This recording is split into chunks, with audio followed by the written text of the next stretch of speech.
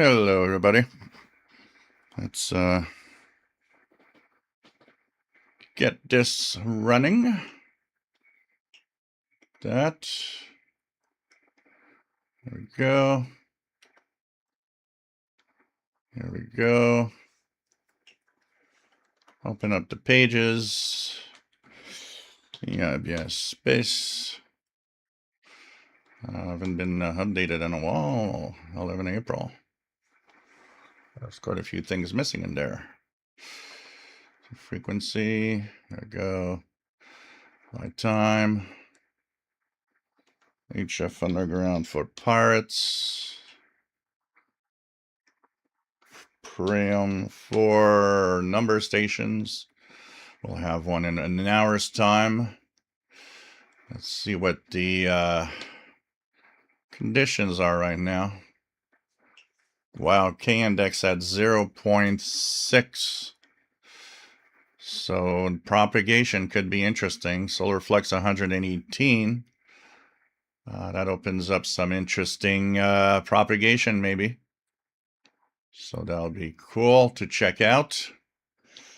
Open this here. And log into the email. Check everything out. And so here we go.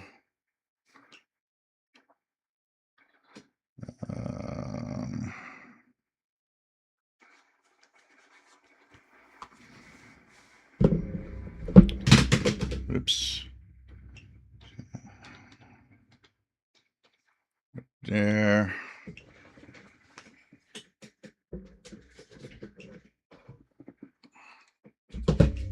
There we go.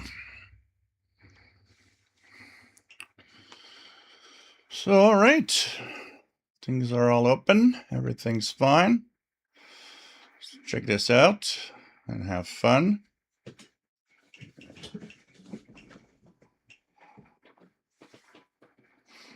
And here we go. Things should be okay.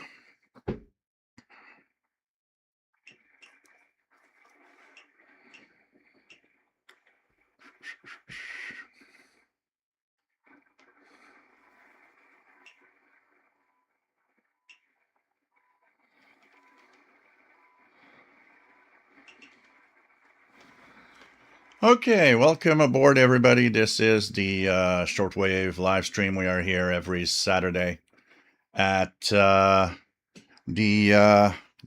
20 hours UTC time, and we are here to have fun with radio. It is a great place to be, and make sure that this is going to be a great time with wonderful people, as this is a solitary hobby. This gives us the occasion to meet up, get together, and have fun with a bunch of other guys with radio.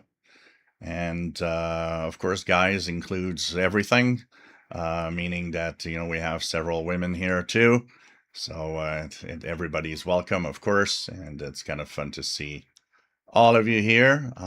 Quite a few younger generations also popping up here and participating, which is nice. Actually, there was I saw a post of a friend of mine that went to Hamvention saying that because they beat the record for the number of people there this year.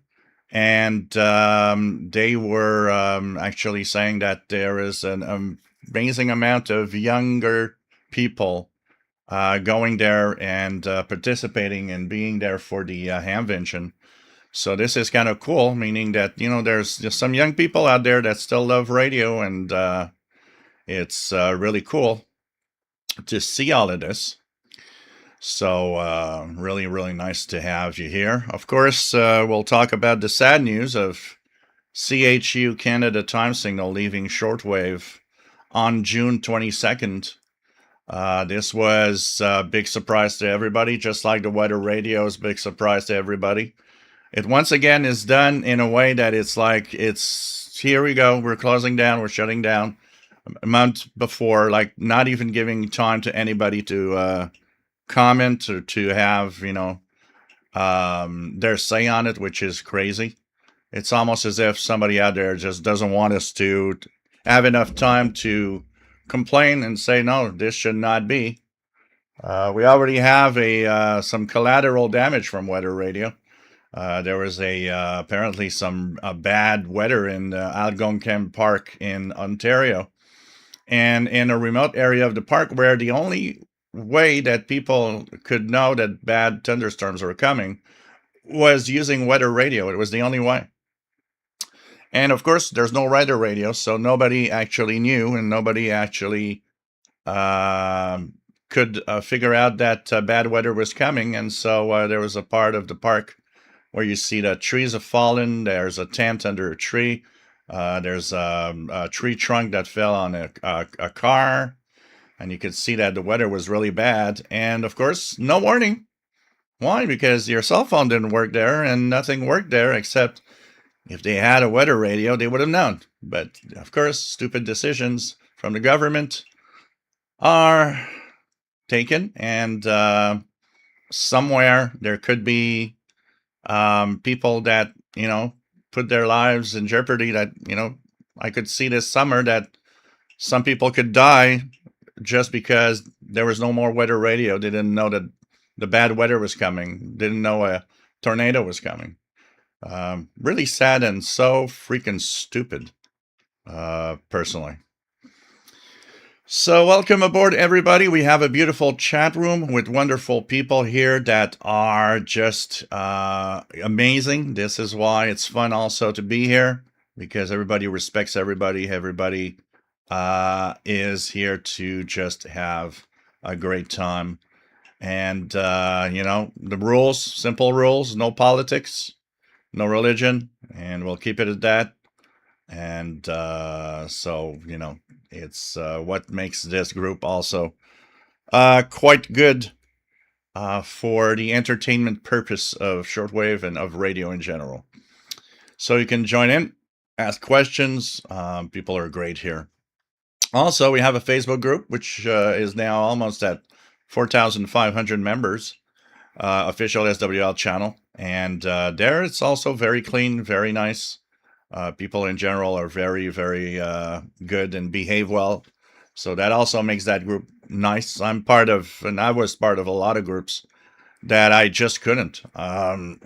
When, moderators and when moderating isn't done right, there comes a time where a group becomes annoying more than anything else with all the comments and what's going on. And it's not the case of our official SWL channel Facebook group. So you can join that. That is nice because, when there's no live show, that's where people gather and share what they're listening to.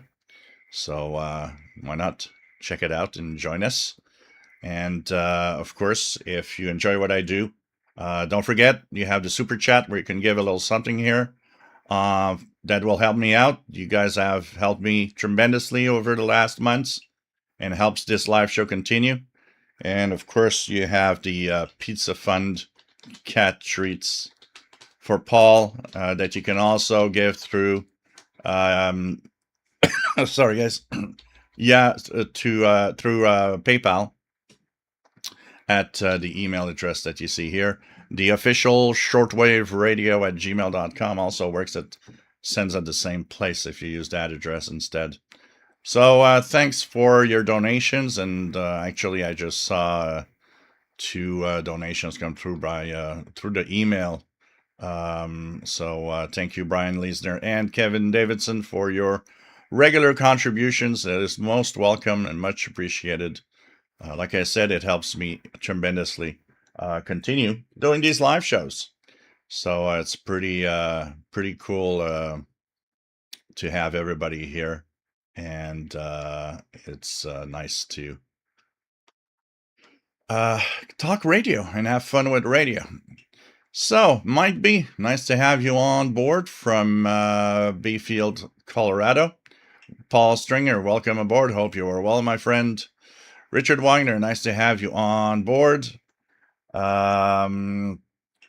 Free to choose, bienvenue. J'espère que ça va bien de Saint-Hyacinthe. Nice to have you on board from Saint-Hyacinthe, Quebec.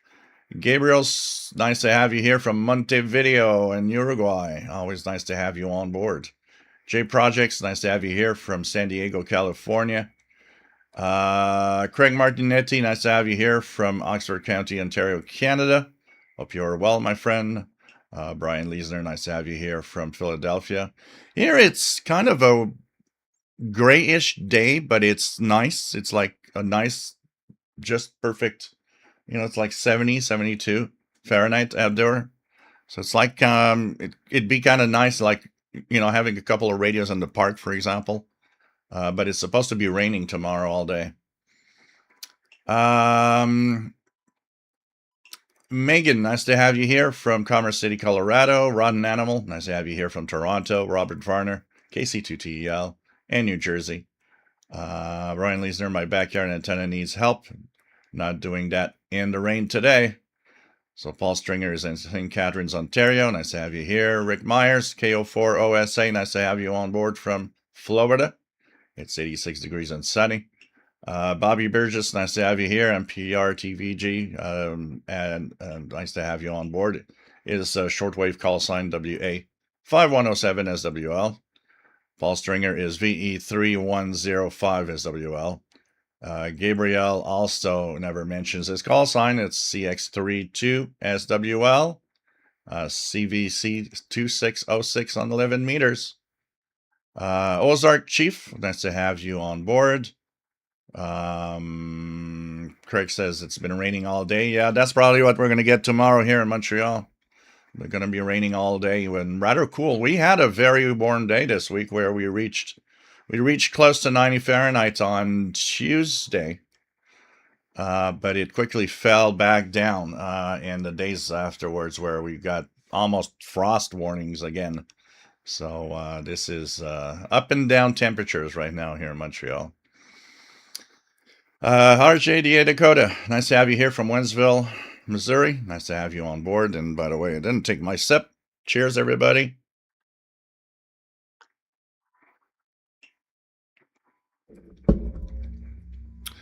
David Ward, nice to have you here from Texas, WA5253SWL. Craig Martinetti's shortwave call sign is WDX2ROE. Skidology, nice to have you on board from Southern Ontario. ZY3WR, nice to have you here. Joseph in San Francisco Bay, California. Tuning the bands, watching the clouds come and go, and trying to figure out best position for my ML830. So, yeah, usually it's really noise driven. You try to have the lowest noise, which is the best, and you leave it like that. Rather than, because on shortwave signals come from everywhere. So there's no, and on shortwave itself, there's no real direction to point. It's really, you point at where the noise is the least on the radio. On medium wave, that's another story. Now, because the stations are closer, there you'll have a lot of directional patterns. PVM, nice to have you on board. Says there's a lot of memorial videos on WCBS Radio News. Yep, WCBS Radio News, and that famous, those famous chimes or ID at the top that came with those are I mean that's in probably engraved in my brain forever. Just it's so unique.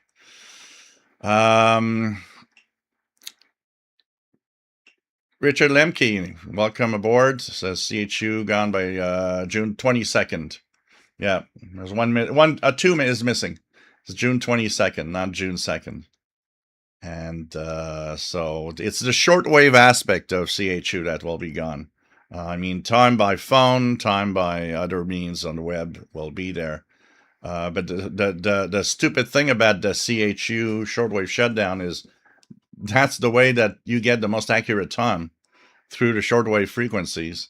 And a lot of science and scientific expeditions, actually, where they go sometimes in very remote places, CHU is their way, just like WWV in the United States, it's their way of getting the most accurate time quickly.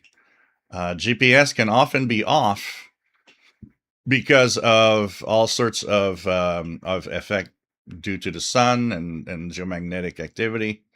There could be GPS could be off, and your phone, well, you're in the middle of nowhere, your phone doesn't connect anymore, so it quickly gets out of precision. And when you need precision, well, that's the best. CHU and WWV on shortwave are good for that. So June the 22nd, yep, there's no more CHU Canada. I'm actually hearing I was trying the frequency 7850 and which in 3330, which come in here.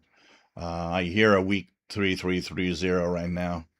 7850 was not there. It's gonna usually come in a little later. Fiddle121, nice to have you on board from Brooklyn. Steady rain today. Joseph says if WWV went dark, I might very well just keel over. Yeah, let's hope that WWV is maintained. Old radios, nice to have you on board. Not being threatened by crazy weather this time. PVM, well, CHU is Canadian, so CHU, of course, is Canadian government decisions, just like the weather radio, which, you know, I looked at the cost of maintaining the shortwave service. So CHU shortwave, the budget is $365,000 a year. So that's $1,000 a day. And I think about it, and I'm like, with the billions the Canadian government is spending, I can't believe that you can't keep $1,000 a day running. It's so stupid. Just like the weather radio. Weather radio was such a small, the whole weather and Environment Canada budget is something like 1.2 billion, and you're removing weather radio, which was like I don't remember, it was a few million, but it wasn't that expensive when you compare it to the whole 1.2 billion budget. It was peanuts. Brett Woolley, nice to have you on board. 09 Keller, nice to have you on board. Brian Leisner, not rainy right now. It's kind of a cloudy, you feel like it might want to rain, but it ain't. But it's warm at least. But tomorrow we're going to have some rain. Others out of Crafter's Kitchen, nice to have you here from Massachusetts. Sad times, a radio fan with CHU leaving. And yep, CBS News, which is, times are changing, I can tell you that. Craig Martinetti says hello to Paul the Cat, which was just kind of not knowing. He's on the balcony in the backyard. He's outside, actually. SWL Signals, nice to have you here from a hot Florida. Paul Stringer says, I see we are losing CBS News Radio and CHU time signal. Yep. M-Stacks, sorry to hear of CHU's pending demise. WWV was going to be shut down a few years ago, but a lot of us made noise and that decision was rescinded. Let's hope that it doesn't happen. I think, one of the things that I still think is that a lot of the people behind that, those decisions might be, younger people now that are getting in there and are just like, they just don't understand why we're spending money to, put time on shortwave radio. And so they see it as an easy way of cost cutting.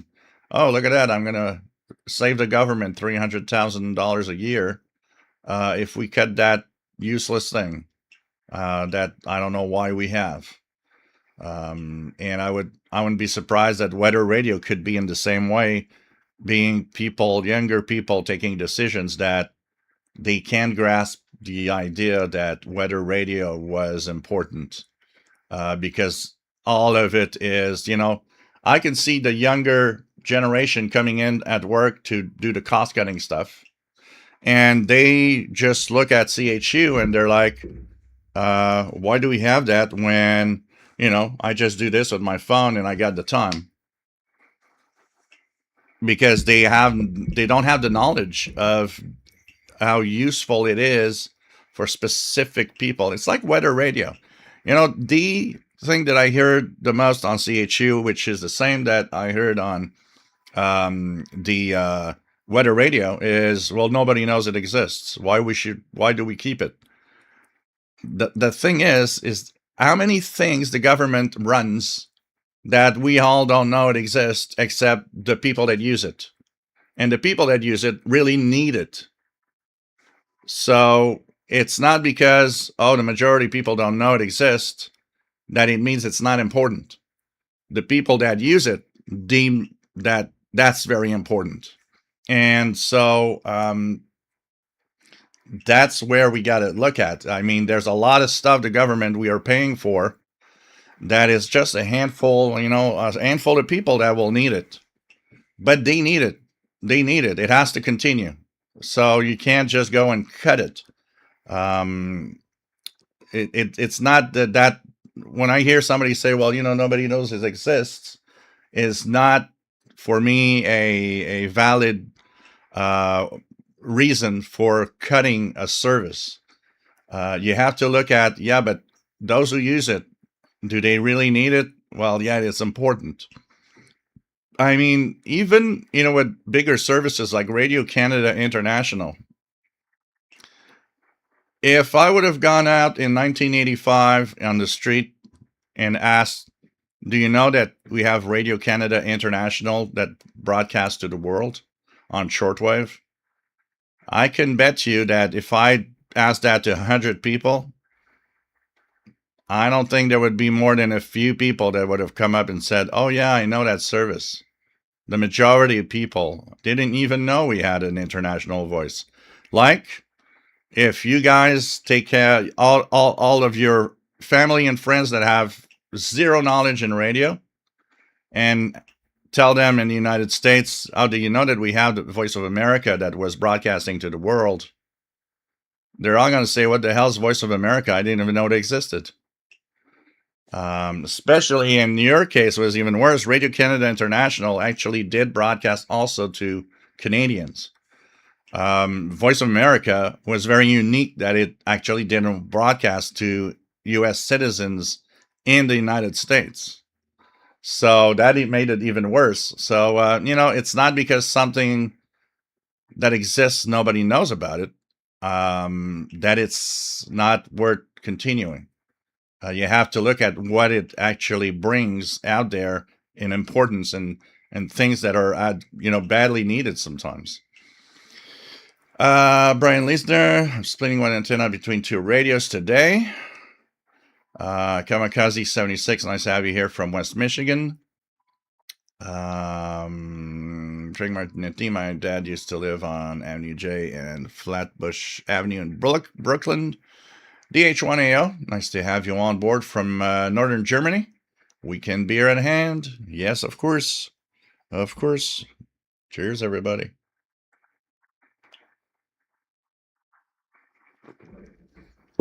Frank Fee, nice to have you here from Austria. I hope you are well, Frank.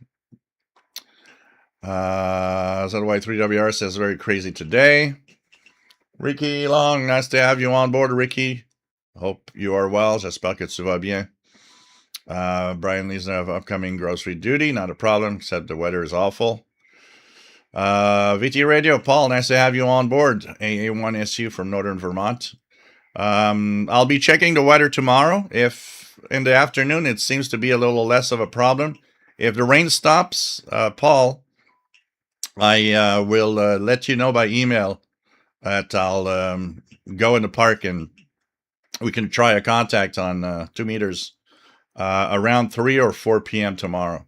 It'll all depend on the rain. Robert Varner, nice to have you here, says CHU was the first station I picked up on shortwave when I was a kid back in the 60s.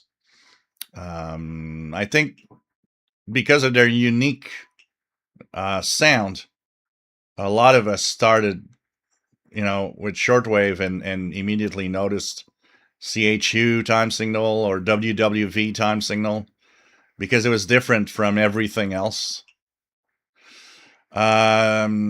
Joseph, I think younger people getting bored of social media and how captured it is. They are wanting to find more engaging, healthy ways to achieve the same feels.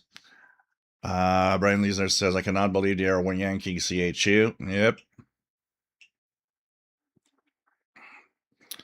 ZY3WR, the Canada CHU station is a time signal station, so it's there to give time 24 hours a day on shortwave. And it's on 3 frequencies, 3330, 7850, and 14670. And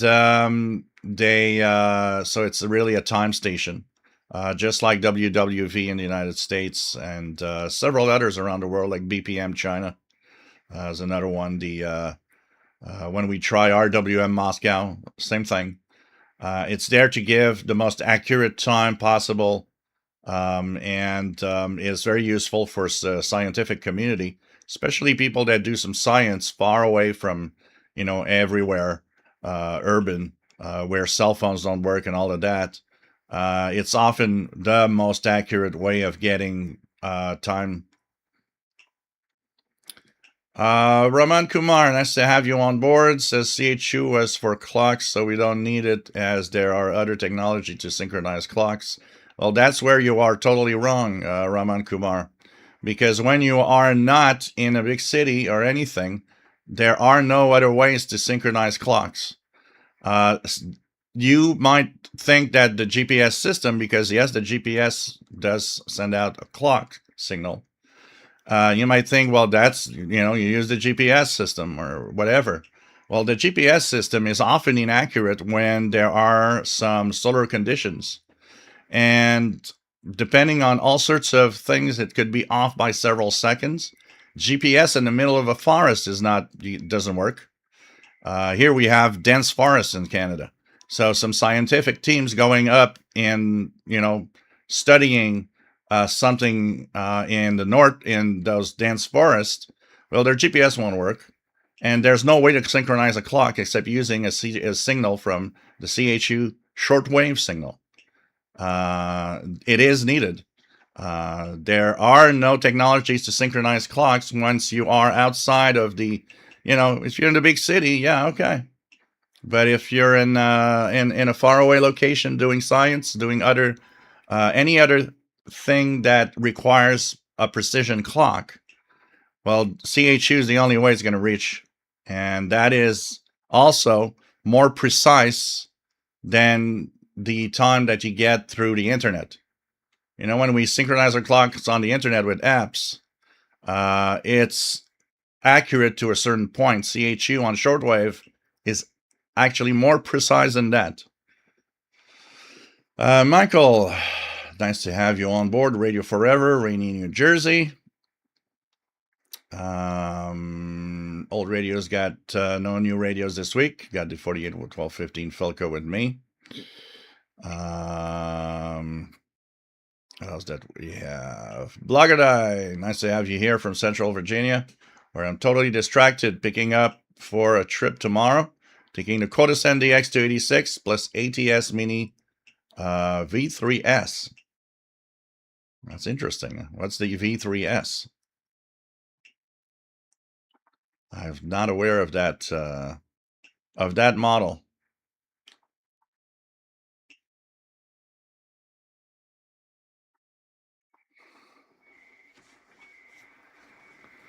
The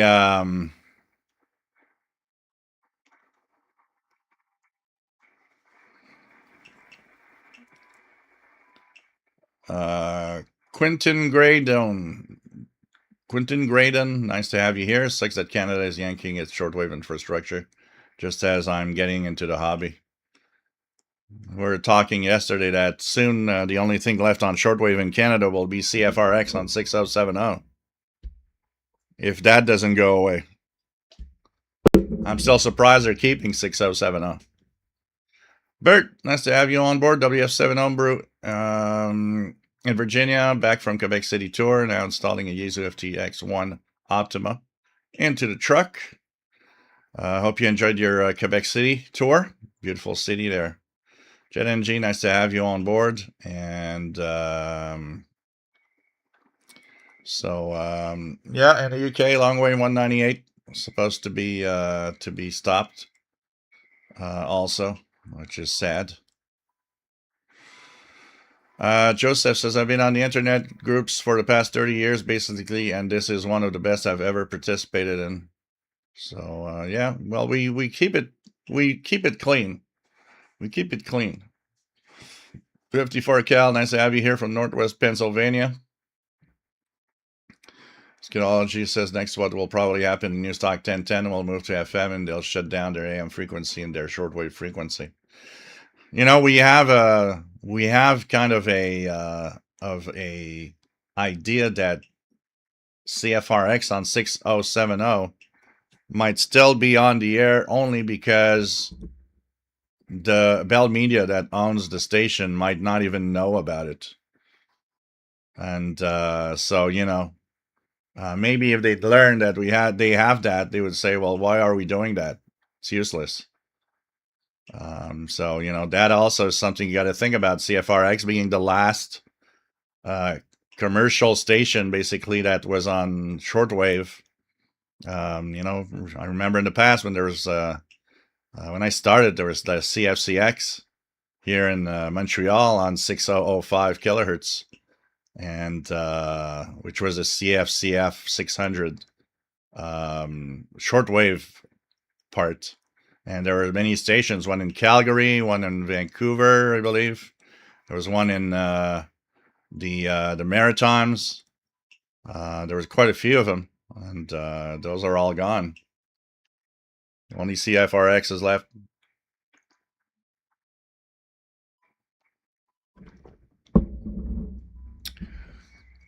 Martin, nice to have you on board.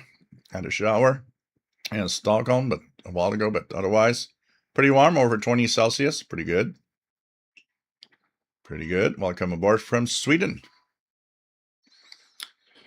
RJ Dakota lost our affiliation to CBS Radio nationally. That does indeed affect how I listen to medium wave. Too many of one network or the other leaves that so-called vacuum. And KMOX far from where it was. Yeah, it gets a little sad when all you have to listen to is just one group, and that doesn't give a lot of diversity. James, nice to have you here from Woodhaven, Michigan. Skidology, I'm not saying this will happen, but given the other things that are happening, yeah, you never know. Joseph says, I got some great 11-meter skip on lower sideband the other day. Cool. So do I 3WR. Wonder what at 11815 there's some bubble in it, and it's not farther. Huh, interesting. There is a reactivation of Voice of America via Botswana, by the way, guys. There is going to be, I'm going to give you the schedule here. So, I didn't open it here. Let me check it out here. I'm going to go get the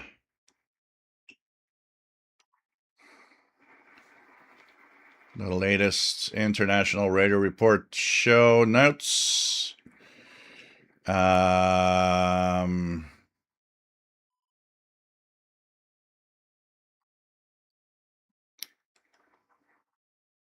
Just the show notes.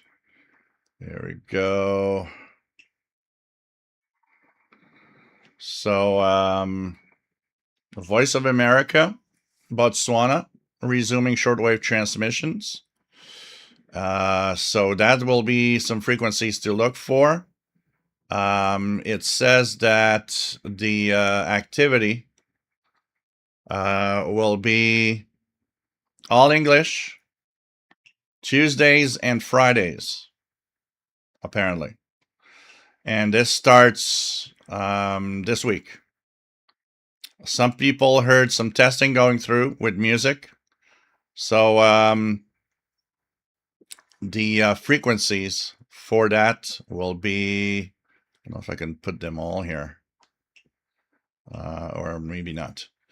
So 4930 kilohertz, 12 to 14 UT, and 0530 to 07, 12060, 06 to 14, 15610, 06 to 14, and 17690, 06 to 14. So this is going to be interesting to look at.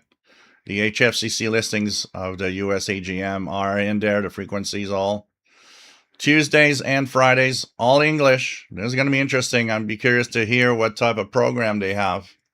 And that is the reactivation of the Moping Hill Botswana relay. That's starting this week, guys. So, yeah.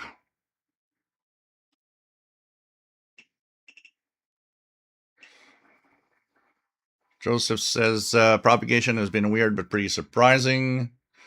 Jet NG, once my coworkers come back, I will be getting a Senji NATS 909X2 from Amazon for 300. So, you know, it's a decent radio. I mean, it has its flaws. It's a little deaf on telescopic. Audio on weak SSB signals is low, but overall, it's okay. It you know, it works. It's a beautiful radio though. I like the display. I like the radio look itself. Tristan, nice to have you here from Newfoundland. Sad to hear CHU going dark. Yep. Zoel Signal says it's 90 in Florida, but feels like 98. Youch. I hate that type of situation. It's too, when it's very humid, and I don't like that. We have very humid here in Montreal is very Florida like in July and August because it's always very humid. So it's when it's hot, it's really hot. BT Radio, I just got a beautiful QSL card in the mail for 558 contacts with the Republic of Burundi back in November. They also confirmed on Logbook of the World within 2 weeks. Pretty cool. Brett Woolley, but I thought we're all wave worshippers. That is our religion. We are radio waves worshippers. Derek TJ1GD, nice to have you here from Cameroon. Nice to have you on board. Wow, I don't believe we've ever had Cameroon before on the chat.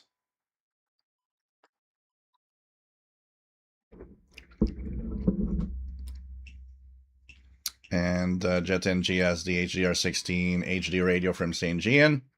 Jim Gordon, nice to have you here from Denny, Scotland. Brian Lee's there 50, chilly, rainy. Blogger Die 57, rainy. Gino Carney, nice to have you here from Kentucky, Gino. So, is the S in my name silent? Yes, it is. Absolutely. It's a Gilles. You don't pronounce that S. And actually, a lot of people, when they write my name, they will not put the S. They don't think that there's a S at the end of my name. So just check that out.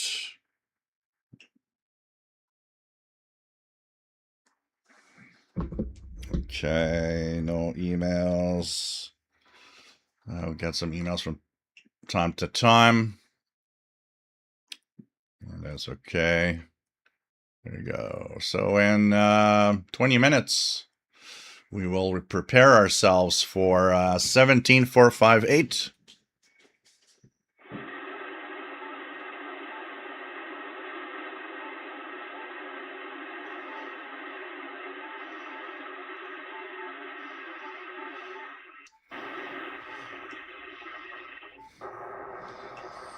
So we'll be looking at that. Oh, I got a lot of noise. A lot of noise here. Whoa, I don't know what's running, but damn,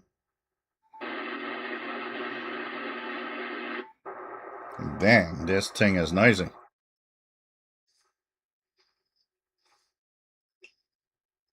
If I don't hear it, it won't even be because of propagation. It'll be because of the really high noise floor. That's crazy.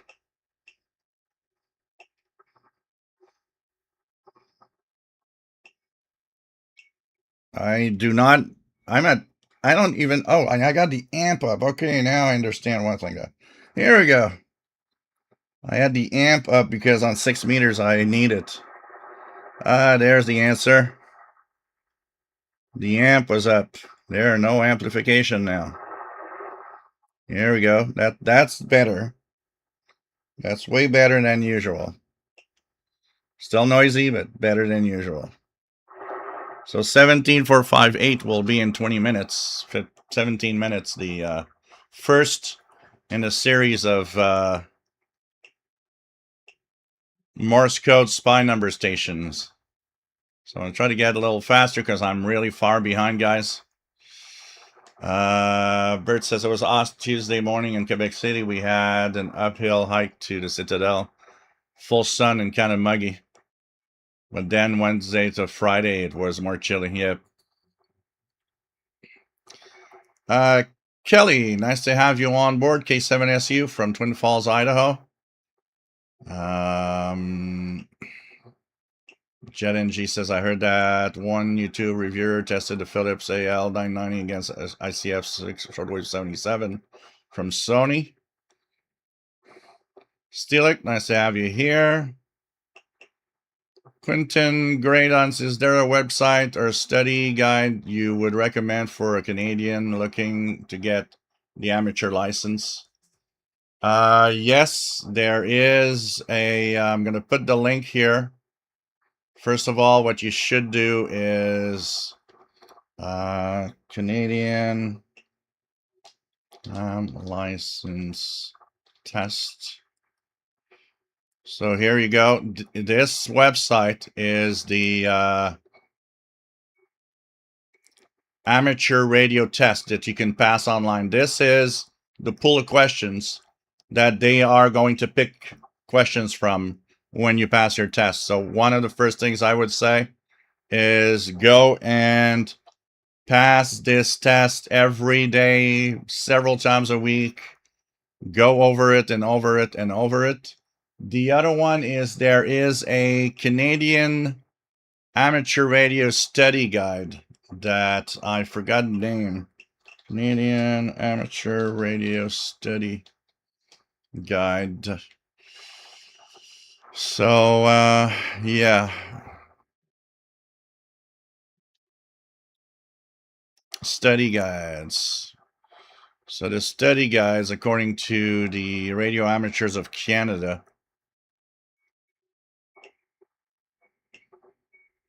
So it's the Canadian Amateur Radio Basic Qualification Study Guide. And that is what I used.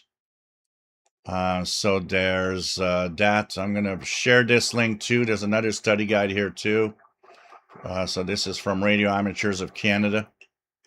Go and check it out here. Definitely. Here we go. Study guides.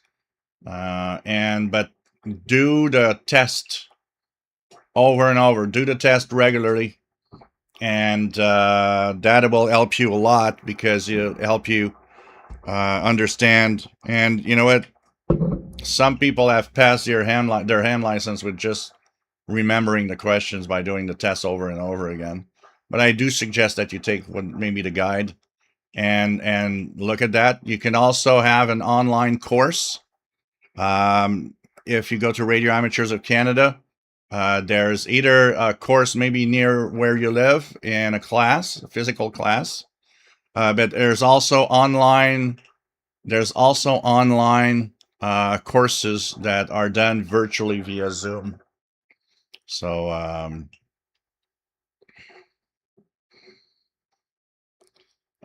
free to choose, and atomic clock over the net is dumb because it kills the purpose of precision. Yeah, they do have a protocol though that actually makes it accurate, quite accurate over the net. But still, you know, the lagging of the net just can actually play in that precision. Paul says in Vermont, we set our clocks to CHU twice a year. Brian Leesner, WWV's signal is also used to automate clock accuracy.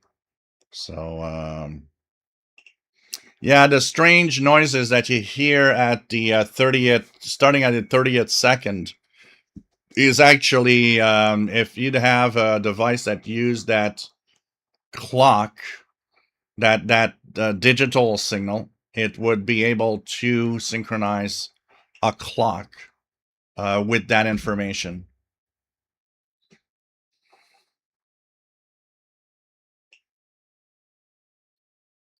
Craig Martinetti, has anyone tuned to Radio Kahuzi in the DRC or Uganda area?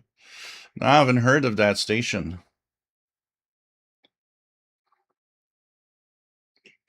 Yeah, Joseph, $1,000 a day is nothing, especially when you look at the size of the Canadian budget. Just out of Crafter's Kitchen, impossible to keep people on the internet happy. I posted a YouTube video of last CBS News broadcast.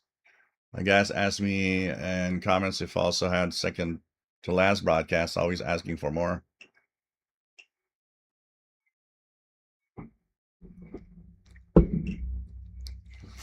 No, there's no talk of WWV shutting down for now. But several years ago, yeah, that was a thing. They were asking people, do we really need this?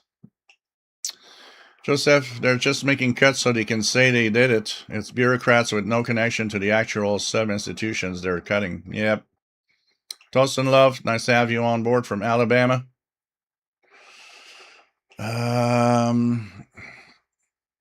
Media radio using my HD. I was a parade marshal today for the Essex Junction Memorial Day parade. Cool.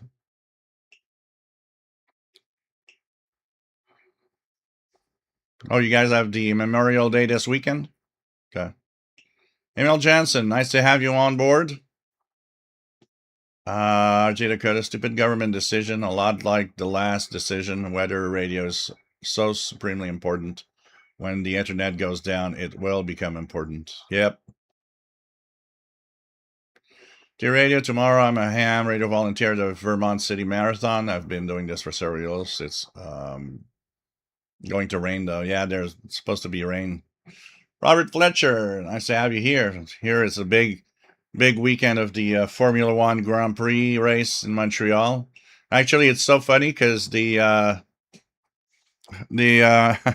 having, of course, the Montreal Canadiens going pretty well. So what's happening is that now there's a clash this week of the Canadians and the Hurricanes that will have their games in Montreal on Monday, Wednesday. And the Grand Prix, the Formula One Grand Prix in Montreal this coming tomorrow. So there's so many people in town that there's no rooms anywhere in any hotels.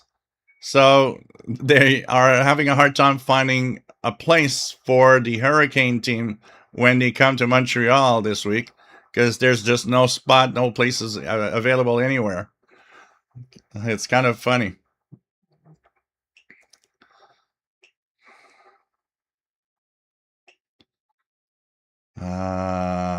So yep, VOA coming back this week. DH1AO RCI was a constant to shortwave listeners in Europe. Everyone knew the jingle. Yep. Jim Gordon. Yep. Lab Bew Dry, 7.1%. Canadian Prairie Shortwave, nice to have you here from Calgary. GMAC, nice to have you on board. Brett Woolley, does anyone know of or have a good Morse code practice key training program? There's a lot of apps that have come up that are kind of interesting if you want to learn to decode it in your head. As for the practice itself, if you want to practice the sending part of it, I don't know. I remember when I was starting on shortwave, there were a lot of these little kits with, like a little buzzer, and you just had the key, and you just like go and play around with that. to practice the sending part. RJ Dakota, I do have a QSL card from Voice of America. I was always told that VO didn't verify from U.S. citizens at the time. The QSL was clearly stamped Monrovia. So, yeah, you probably got lucky because not that many people in the U.S. actually had a QSL. A lot of people never received anything. Jet and G, you should try American beers. Yeah, I've had quite a few of beers from the U.S., but we have so many local, small local breweries here that there's a lot of stuff to taste here, even just in Quebec. Black and I listen to CHU at least once a week, often more. What else do we have? So Jet and G, new one Polish beer, Zegwick from Poland and Greenpoint, Brooklyn. Keegan, nice to have you here, Keegan, in Northwest Arkansas. Hope you are well, my friend. Sorry once again for the Shortwave Fest. I was unable to get you in because when we tried with PayPal and everything and it just didn't work. When I got to ask to put you in, it was complicated and the deadline had arrived, so I was never able to actually get you in, unfortunately. We'll next year we'll see it and we'll arrange that way in advance. If you want to participate, I'll be glad to try it again next year and try to get you in. It's nice to have you on board, Keegan. ZY3WR, speaking of time signal, today conditions, there was another station on 10,000 and it was a Morse code. Yeah, there's BPM China that does ID in Morse code. And of course, 9996 with the RWM. Oh, yeah, that is also a great way for anybody who wants to learn Morse code. W1AW code practice is great.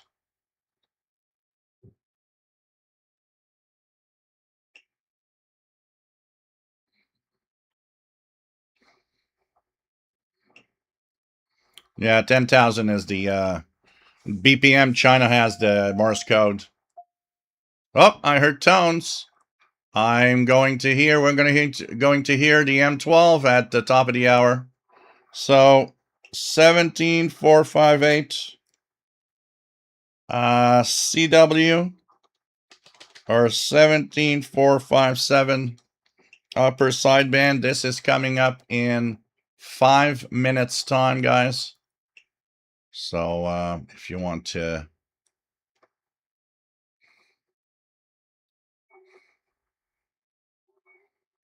check it out. It's a little far behind here in the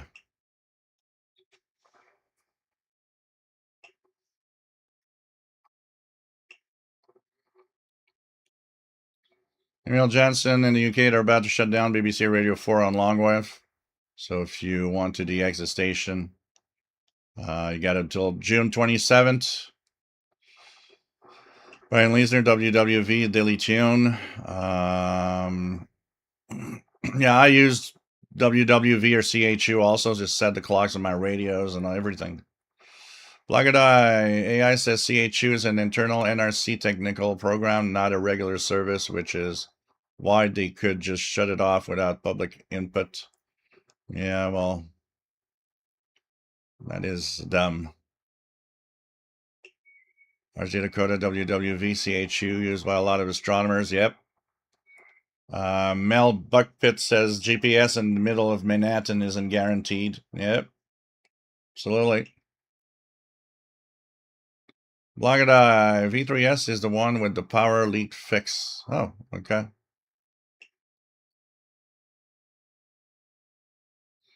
RJ Dakota says, shh, don't tell him about 6070. Yeah, they're shutting down all of the, pretty much all of the non-directional beacons should be off in North America by the next year or so. TSG Ent, TS Gen. Nice to have you here on board from Central Texas. It's been a fun challenge to catch a good CHU signal. 14670 is the best in my area.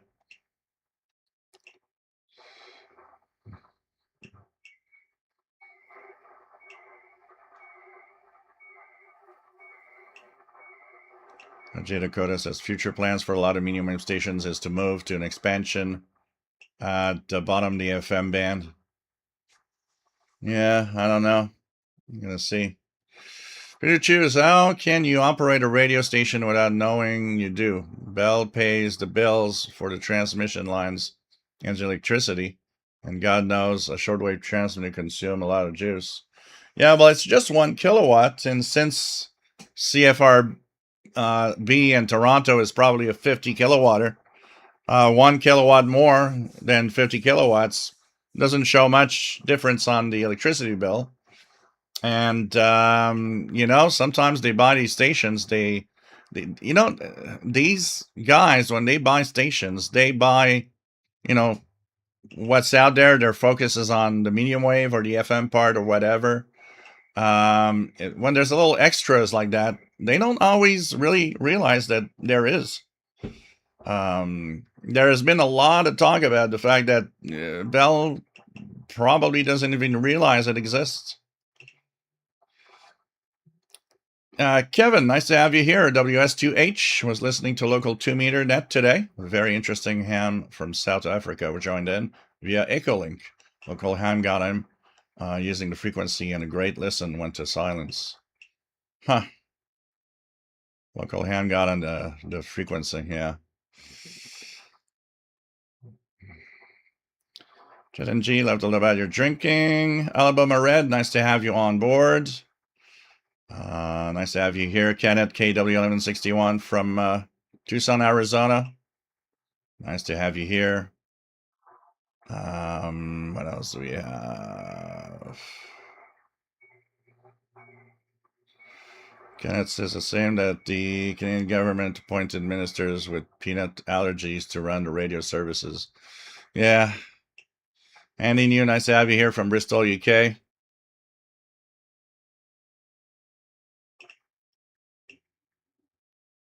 Scruffy, nice to have you here. Saw the documentary RCI, very well done. Yep, definitely great.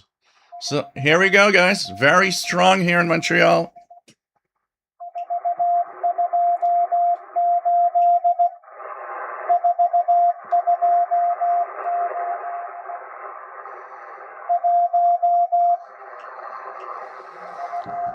Coming out of St. Petersburg, Russia. Spy number station, M12.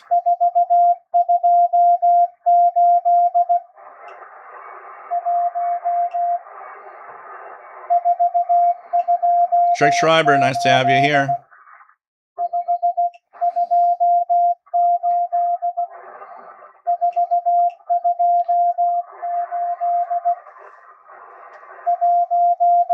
TVDXer, bonjour, j'espère que tu vas bien. Nice to have you on board. 2N2222A. Yep, goodbye, CHU. Westlake, so nice to have you here.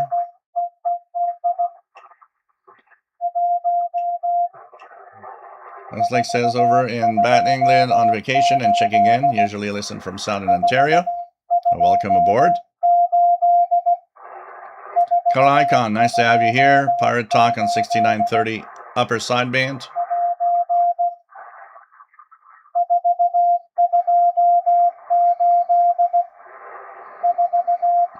Gonzo, nice to have you here.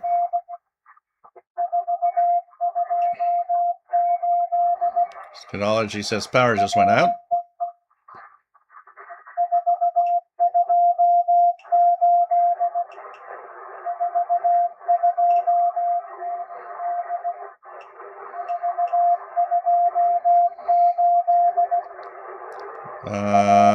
WSN Albrouge, people were talking hockey a lot. If Denver and Montreal both make it to the finals, Montreal will be facing their old rival, ex-Nordic. Yep. A lot of people want that to happen. They're saying, yeah, please happen. That will be kind of an interesting one.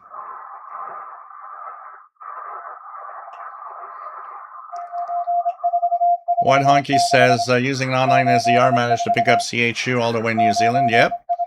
I check for CHU regularly, and when I go to some European QSDRs, and it almost always comes in well across Europe.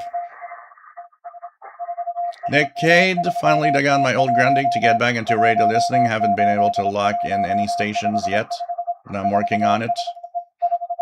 PVM, are there any apps that I could both practice sending and receiving code? That's an interesting one. I don't know about, it's mostly the sending part. You would have to have an emulation of a key. That'd be interesting. So I don't know. EFOG, nice to have you here from New York.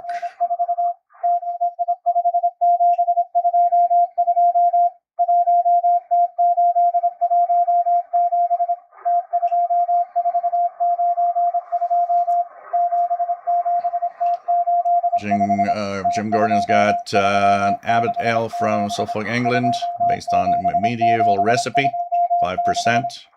Pretty cool. It'll give you a truly medieval hangover if you drink too much of it.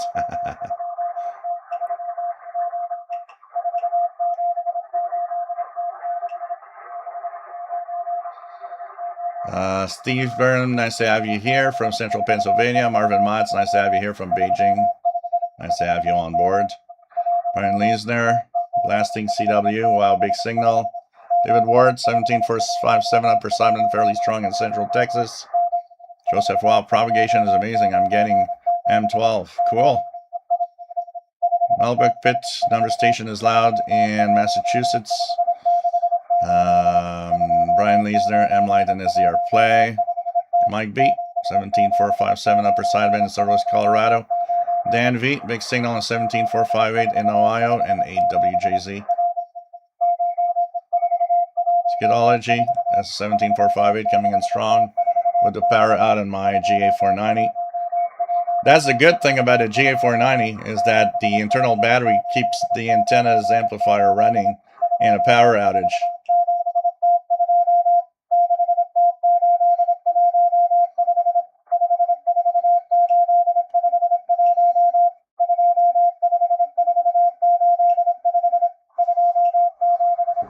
It's pretty strong. Total opposite of last week. Last week we didn't hear pretty much anything. But coming in well now. Coming in well now.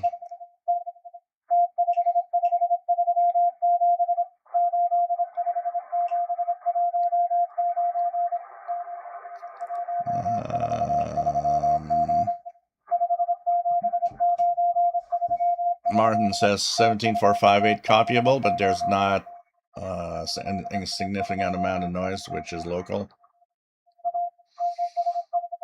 Joe Rutman, nice to have you here from Chicago area. Martin has some ham talk on 14272. Free to choose. Imagine that with AI, one could have a website or an app that chats with you in CW. Oh, you can. It could absolutely happen. Quentin Graydon says, also getting M12 here in Ottawa on my Texan PL330 and ML830 loop. Cool. Thank you, Robert Varner, for the tip. Much appreciated. Kevin, thank you for the donation. Much appreciated.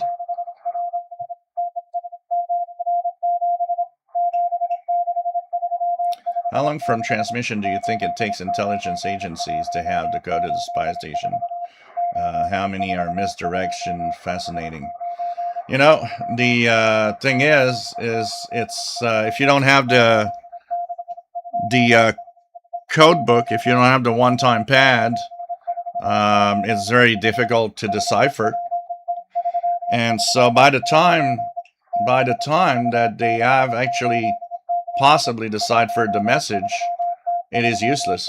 It is known that for the most part, this is how it works, is if they do try to get the coded message at that time that they know what it's saying, there's nothing, everything that whatever was about to be done or said is over, and there's no, it's not interesting to pursue whatever the message is.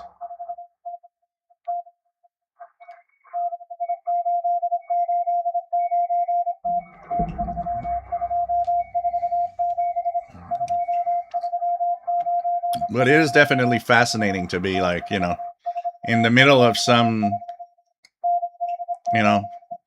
spy number station. By the way, if you also want to donate for the pizza fund and cat treats, PayPal, it is much appreciated. It helps tremendously, guys. You have no idea. And thank you for all of those that have donated. Really, really appreciated.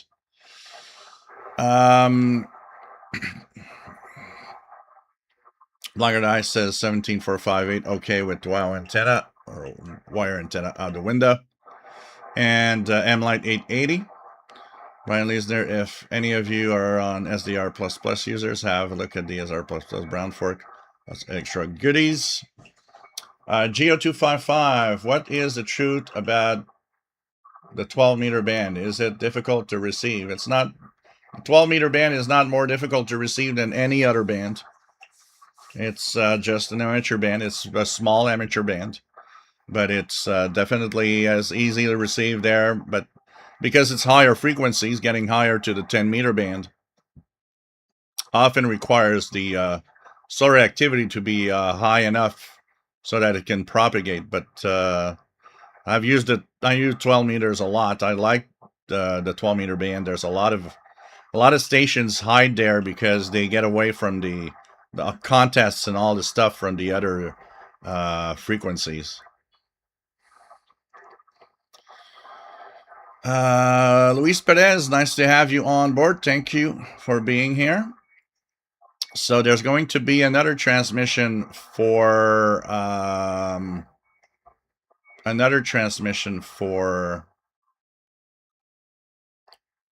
the M12 coming up in 10 minutes time. So in 10 minutes time, we're going to have to tune 16234.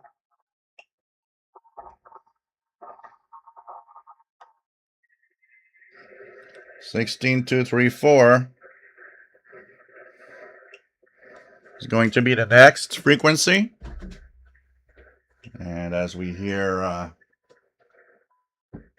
the CHU time signal that in a month's time, I'm not going to be able to tune anymore. I'm on 33. Oh, hearing tones. I'm going to hear it. 3330 right now. And let's try 7850. 7850 not making it now. So 3330 is definitely the 3330 definitely the frequency right now for CHU. So kind of interesting.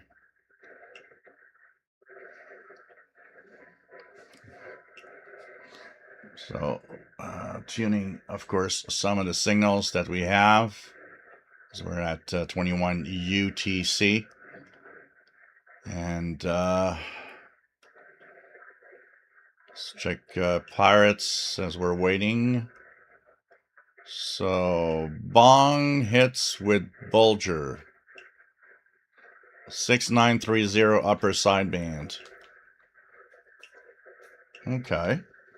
Let's check that out.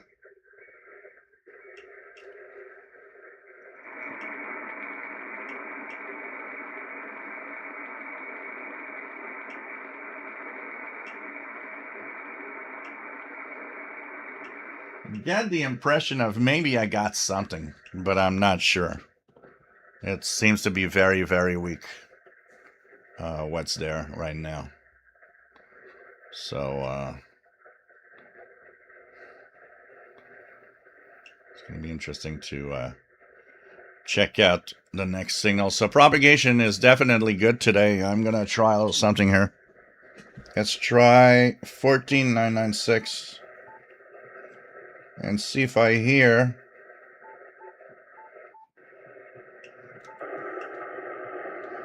RW time signal.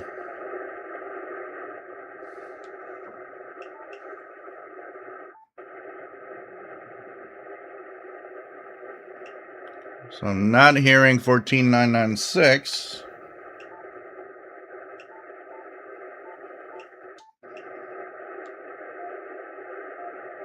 I'm hearing a weak. It's weak, but it's there. 9996 time pips from RWM Moscow time signal. So I am hearing a little bit.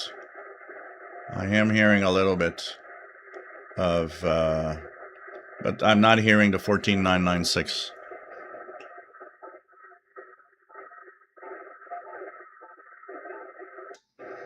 So let's go back to 16234, where we'll get ready for the M12 in 7 minutes time from now.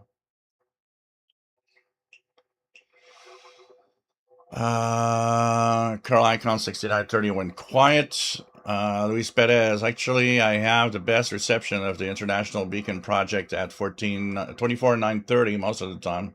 17 and 12 meter bands are relatively quiet compared to 20 and 10. ZY3WR has Morse code on 6930. Jet NG, my current Ethon Elite Executive, could hear both signals fairly well. The weak Bulger and the Morse number station.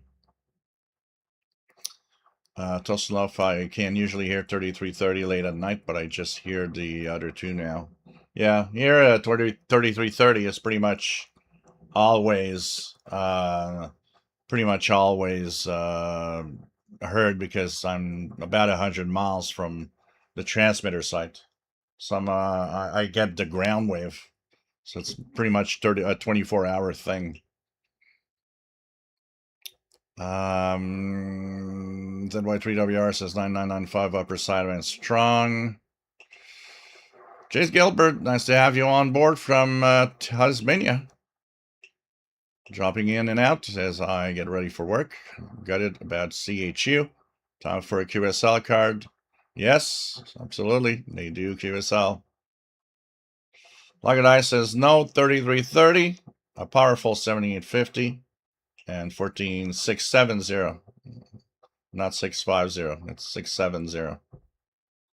And 9996 dead. So nice to have you on board, Jace. Getting ready to go for work on Sunday morning. Hope you are well, my friend. Nice to have you here.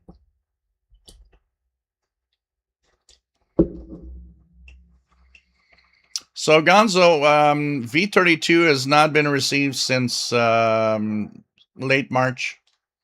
It stopped somewhere in late March and has not been going on again. So nobody has been noting that station back. So I guess maybe it's they took it off the air or something. For some reason, maybe they just didn't need it anymore. But it's kind of fascinating to see how fast these stations can pop up on the band.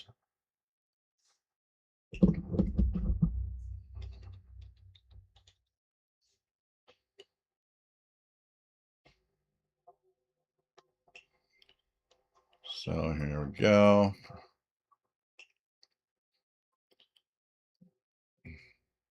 Been having some fairly decent Radio New Zealand on 17675 in the past week and a half.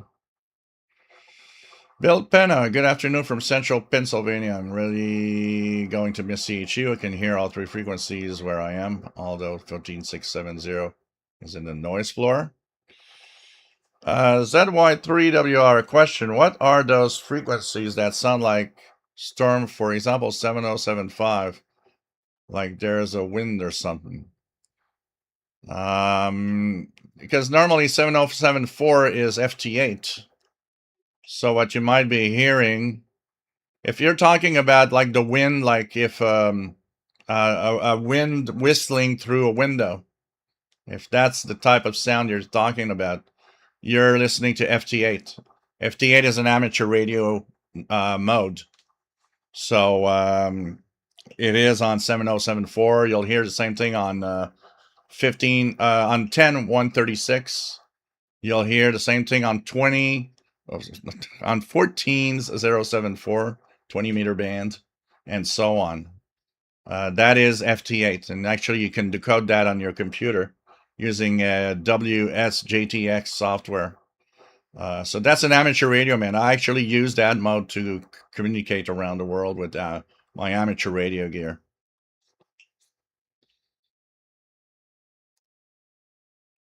So Blogger Dive 14670 dead. Jet NG last year, the Gander Walnut went away for good. Now this here CHU time signal.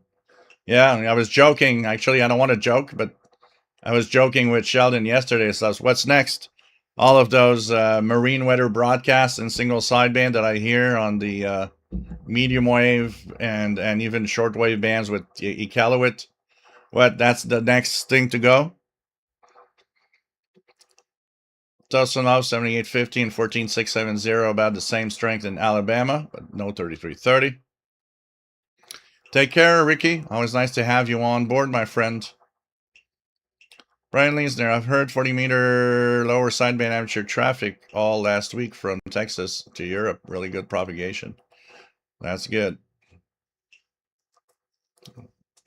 I've heard a few times in the low part of 40 meters, 7120, a South African ham has been making contacts lately almost every night around 04 UTC. Dominic, nice to have you on board. Well, it's the first time and you'll be hooked if you like radio. So here we go, guys. 30 seconds. We should be hearing M12. Frequency is, I think I didn't post it. 16234. 16234 CW. 16233 upper sideband. Check it out. It's starting. Here we go.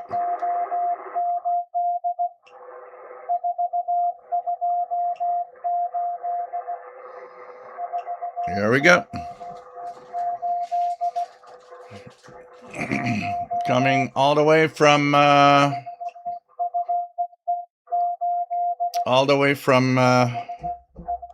St. Petersburg, Russia.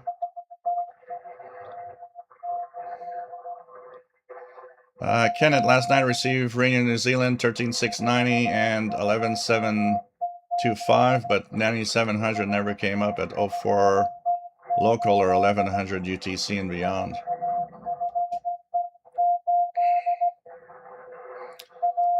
So Blogger Dice got the CW on 16234. Brian Leeser posted one to say at the time is correct. Carl Icon decoding. Yeah, and then there will be a faster CW with coded letters and numbers, or just numbers, I don't remember. Brian Leesner, CW coming in well, both SDRs. David Ward, 16233 upper sideband good. Kenneth, well, my here can still pick out the VVV. Brian Leesner, SDR play is a tad nicer.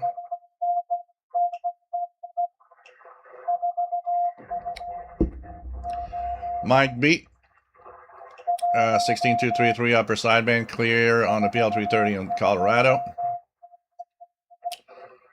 And Martin says 7075 upper sideband. Yep, the exact frequency for the 40-meter band is 7074 upper sideband. That is the FT8 amateur radio mode.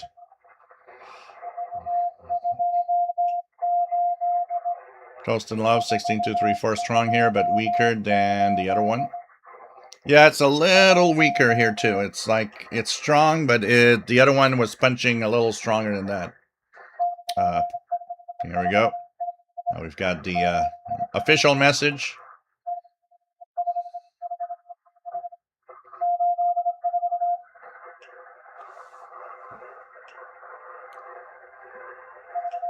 So for those that joining in, wondering what we're listening to, well, we're in the middle of a James Bond time. This is a coded spy message that is being sent out. It's either for a spy in the field, or we think that today mostly it's like embassies.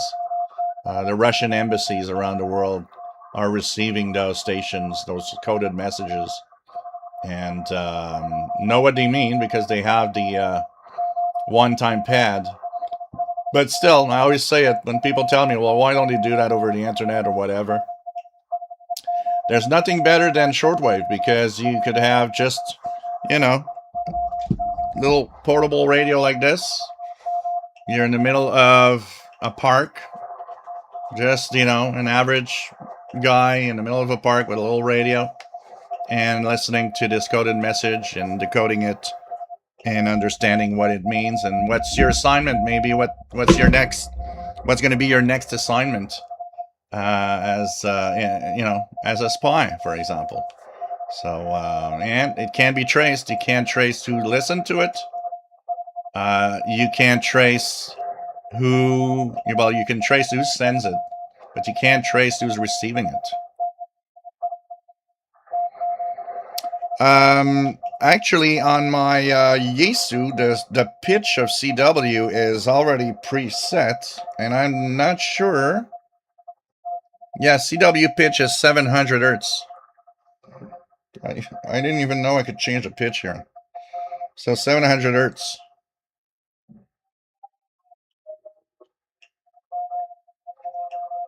I actually find this to be perfect for my ears. 700 hertz.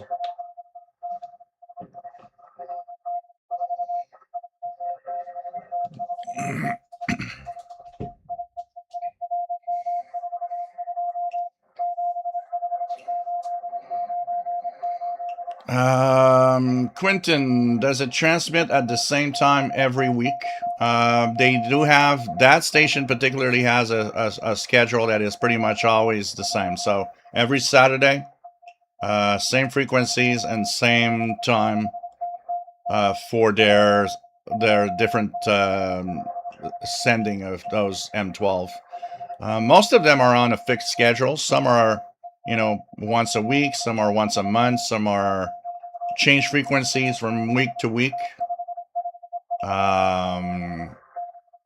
So it really is. But the best thing is you can check out. This is the website I use to check them out. It's going to tell you that there's the next one coming up in 15 minutes. So this is the website. The thing is,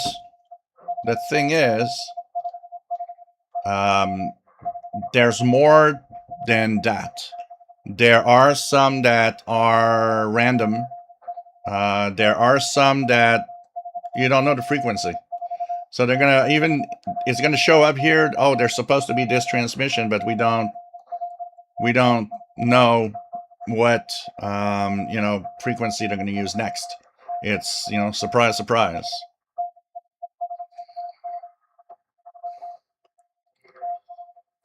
But a lot of them have absolutely a fixed transmission schedule. Sometimes it's even daily. Some have it every day at the exact same frequency and the exact same time.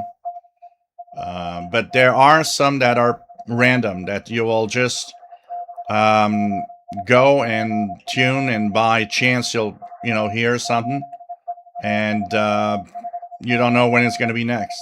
So there are some that are totally random, where you can't really know when's the next transmission, and the only person that does is whoever it's meant to be.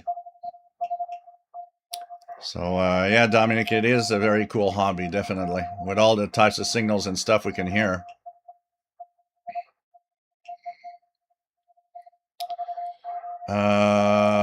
Joseph, Wasn't there a trend for a while of people doing weird coded messages on YouTube and other social media that they thought were analogous to number stations?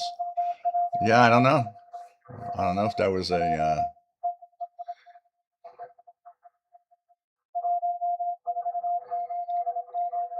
Brett Willie on decoding. It says send beer. It says that guy from Canada is listening again and with everybody watching. Jet NG Dick Burger on 6930 QRT at 2108. The H1AO likes 550. Yeah, I guess it depends on a few factors, like what we can tolerate. How like I told you guys, I'm deaf. I know I'm deaf from too much listening of really loud music in my Walkman, and add to the fact that I did a lot of radio listening with my headphones over the years. We pump up that volume even with the static just because there's something in that noise that we're trying to identify. All of that together, I know I'm deaf today. If I'd pass a test, an official test, they would tell me, oh man, you're deaf. Yesterday, I had an interview downtown, and it was a little noisy. One of the key factors that tell you that you're deaf is the fact that in a crowded room, if you have a lot of difficulty understanding somebody else talking to you, oh man, I don't know how many times I had to have that girl repeat. So 6930 kilohertz, definitely a pirate.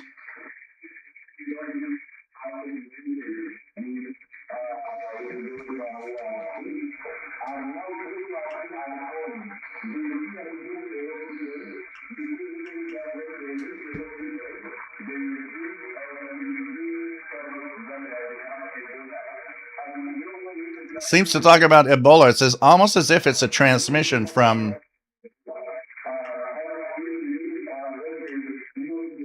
the DRC, where they're talking about the Ebola virus problem that they're having there. So 6930 upper sideband. Quite strong here on the ICOM ICR 8500 using the GA450.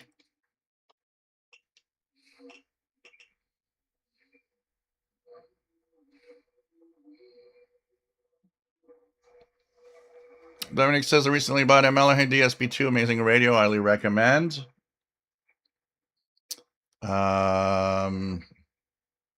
Joseph says nothing on 6930 on the West Coast.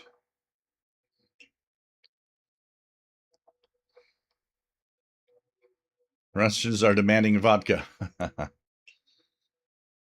And Lagadai, I think there's a price gouging going on the DSP2. I know here in Canada, these when you look at like on Amazon, a lot of these things are sold for prices that are. There are a few that interest me, but I was looking at the prices and was like, wow, 700 Canadian dollars? Ain't paying that, that's for sure. Tosalov, I see 10 hertz sidebands on this 16234 signal. The other one wasn't doing that. Well, I hear a tone here on 16234. There's something on the frequency. So maybe that's what you were seeing.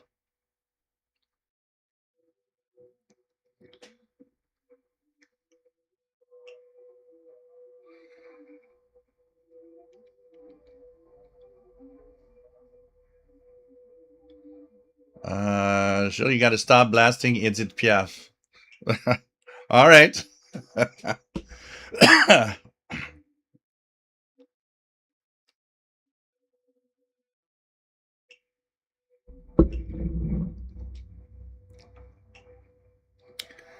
That is a possibility. Like, for example, Tristan, I would think that, for example, now they're trying 3 different frequencies.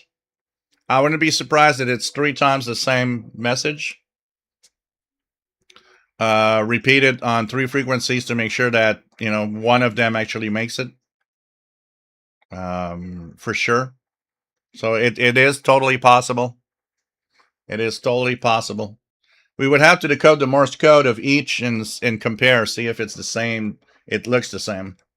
That would give us an idea that, oh, they're sending the same message over and over again. Skidology, the people behind one of the Call of Duty games purchased a slot on WRMI to have a fictional number station to advertise the latest Call of Duty game at the time. This was a few years ago. Yeah, I remember. I was listening to that.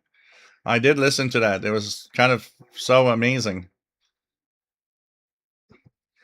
I was mostly amazed that anybody behind Call of Duty actually knows that shortwave exists.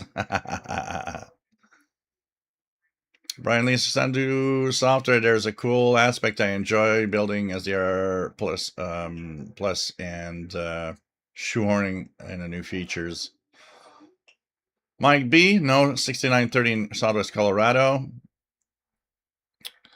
And Brian Leesner says paid 360 a couple of years ago. That was steep. Quentin getting 6930 here in Ottawa, but it's very unclear. Scatology getting 6930 here with the power out. Hey, Matt, nice to have you here. I'm DK2. My dad is in a hospice, so I have to cruise over and see him. Yeah, take care, my friend. It was nice to have you on board, Matt, in Denver, Colorado. Close enough. I didn't capture it, but just saw it. Had Argo set up to hear the 1 kilohertz tone on both frequencies. But I let it scroll off the screen, but I tried to capture it. We're looking. Yeah, because right now with the Morse gone, I can hear the some tones. So the next frequency, 15814. 15814, guys.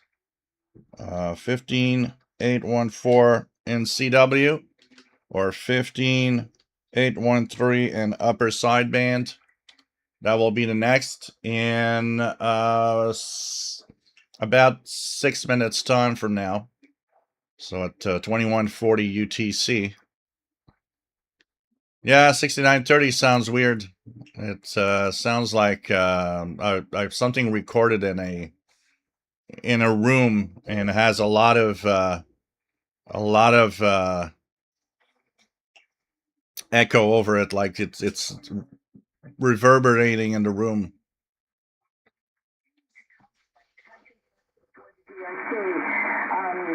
An NGO that works on natural resource governance to ensure DOC mineral and energy wealth generates benefits locally and contributes to a fair and inclusive energy transition.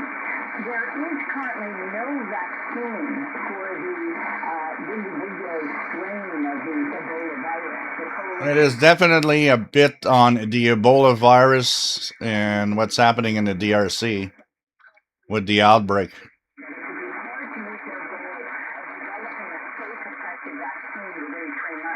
This is second board chair, Jane Halton.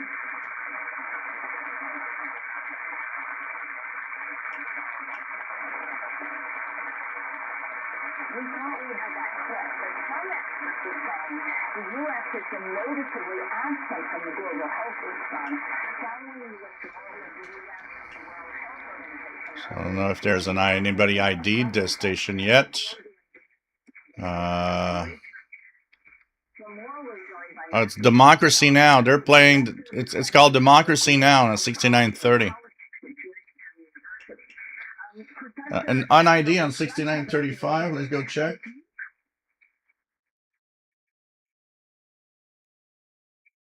I got nothing on 6935.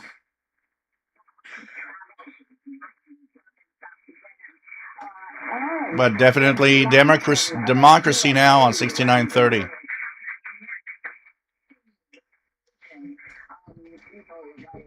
Could be that show that they're kind of rebroadcasting.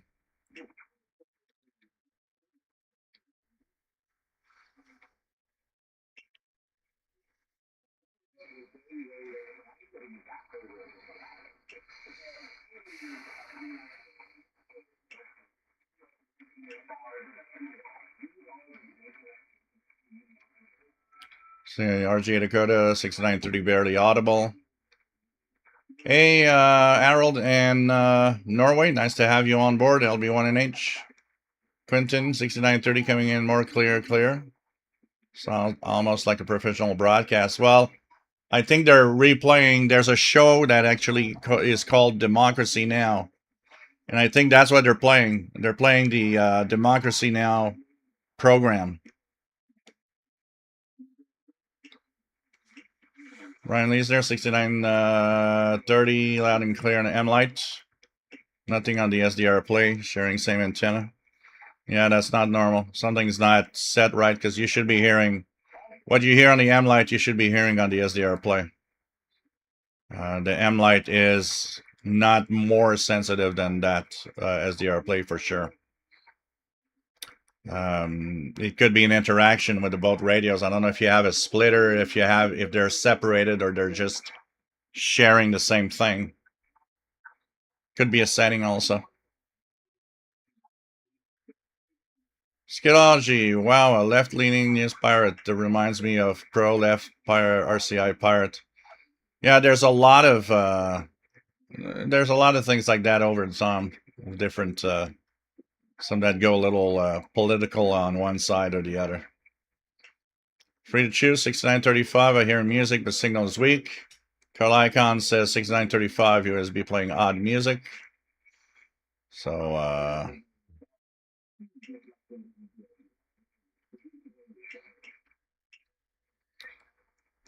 we'll be checking out. We should be hearing the number station coming on in the next 15814. We're going to go put that here.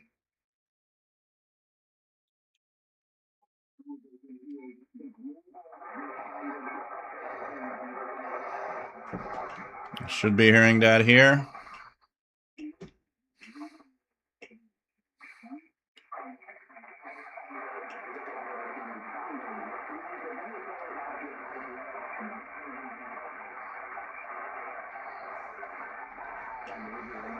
Yeah, YouTube is very sensitive on some words.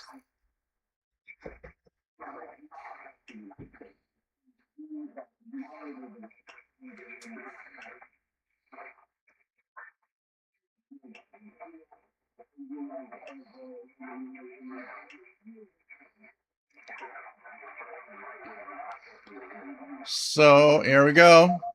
It's there.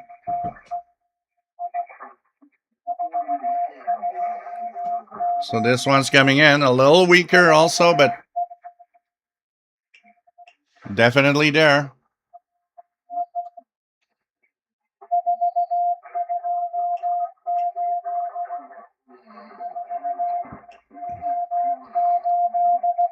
So, hey guys, I'm going to leave you with the soothing sounds of some pirate spy number station and some pirates.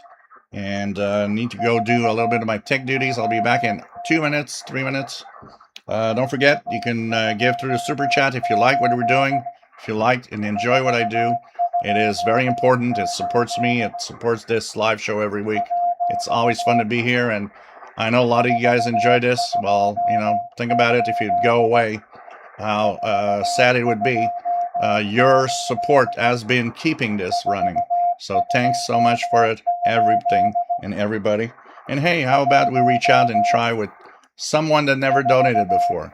Super chat here, and of course there's the pizza fund and cat treats, and that is through PayPal.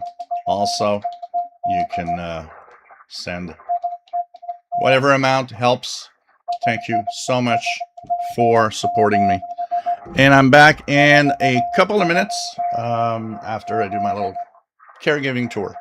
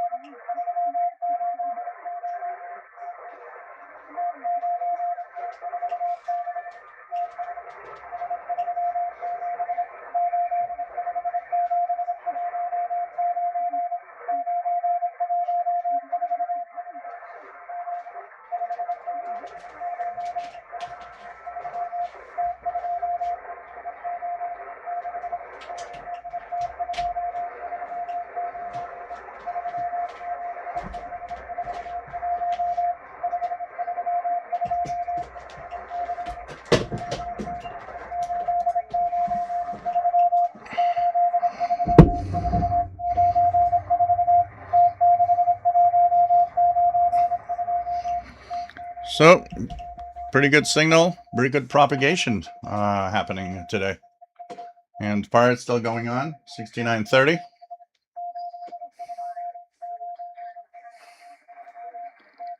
Let's check it out.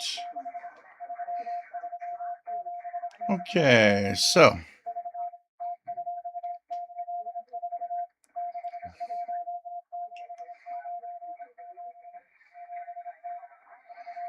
H1AO says there are many stations out today with special call sign suffix for Mental Health Awareness Day. That's cool.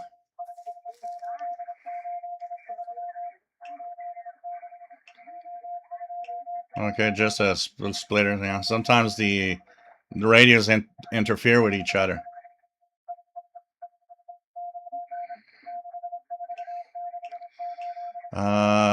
David Ward, 15123 upper 813 upper sideband, strongest one yet.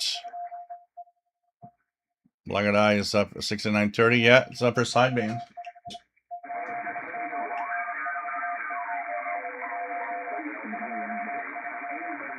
Yeah, upper sideband. Gellerman says I hear it in Norway. ZY3WR 15183. USB over power. Mike B 15183. 813 in Southwest Colorado. Thank you, David Ward, for the donation. Much appreciated.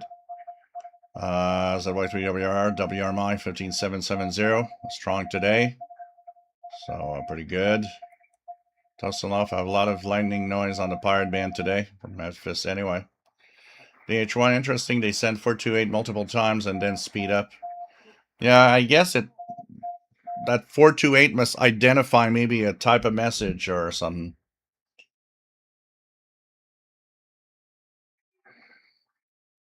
Jet NG carrier at 6935, upper sideband next to Democracy Now. Gonzo 15813. Yeah, did you try 813, not 183? Scatology 15814 coming in here with power still out. So you're having a good time thanks to the power being out, at least. Old radios, gosh, I watched Shango 666 fix the chassis to a Philco. I have. I'm definitely more of a phonograph repairman. Brett Woolley, I copy, you mean 15814, I would guess. Weak and loads of noise on in northwest Oklahoma. So that was the last in the series of M12, I believe. Yep, the next ones are far away now. So Democracy Now! Pirate still going on 6930. I'll try 6935 again.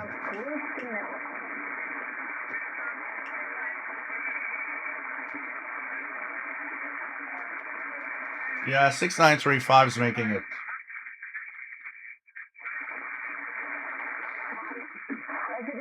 It's weak, but it's there with some music. 6935. But 6930 is the strongest yet, with Democracy Now! Show probably being rebroadcast on it.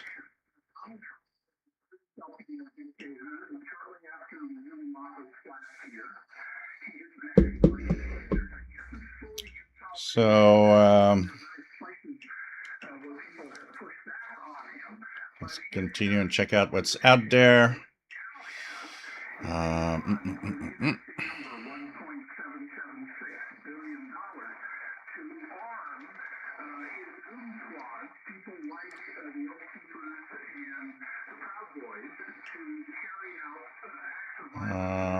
Jet NG 6935 music program next to 6930 political talk. Yeah, it's very political on 6930 right now. Absolutely. Absolutely. So it's interesting to see the propagation conditions are really good. I think I'm going to check out a little bit. See here what we get on. First, let's check out the 19 meter band. I'm going to put myself in AM mode.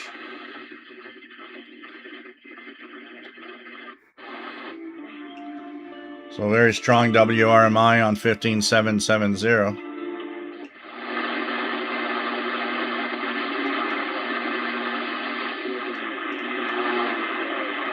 Spain weak on 15520, but good on 15500.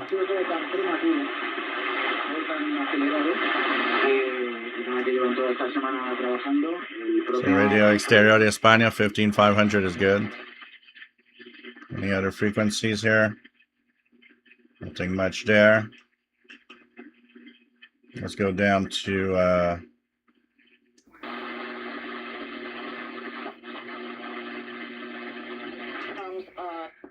so 22 meter bands.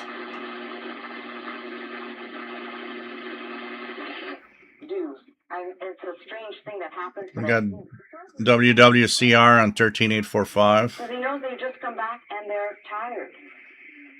I'm trying to tell you, don't think like some people say, well, I'm going to take a 6-month break from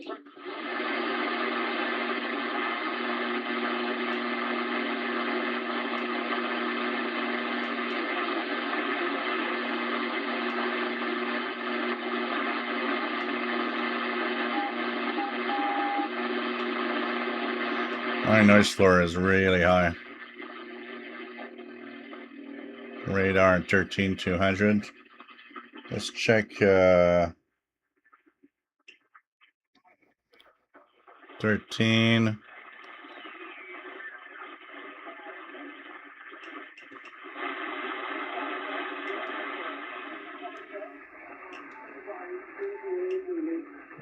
Rather weak, but it's there. 13264.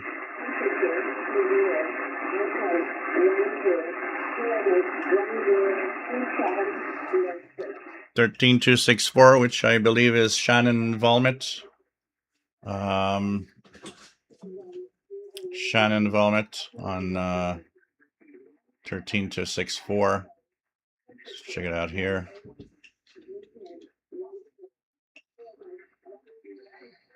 Yeah, Shannon Volmet in Ireland coming in.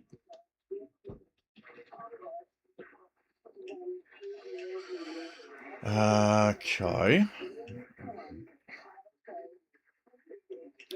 So we've got Melbuck picked. And thanks for the donation. Much appreciated through the super chat. John Beckham, nice to have you here from Northeast Florida.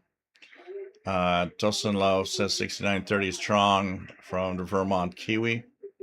Mike B, 15520 in Southwest Colorado. Tosin Lowe says 6935 also.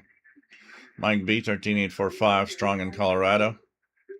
John Beckham, I always like to listen to Radio Spain out of Madrid. Yep. It's nice to have them on the band.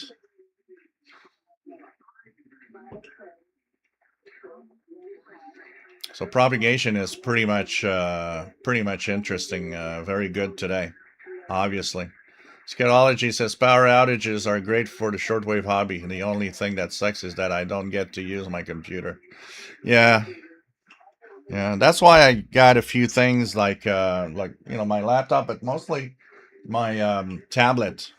The tablet gives me quite a few hours of of running time when the power outage happens, so I can actually do almost a full evening of radio and still get all the stuff that I want by connecting it through my my smartphone's internet connection.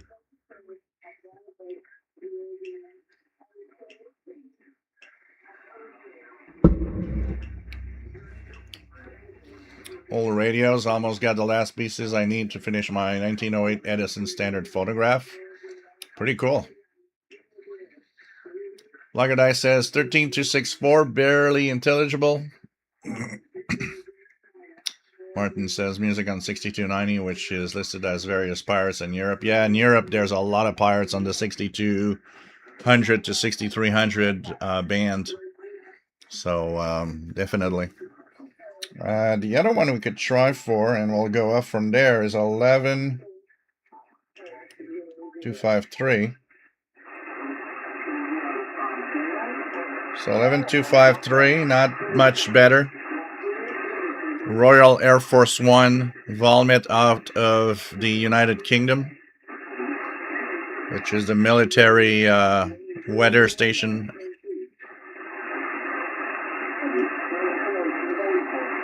Not super strong, but it's there.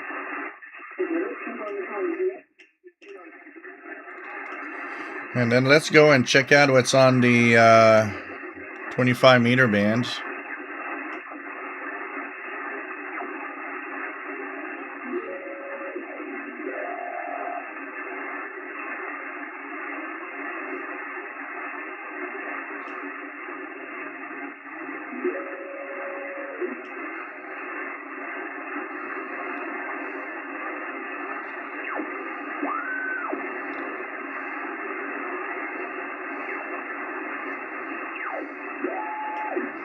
So let's check that out.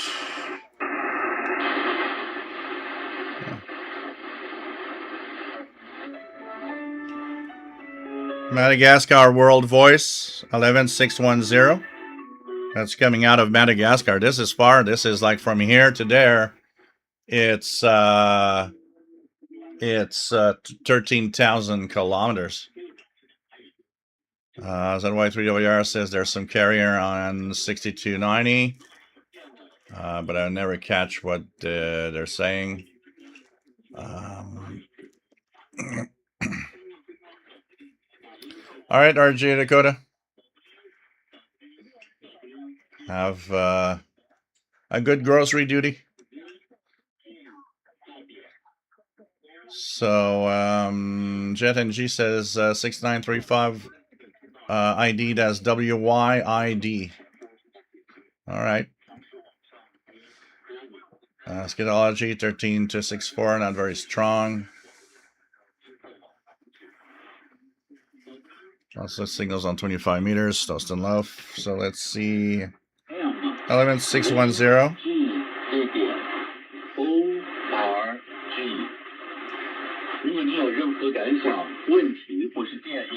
So Madagascar World Voice via Madagascar on 11610.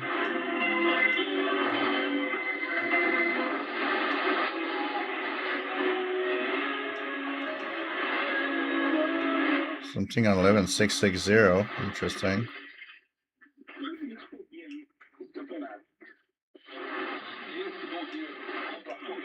Brazil on 11780. No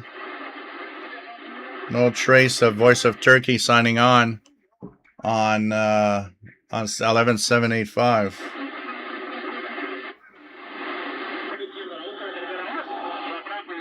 Marti on 11860.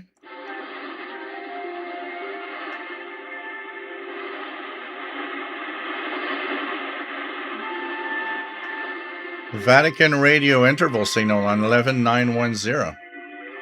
That is interesting. 11910.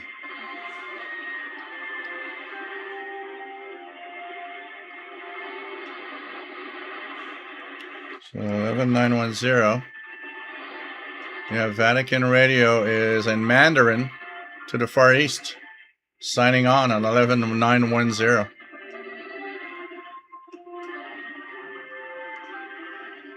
So I like to hear those interval signals.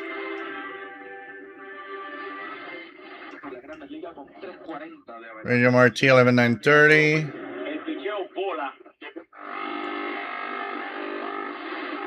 Some radar signal on 11950.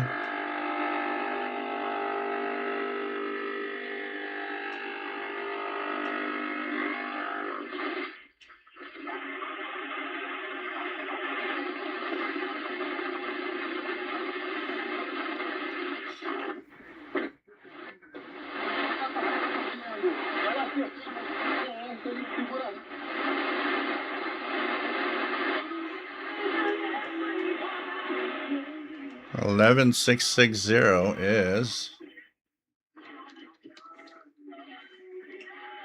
11660 is some music. And that would be, I don't see, okay, China Radio. Oh, in French, direct from China. China Radio International. In French to South Europe. So that would be what I'm listening to right now with some music on 11660.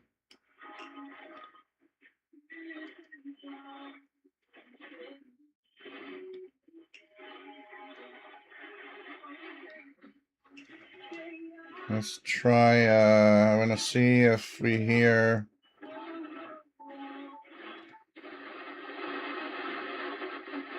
31-meter band. Please specify the language you desire when entering your request. We'll be looking forward to your request for the Bible study correspondence. Wow, some really bad audio out of WINB 9265. Before Dr. Jack Meeks brings us the study from God's Word, there's some hum and some distortion. 9265 is out of shape, I'm going to tell you that right now.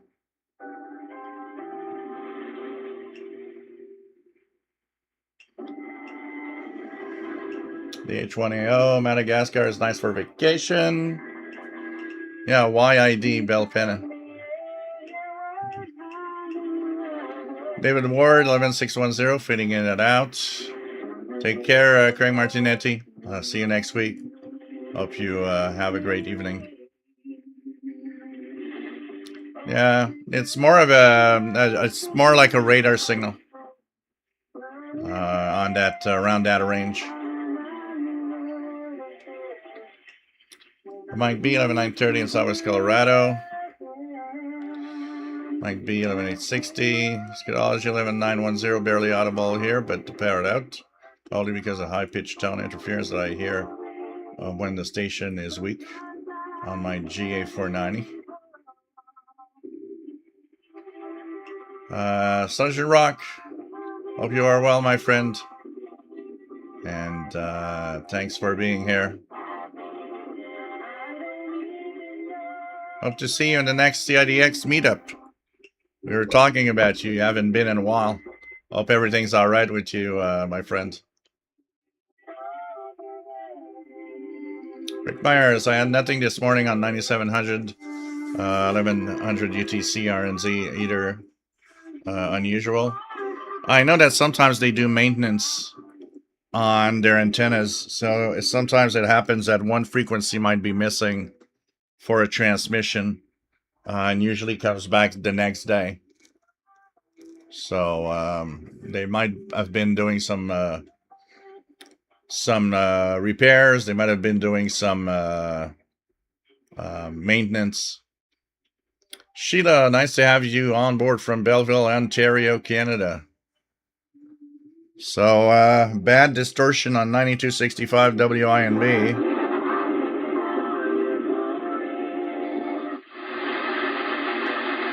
The spirit powers of the adversary. 9350 with a radio teletype signal over it a little bit. That's WWCR.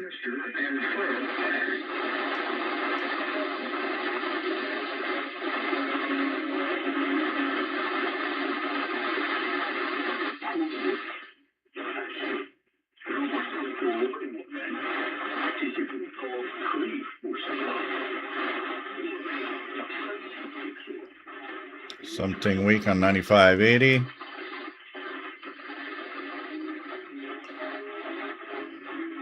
Some Asian sounding music on 9685.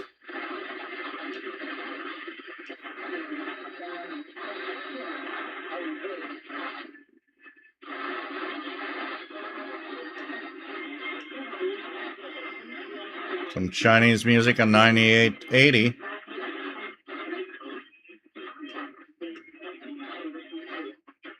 And some talk.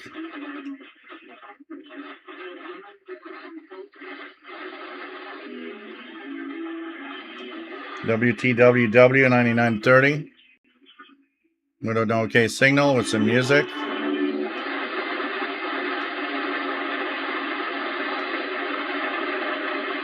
WWV not really making it right now, but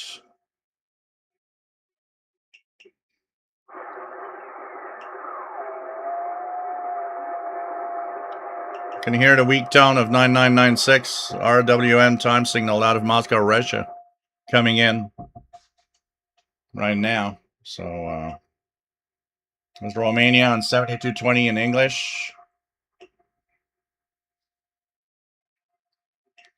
Yeah, in California, since you are 3 hours behind, 3 hours earlier than here, that 31-meter band is not up to par yet. It's going to come to life in a few hours. You're still in the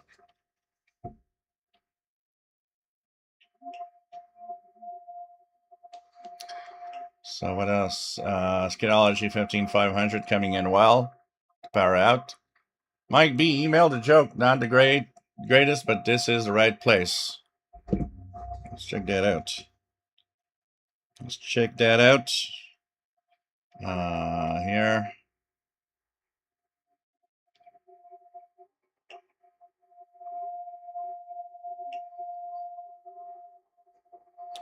Okay.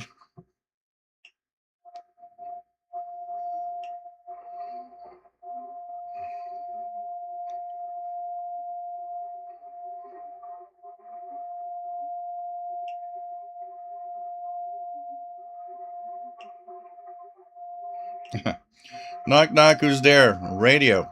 Radio who? Radio not? Here I come.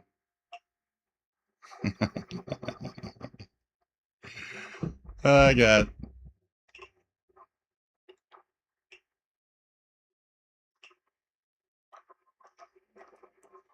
Yeah, you might be hearing ZY3WR. You might be hearing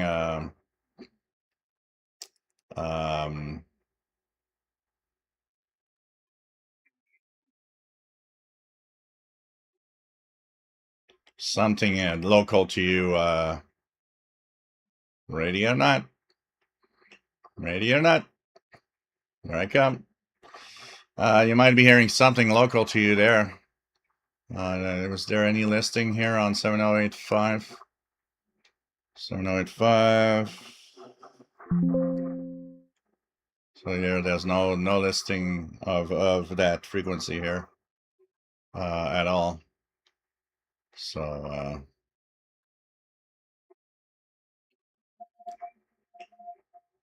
we got some RWM Moscow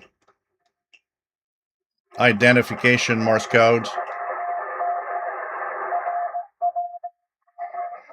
That's RWM being sent in Morse code. 9996. It's just outside. The transmitter is just outside of Moscow for the time signal.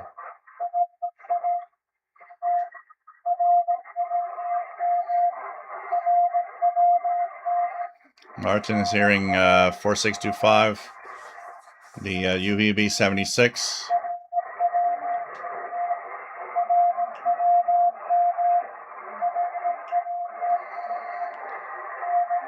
Yeah, well, Radio Vanuatu Tosanov is so unreliable that it might not be there.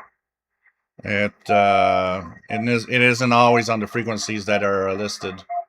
Sometimes it is, sometimes it's not.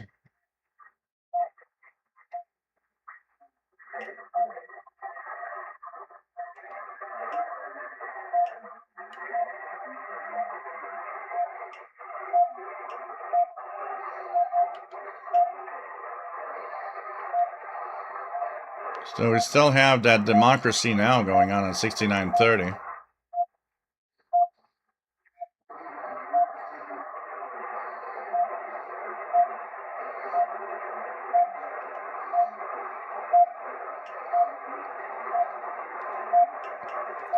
So lots of stuff happening in the coming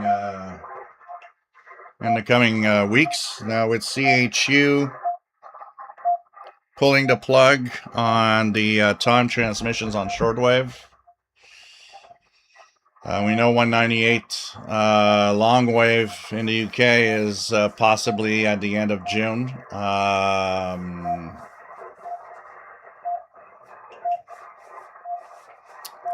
We've got quite a few things that, you know, are going on radio-wise, that's for sure. Once again, there's a return of Voice of America. This week, you will have the possibility to hear Voice of America in English via Botswana again. So this is interesting news. Now, what will be the program? That's going to be interesting to see. But once again, if you guys want to tune in that, yep, that is going to be, let me check here. I'm going to find those frequencies again. So to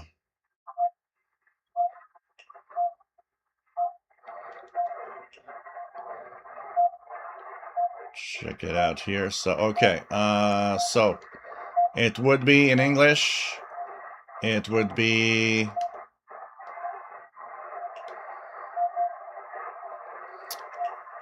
let me just get it here. Here we go. Okay. So it'd be in English, and it would be Thursdays and Fridays, I believe, as I've said. So apparently there will be Tuesdays and Fridays, all English, and that would be 0530 to 07 on 4930 or 4940. That one isn't sure, but possibly 4930. 12060 from 06 to 14, 15610 for 06 to 14, and 17690 from 06 to 14. People have heard these frequencies active with music in the past few days, which would indicate that they are testing. So this is going to be interesting. And that will be from the Moping Hill Botswana Relay. So Botswana Relay back again with Voice of America starting this week, guys. So this is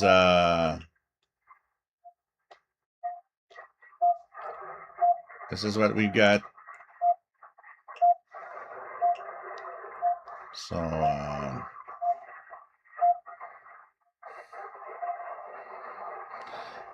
Gaming King, this is the Yaesu FTDX10.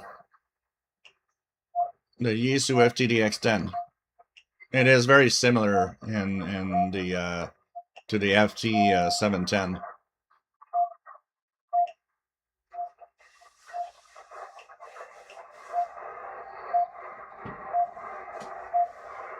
Yeah, we don't know exactly what's going to happen with Radio Havana, Cuba. Is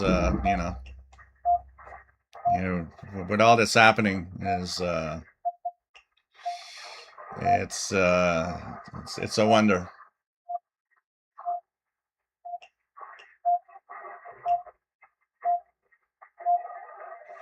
(4626). You should be hearing 4625 upper sideband, a buzzer, not on 4626. 4625 is the buzzer. Skidology power just went back on. So did the noise, and so did the radio go away suddenly. Unfortunately, that is... It's like here when we have our power outages. Here they have to be just right. If there's a power outage just on the street, I still have as much noise as if I would have power. What is interesting with that, though, is that it did help me kind of identify and understand that, oh, the noise isn't really coming from this building, since I have absolutely no difference with, power on or off. But when it's out for the whole neighborhood, then now I've got quiet conditions, and it's, this is the perfect time for a power outage. Well, not now, because I'm doing a live show and that will end, but yeah.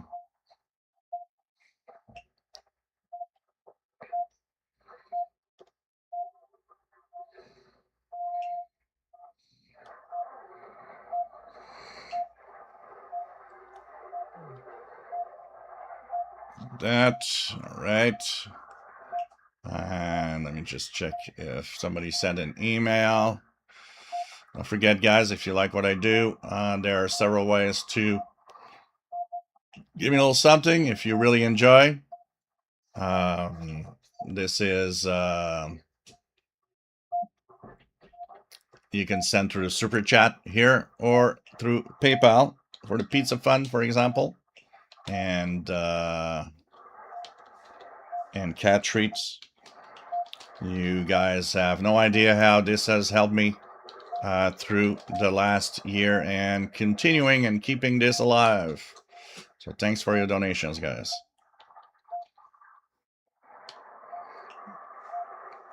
So, close enough, I don't see any of the buzzer, though. Well, yeah.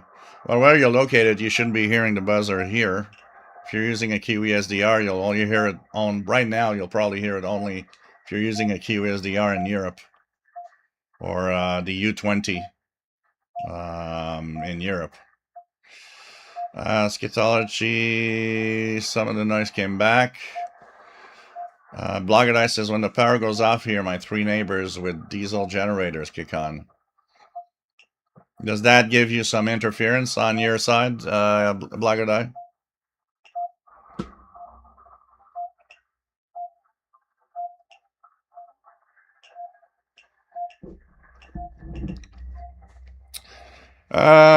David in Barcelona.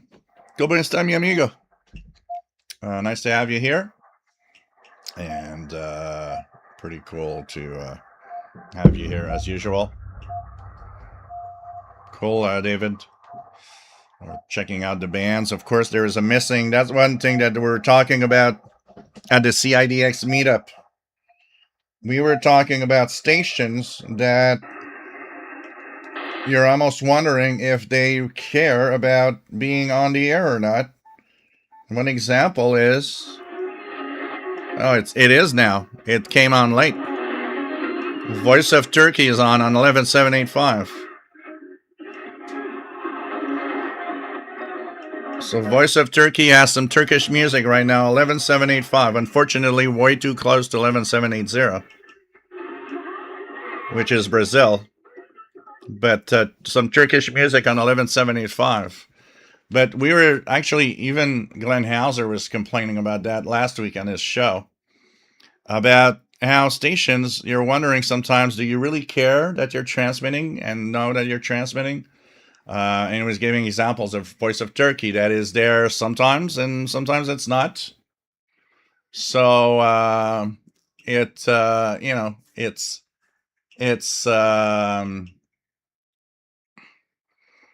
it's crazy when you think that what nobody cares and nobody looks at is there a transmission going on. And they're giving tons of examples of, he was giving an excuse for Cuba because Cuba was, has a lot of problems because the hurricane that hit and all of that and the power outages. But he was really thinking about, like Voice of Turkey and many other broadcasters that's like, you're on with a carrier and have no program. And it's like, what the hell, It's just crazy. I mean, Glenn Hauser wrote to Voice of Turkey many times saying, can you move away from 11785? You're actually it's difficult sometimes to hear you because of Brazil. And not counting, if you want to listen to Brazil, sometimes you might be having that interference from Voice of Turkey. In today's world where there's a lot of spectrum to use, they should be moving away from there. So, you know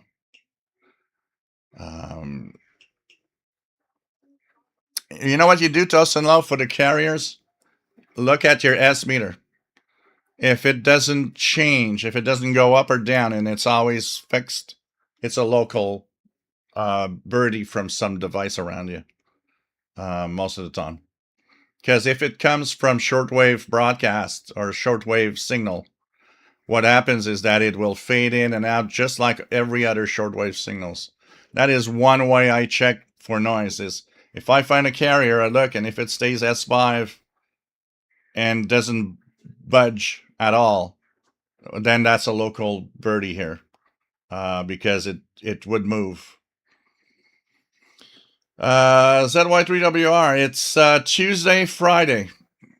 Tuesday, Friday. So, and at the times that are posted there. So just check out the frequencies, um, and the times that are with those frequencies. But it's for now, it would be Tuesday and Friday, and it would be an all English program, apparently. So we'll see what happens with that and what type of programming they're going to put up there. Like I said, some people have heard the testing going on with some pop music, American pop music, on all of those frequencies. So that means that they were possibly testing and to make sure that things are okay for the return on shortwave.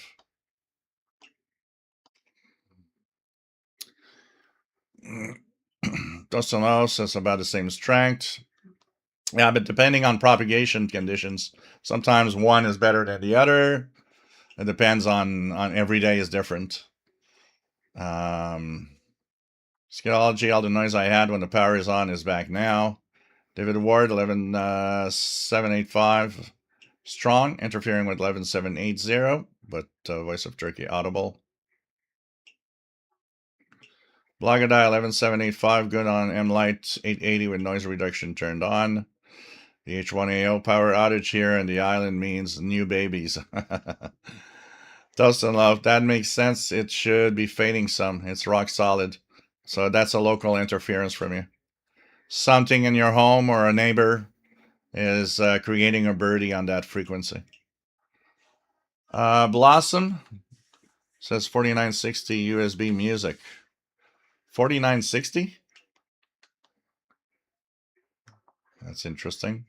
Are you sure it's not 6960 Pirate Band? 4960. ZY3WR, will they upgrade to more hours because those frequencies and those UTC times are super bad in my location? So, yeah, I don't know what they will be doing next. We kind of really don't know much about what's behind all of this and when it pops up or not, or if it will continue for a certain amount of time. There's still a lot of uncertainty. So you've got music on 4960. Blossom, where are you located, Blossom? Just to let us know, because I'll see if I can try it or not. Location is important since it's shortwave.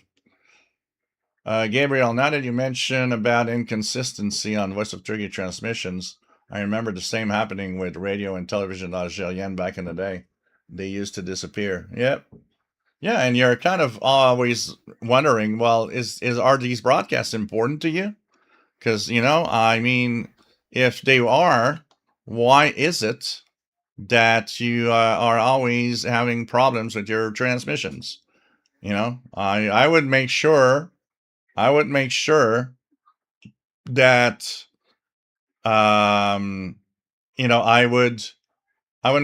I would be on the air and the programs would play.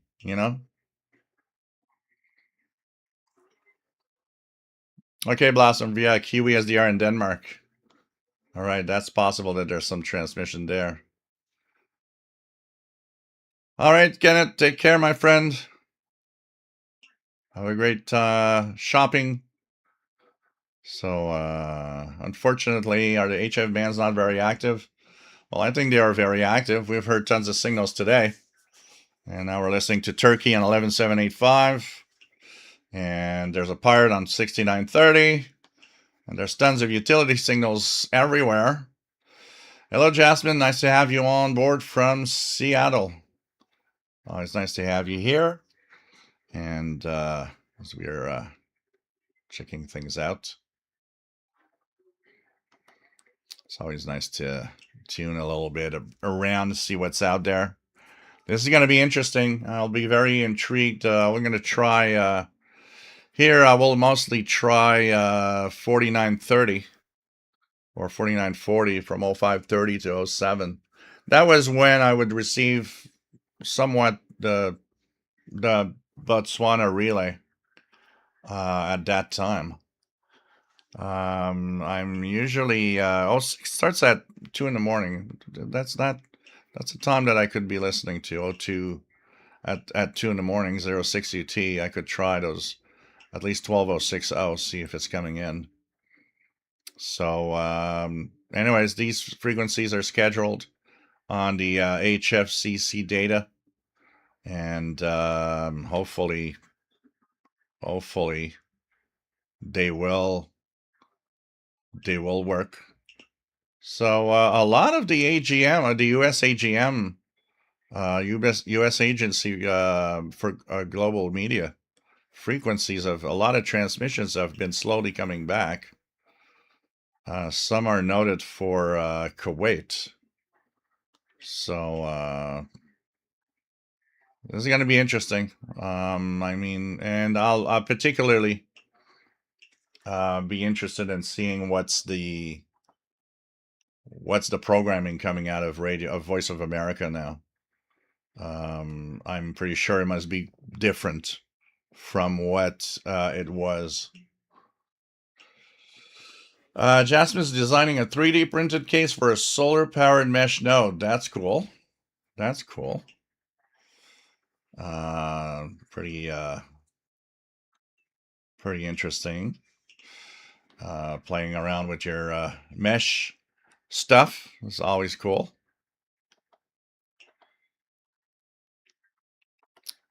Gabriel, and one more about inconsistency on transmission. I must confess some funny story about Uruguayan public radio shortwave broadcasts, but that would be on the Facebook account. There's, a lot of stuff that we go back in time. When you go back in time with all of the stations that were on the tropical bands and stuff, I mean, there was some inconsistencies in there, and stations not coming in, or just a carrier, no programming. Another example he was giving, that there was almost a full day of WWCR broadcasting just an empty carrier with absolutely no program on it. And that was, Glenn was like, I don't get it. I do not get that you are not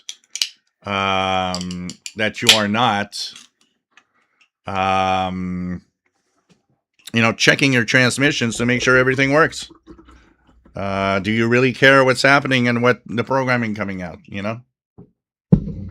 Jasmine, are there solar powered HF QRP radios? There's a lot of QRP radios, but they're not directly powered by solar, but you can just hook up a solar panel. Find yourself a decent solar panel and a little rechargeable battery, and you could be running a QRP HF QRP radio off of solar power. Definitely. There's no radio per se that is designed like that. So it would be more of you just get yourself a little QRP and get yourself a little solar panel, a big enough solar panel for the power. And you would be, like in the sunshine, you'd be using QRP, you'd be sending out away. And, get yourself a battery with that, and you got a full kit that could be like, a 24-hour thing. You design the radio, you use a solar panel that's big enough, and you incorporate some rechargeable battery, and have a self-contained QRP transmitter. So there's some interesting stuff in there.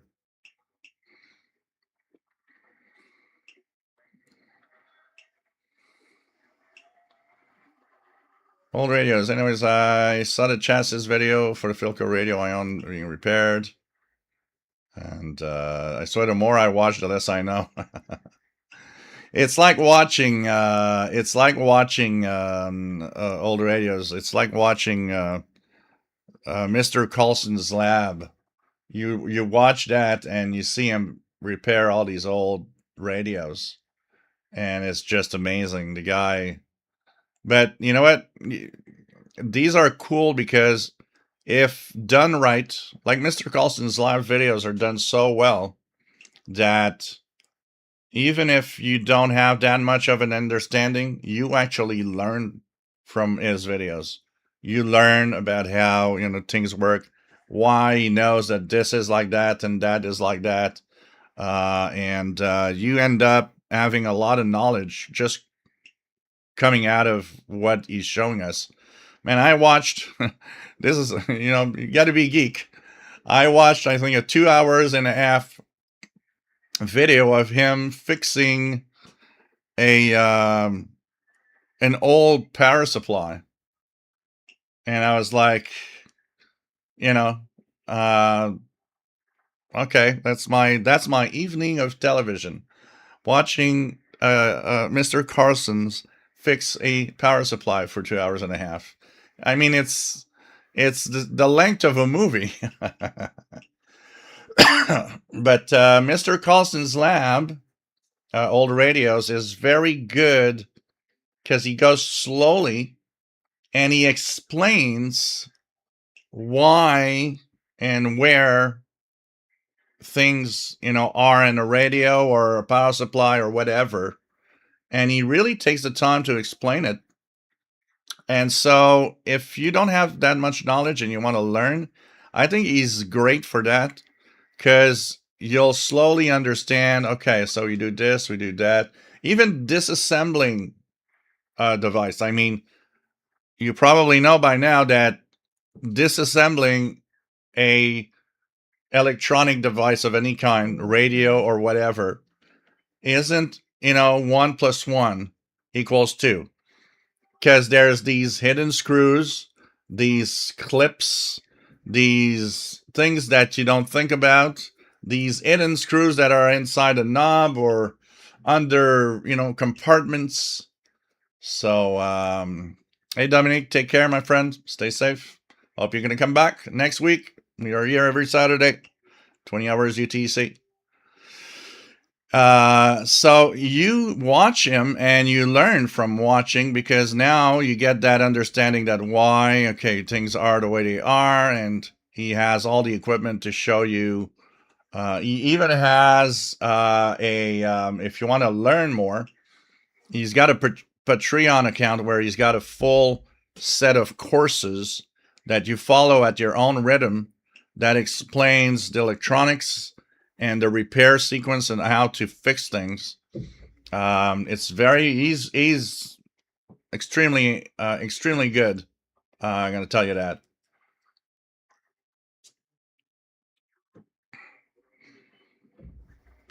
Here's out of Croucher's Kitchen. Mr. Carlson is excellent. Huge difference between him and the guys that simply shotgun capacitors. Yep. He even has. I always like those. I always like those. Sometimes he's got a radio that somebody sent him and said, well, it's been fixed, it's been upgraded, they changed capacitors, and it's supposed to be okay, it's supposed to be restored, and he will open it and say, okay, well, some of the stuff is restored, but okay, I wouldn't do this like that. Or sometimes he would look and say, well, it's half restored because there are things that should have been changed that have not been changed, and so on. So, it's very interesting. The guy is good for if you want to have the knowledge. The guy is good because you will learn by watching his videos. You will learn. I tell you, and you will be surprised that not just that. You will learn. I even learn a lot from some of the stuff that he does, and sometimes you'll think that oh no, this is fine, this is fine, and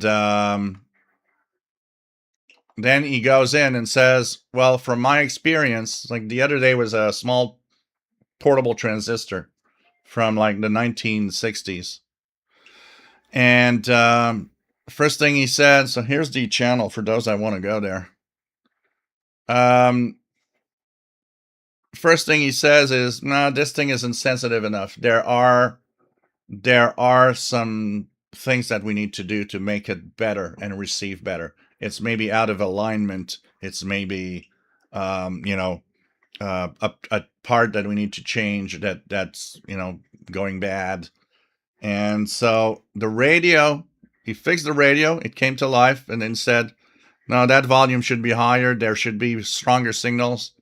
So he started looking around the circuit and noticing things and changing and calibrating, like aligning the radio itself and everything. And it was like 100 times better once he stopped tweaking it.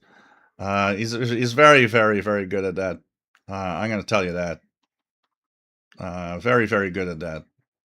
And the way he does it, and does it slowly, is enough that you can actually learn from him, honestly.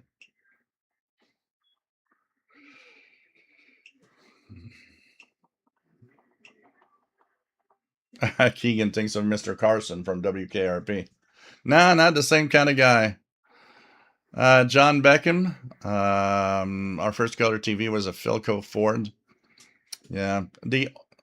When I go back in time, if I try to think, the oldest, the earliest memory of the a color TV at home was a big 26-inch TV in a wooden cabinet.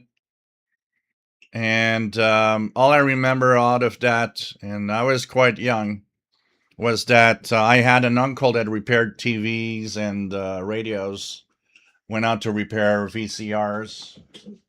And he often had, like somebody would bring in the TV and then he would say how much it cost. And the person would never come back and get the, it was repaired, but he never would come back and get the thing. He didn't want to pay for it. So he would end up, with quite a lot of TVs that were working, that he fixed, but that people wouldn't come and get their stuff. So all I remember is that there was this 26-inch color TV came from my uncle that had repaired that TV back in the day. I still remember me getting up in the Saturday morning cartoons. We didn't have cable back then, and would fiddle with the rabbit ears to be able to receive my Saturday morning cartoons. Hearing my mom telling me all the time that I would be breaking the TV if I continue doing that. But boy, I had my Saturday morning cartoons on that TV with the snow, but it was good enough to watch. But that's the oldest souvenir of TV in my home when I was young. And it broke down at some point, and boy, that was a bummer.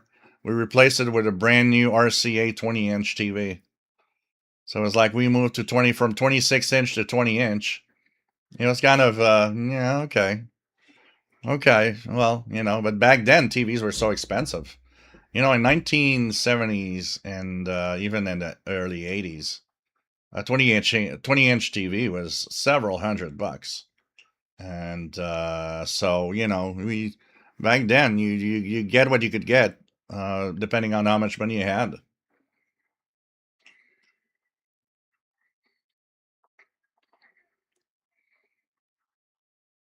Yeah, Paul Stringer, exactly.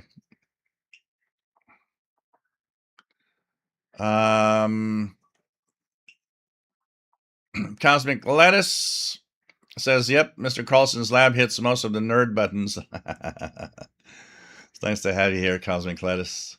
So at 3 yard, is there no workaround for noise floor? My router plus laptop does a lot of noise. Not that it matter, but it would be nice if it was more clean.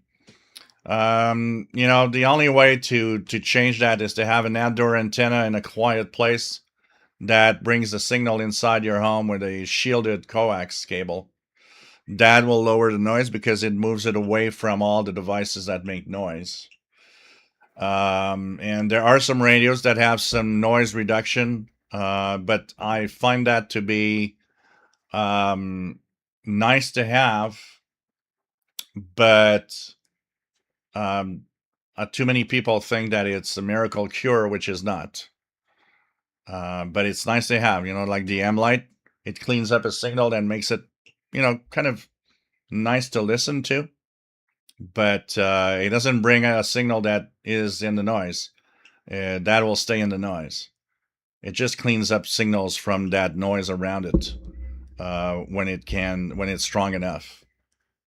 So yeah, the best way to eliminate that noise is really to have that, or either to with a portable radio, do like I do, which this is pretty much what I do. I am pretty much at the limit of what I can do with noise here. My antennas are outdoor. There's nothing I can do really better than that. So, I take my portables and go out to the park and do my little de-expeditions, my urban de-expeditions, as I call them. So,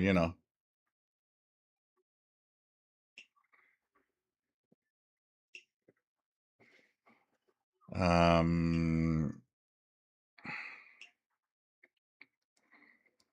yeah, you gotta take a look. Mr. Carlson's Lab of Watch at Tulsa. Um, the Wind, nice to have you on board from Seneca County, New York. Nice to have you here. Martin, okay.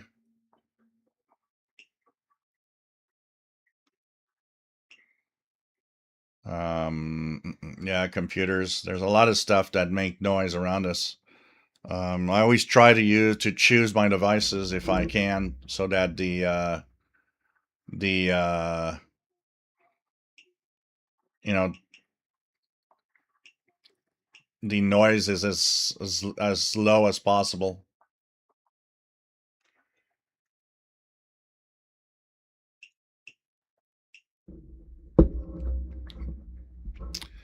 Hey, Jasmine. Yeah, you know what? There's something interesting though that I would that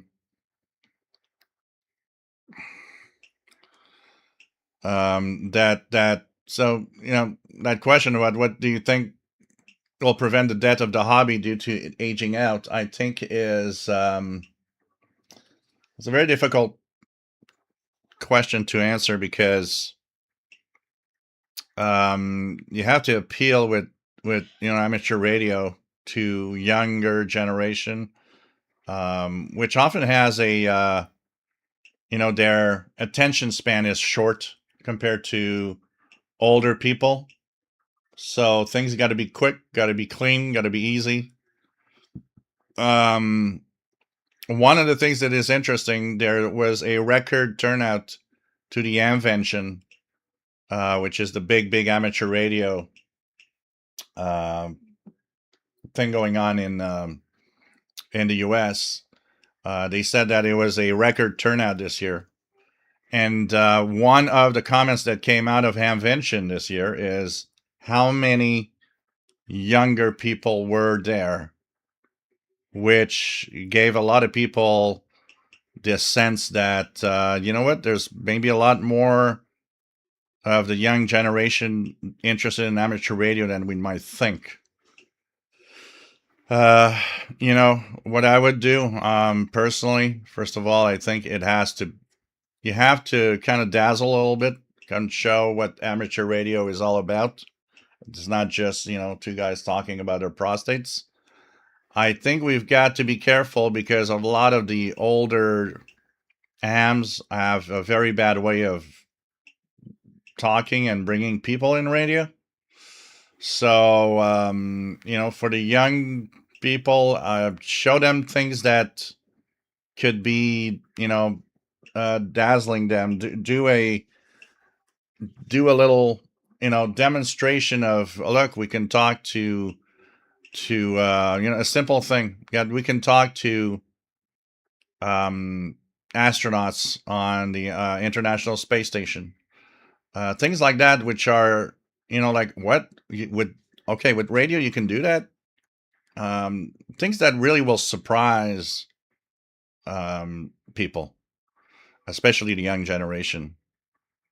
I think the entry to amateur radio should be easier. That is a big debate, and a lot of people are saying no, that shouldn't. Yes, it should. That electronics part shouldn't be in the first license. You don't need to know electronics to talk with the radio. Um, it's a repair thing. Bring it on to the next level license, absolutely. But I would take that out of the basic license. That comes from the old days when we would, AMs would repair their own radios. So there's a lot of things like that that I think should be taken out because um, it is a nuisance to having hams, and instead focus more on operating. Too many idiot AMs out there that don't know how to operate. So focusing on operating, you know, things like that, and show them what you can do. Show them why amateur radio is important. And look, in an emergency time, you could become very important in relaying messages in, in a hurricane situation or whatever. Um, but it's a tough one. It's a tough one.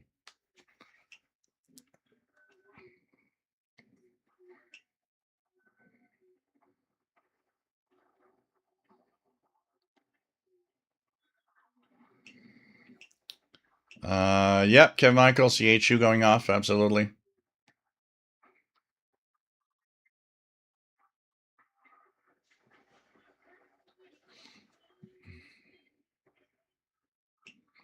Well, Joseph says in San Francisco, there's a ton of younger hams I hear on the scanner that are coming online, so that's cool. So do I do WR? I see in my case I using TV satellite as antenna, and it's not 100%. Yeah, there would be a better antenna for shortwave than that. Kevin Michael got two radios, Baofeng UV-K5 and the Yaesu FT65R. Been monitoring VHF air and marine bands. Receive is great on both. Bert says I should watch Mr. Carlson's Lamb more. Seen a couple of his vids. Blogger, what's a good enough budget scanner? What do you want to listen to? Do you have to? Does it have absolutely to have, decoding of the digital stuff, or you just want, as long as it receives, and just want to go through what's out there in the analog? I'm a big fan of, in 2026, if you buy a scanner, buy a used scanner for not very high of a price because it's I look at the SDS 150 here. It's a neat scanner, and I mean, you get all of the digital stuff, but in Canada it's $1,400. It's way too much money to spend on something like that, which will be obsolete in 4 or 5 years because those transmissions will have moved on to something else. So it really depends exactly what do you want to listen to on the scanner. If just analog stuff and the airband and things like that, get yourself a used realistic or Uniden scanner. Because even there's one here at the Addison Electronics. You have a basic scanner is like goes up to 512 megahertz, and I think they sell it for 100, brand new 150. I mean, that is enough of a scanner for airband listening, marine listening, trains, stuff like that, because about pretty much all of it is still analog, and that works great for that. And amateur radio bands, 2 meters, 70 centimeters. It really depends on what you want to listen to. If you want to go into the digital capabilities, that's where it gets a little more expensive. Another thing to know, Blog or Die, is that if you have an RTL SDR dongle, V3, V2, V3, and SDR sharp. That there's a lot of plugins that turn that dongle into a scanner radio that actually can listen to the digital modes, like P25 and things like that. Of course, you gotta want to play with it and learn how to set that up, though. But it's the same with a scanner radio, anyways. If you get a P25 capable scanner and so on, you'll have to understand how to program it properly so that it works. The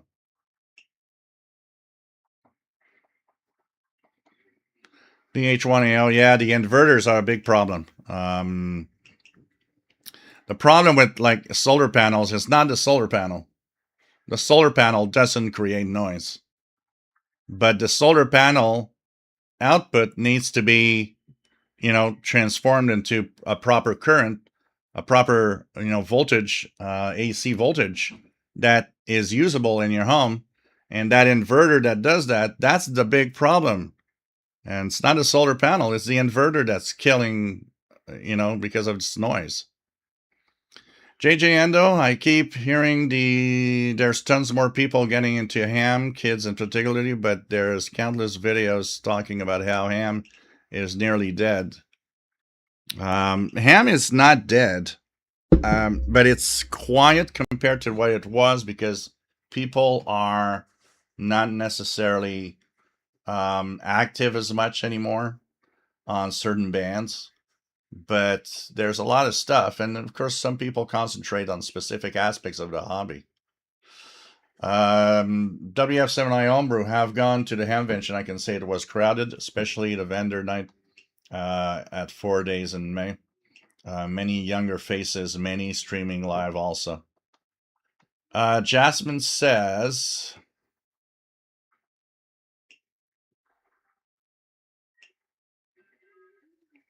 we'll just go here. My personal opinion as a non-ham is that local ham clubs should go where tech-minded young people already are, like hack spaces. We are lucky in Seattle that our hack space does ham radio exam. You know what is the biggest flaw in many, many, many, many ham radio clubs, Jasmine? We see it here in Montreal. I've been even talking with Sheldon about it. They are a lot of the ham clubs, for example, are filled with older hams that are introverts and that it's almost as if they don't want you to ask questions. And I've seen that actually, where you're like, well, you set up here to show stuff. You barely are capable of saying hello to somebody that wants to, that wants to know what you're doing. And there's a big, big problem with that. And I can tell you that if you get rid of the people that aren't capable, of talking, they need people like me, people that are there and are happy to talk to people and are happy to show them stuff. This is what you need. And unfortunately, there's not enough of that. And a lot of ham clubs are kind of boring clubs where, I look at the ham clubs here in Montreal area. Honestly, boring. I'm never going to join any of them. That's for sure. And that's not how it should be. There should be at least one that I look and what their programs and what they're doing and what they're going to try and what it could be exciting and fun. Is like, okay, I'm going to join you. I'll be glad. That'd be fun. I don't see anything fun in amateur radio clubs that of whatever they want to do, or most of the time what they don't do, anyways. But you're totally right. You're totally right that there needs to be, AM clubs that partner that are out there, and I'm sure there are. But the majority of them are not like that. The majority of them are boring clubs, boring people. They've been in a club forever. And what you notice is that there's this little group of people that have this little gang in the club, and they all know each other. And anytime you go to a meeting or something, you feel like you're an outsider. It's like, yeah, okay, am I welcome here? Do you guys really want to have somebody else, or you're just like in your little private ham club? That is the biggest issue I'm going to tell you about communicating amateur radio to the younger generation. We need younger people that are in amateur radio and that are going to show stuff that are kind of mind-boggling and cool. I'm sure anybody that is a bit of a sciencey, astronomy or space science, if you go out and say, hey, we designed these little amateur radio satellites that we piggyback out of, other satellites that launch, and we send them to space. I'm going to tell you, there would be tons and tons of geeky science, younger kids that would be like, wow, this is so cool. I didn't know, this is what amateur radio is all about. We do all of that. We do all of these things because for the most part, that's the reason why most people, they look at you and say, it's like, oh, you're doing CB radio. No, we're not doing CB radio. But yeah, but that's cool. What you say there, that there's a ham club partnering and all. It's really nice. I think that's a great idea, but there's not enough of that. Honestly, there's not enough of that. RV Frankenstein. Unfortunately, amateur radio has already been dumbed down enough. It's not been dumbed down enough. There's nothing about dumbing down removing electronics. Every time I hear somebody doing that, I always think, nope, you're totally wrong and you don't know what we should be doing with amateur radio. Amateur radio rules right now are made by old people that should not be taking those decisions anymore. I'm sorry to say it like that, but it's exactly what I feel. I feel it from the day that I got my license. I know that's why so many people are not in it. There would be way more ham operators. And if you're saying, well, because you're doing that, amateur radio is going to be a hell, go see 7200 kilohertz with stupid hams that did go get their fancy license with Morse code and see how dumb that is. I'm sorry. This is my say. If I had any say in what the next rule should be, I'm going to tell you, big change in amateur radio operations, big change in the exam. Let's bring people in. That's what we need to do. And yes, the technical side, absolutely. But on extra license. The next license, you want to go there? That's where you're going to have to learn your stuff and really know your stuff. You got to prove that you're good at all of it. But it's not dumbed down at all. When I heard, I don't know how many people I've seen like, oh, since they removed CW, hey, we don't need CW. I'm sorry. It's okay. Back in the day, it was a thing. We don't need it anymore. If you want to continue keeping it alive, once again, the next license, okay, do like this is what happens here. If I want to go to my, higher license, I will have to learn to be like 5 words per minute CW and stuff like that. I'm fine with that extra in a higher license where you need to be, the knowledgeable guy that knows everything. But to bring people into the hobby, I'm sorry, it's not dumbing down amateur radio or the exam. It's putting the exam where we're in 2026. No freaking anyone opens their radios. Have you seen what's in there? No one opens that. They just operate it. That's what you need. Know how to operate, know how to do ham. And know the basics, for the antennas and stuff like that. Absolutely. Because you need an antenna. You need to understand a bit of how that is going to work. But why do you need to know how a transistor works to have a ham license in 2026? I don't see the need for that. Denise Campagne, KC2 JMU. Nice to have you here, Denise. Chris, don't worry, the hobby won't die out. There are many new middle-aged people coming into the hobby all the time. Seems that it's only older people, but many new people taking on the hobby every year. Free to choose. You don't need to repair a radio with a first license, but it's useful to know how the electronics work and stuff like propagation and antennas. You don't need the electronics work. You don't need to know that. Not with the biggest basic license. Propagation, on the other hand, a little propagation idea of why shortwaves like this and things like that. But no, I don't see why you need electronics to operate your radio that you will never. It's like these radios, you're never going to open them. I mean, you get your radio, you got it. You look at your radio, it's like that's not going to be something in the repair. So the electronics of how it works inside doesn't matter. It's how to operate it that matters. Really, that is the important thing to keep. And the extra license, well, you know, that's where you're gonna learn.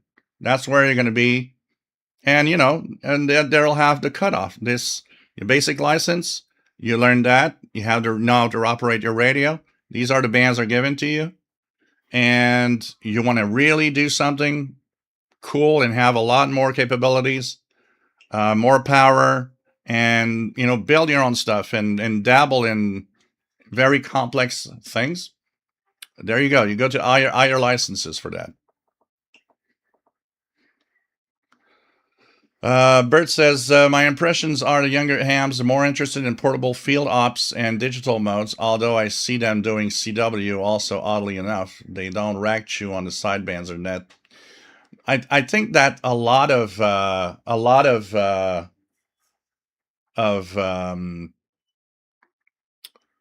the people today, and that's I think a lot of people are like that. When they become a ham, they are microphone shy. So FT8 digital modes, things like that are appealing because you don't have to talk. You don't have to take a microphone up and call CQ and be scared that somebody's going to answer back. So I understand why a lot of uh, these newcomers to the hobby might like doing more digital modes and stuff like that. Blogger Airband and ham. Go to a flea market. Go to a ham flea market or whatever, and I mean, don't buy something new. Don't buy something new. Get go and check out. There's so many scanners that in the field of scanner radio, a lot of them are not that they're not that very expensive because there's so many and nobody wants them. That you can get a decent scanner, a decent Radio Shack scanner, for example, that will do the job. You get yourself something. I got a Uniden Pro. I'm trying to remember the model on eBay for like $35 plus shipping, which was $10, and it works great. So almost anything that you will get even used is good enough for the airband and the ham bands.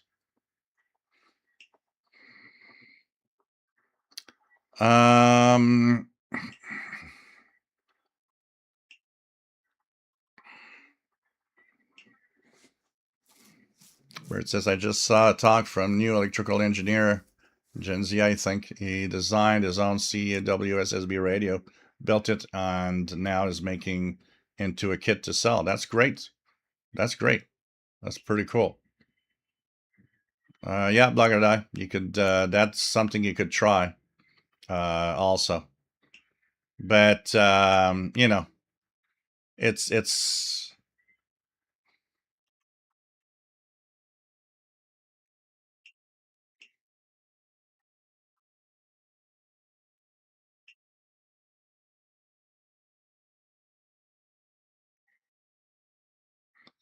Well, you see, what you have there is very different, Jasmine, because I tell you, it's like most of the ham groups that I've met, that I've seen.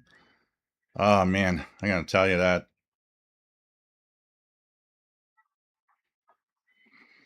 Kevin Michael, are there no digital TV audio scanner radios? Well, that's a good question. There could be. I mean, they could design a scanner radio with, you know, the capabilities of receiving audio from the digital signals. Yeah, you're right. I guess maybe, you know, the price that it would cost to add that circuit is not interesting for,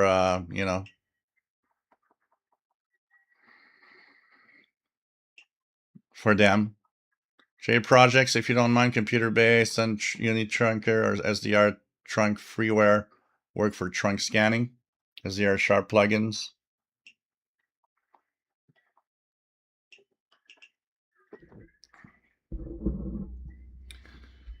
Yeah, that Artisanal Crafter's Kitchen, definitely there is a question of amateur radio equipment price of what you're gonna use, but it depends what you're gonna do. I mean, you can become a ham and operate for a very low price, honestly, very low price. But yeah, and it really depends what you're gonna do and what you're gonna do. I mean, anybody that like, say, an example is this: is anybody like you want to be on HF and do all the HF bands and everything, you learn quickly that you need a radio and you need an antenna.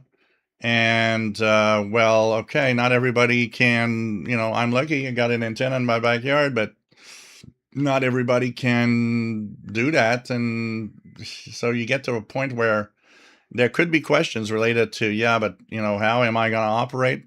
Of course, you can operate. A lot of people do. You can operate from your car or truck or whatever. But yeah, definitely, there's a price of the equipment and stuff. But I don't think, sincerely, if you really want to be a ham, that is something that stops you. At at most, what is going to happen is you're going to do that ham license, and at some point you'll get enough money to buy something decent enough to do what you want to do. I mean, it's always been a question, even 40 years ago, if you became a ham, you needed to buy the rig and buy the antenna and do stuff. You know.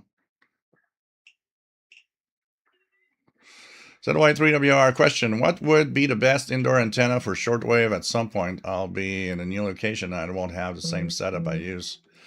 Well, like we were talking about, like the MLA30 or the GA490, these are magnetic loops.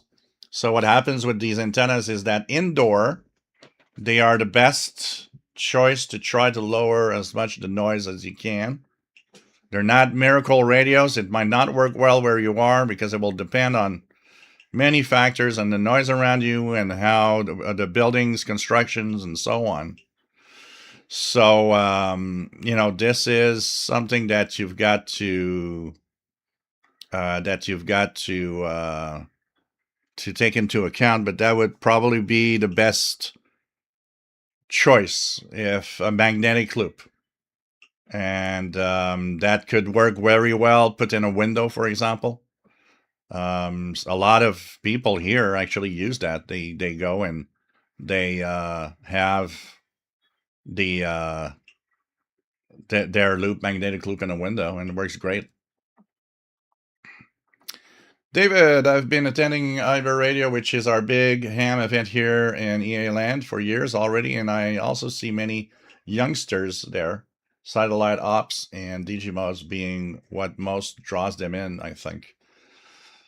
I could see that because that makes it even more geeky and kind of interesting. WSI Homebrew, very impressive. The E degree, especially these days, doesn't focus on analog circuits for radios, so you had to do a lot of additional learning and leverage Discord, and well, that's pretty cool. That's geeky people that really want to do stuff. Joseph, with AI, ham radio clubs can easily design their own software customized for the nets and comms. It's actually an amazing time for radio. Yeah, and I'm waiting. I'm still waiting for an official radio that comes out AI with AI in it that will change the game.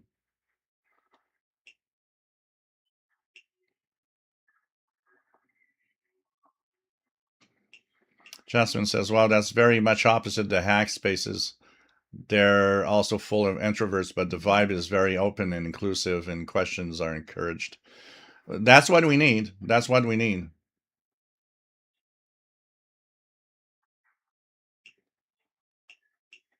Like I mean, you can buy walkie-talkies for 25. A scanner shouldn't cost much more. You will pay maybe a little more. You know why? Because everything that you have. So if you have a Baofeng, if you have a any of these other XH data and whatever talkies, they have a big flaw. They are not scanners in the term that yes, they do scan the frequency ranges, but at a pace of a turtle. And that is what makes a dedicated scanner better. They scan 100 times faster. So when you scan a band, you can go through the amateur radio band in 20 seconds and it starts over. And because it's fast, you don't miss a thing. You hear almost everything that it pops up on the frequencies. When you use an XH data or whatever, Radtel or all of these Chinese things right now, going through the entire ham band is like 3 minutes long.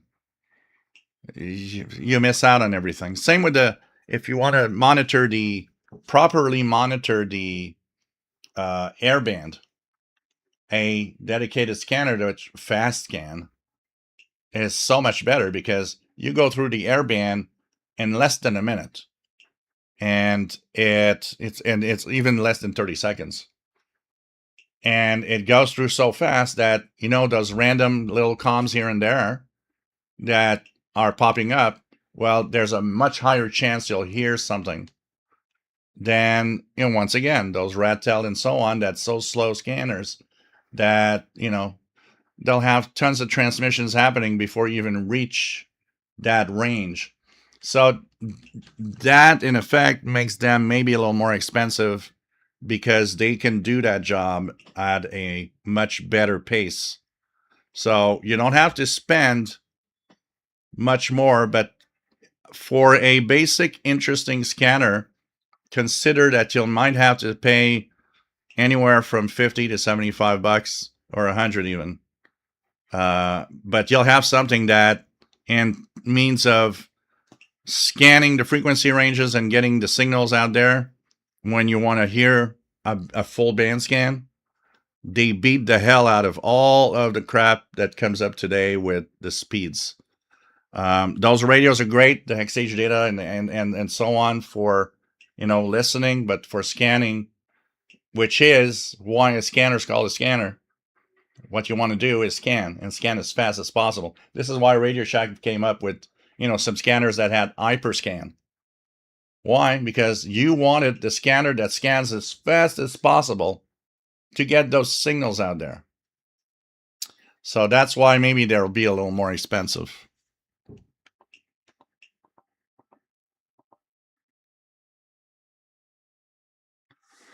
Kevin Michael, some ham people don't want you to be involved, and this is why I decided not to get into ham license. But it shouldn't prevent you from getting to a ham license. But there's a lot of hams that are stuck in this is how things are happening and this is how things are today, and abide by our rules. But it's a lot of rules that are,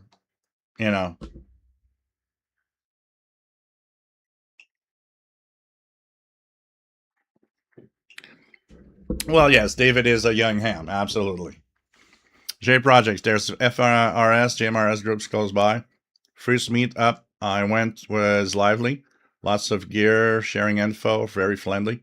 The second was formal, a little discussion of radio. It depends on who you meet up, you know.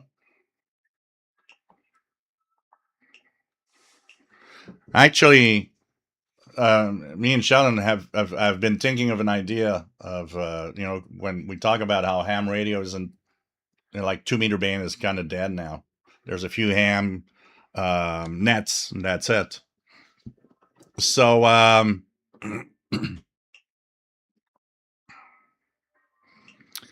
it's that we should just get on 2 meters, choose a repeater, get on 2 meters one night, and start talking about what we hear on shortwave, and see how many people join in to the conversation.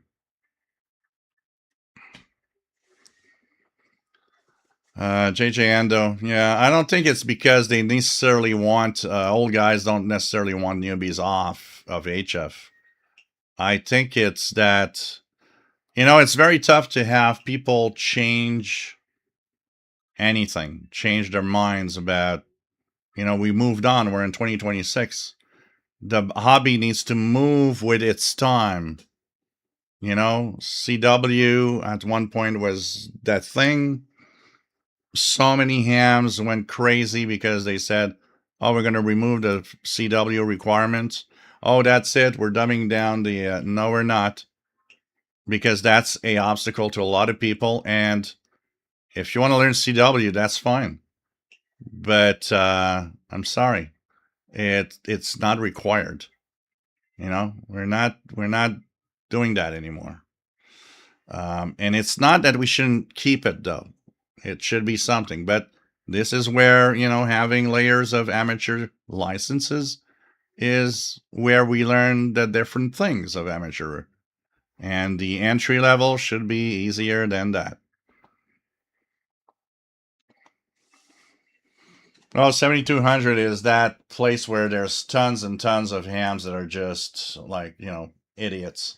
And it's just like a zoo out there.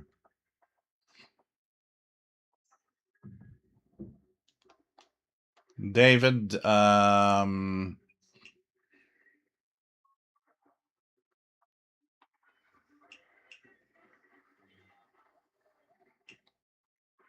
David says, whoops, let me just go and get down.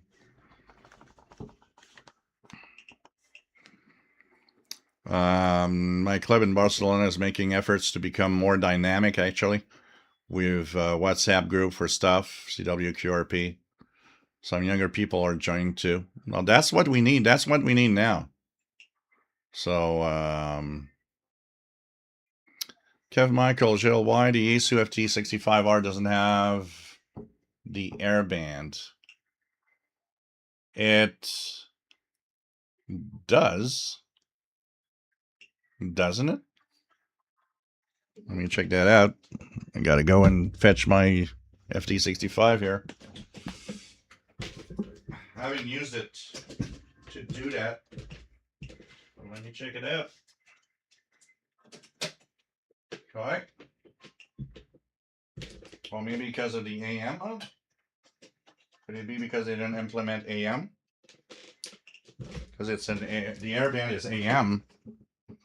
So let me just see here. If I put 119. Oh, that's true. There's no airband. My guess is that because this is a narrow FM, they didn't want they to put the airband. They had to put an AM detector, and so they didn't put an AM detector in it to keep the price down. So without an AM detector, you can't put the airband, since the airband is AM, and all the rest of the receive is in narrow FM. So that would be my guess. That for the price they wanted to sell it, they decided to do that. But it's a guess. Blocked Eye, I'm fading away. See you next June 13th. Blocked Eye, haha, successfully. avoided all my high school reunions.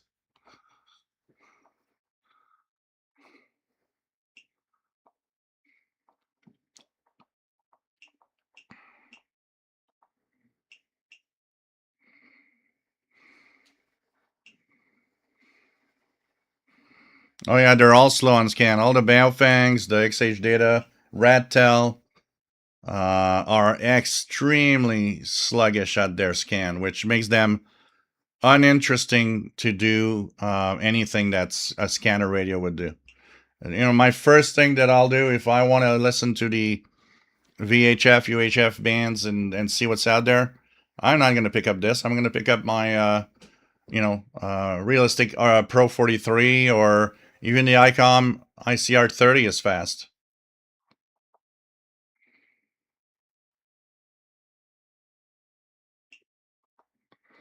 Yeah, sometimes it's planes talking to each other, stuff like that.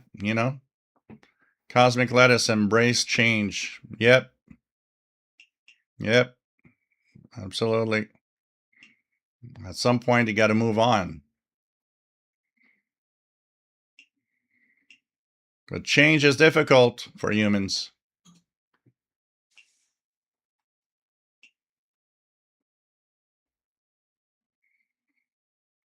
Rob from Wick says too many newbies grow into stubborn oldies. Not so many stay young and move with the times. Yep. Harvey Frankenstein says my problem isn't with young people getting on, but the old CBers who have turned the 80 meter for sure and other places into politics and other crap that shouldn't be on ham radio. Yeah, I agree. There's a lot of 80 meters, 160. These are local bands and they're a gang of people that know each other, and it has a lot of uninteresting conversations. Absolutely. But you tune around. I find regularly some interesting stuff. You just go around and listen to the conversations, then you'll fall. I often fall on technical stuff or antenna stuff or whatever. But yeah, it's become a place where a lot of people are talking about local stuff. I had I heard a ham radio net.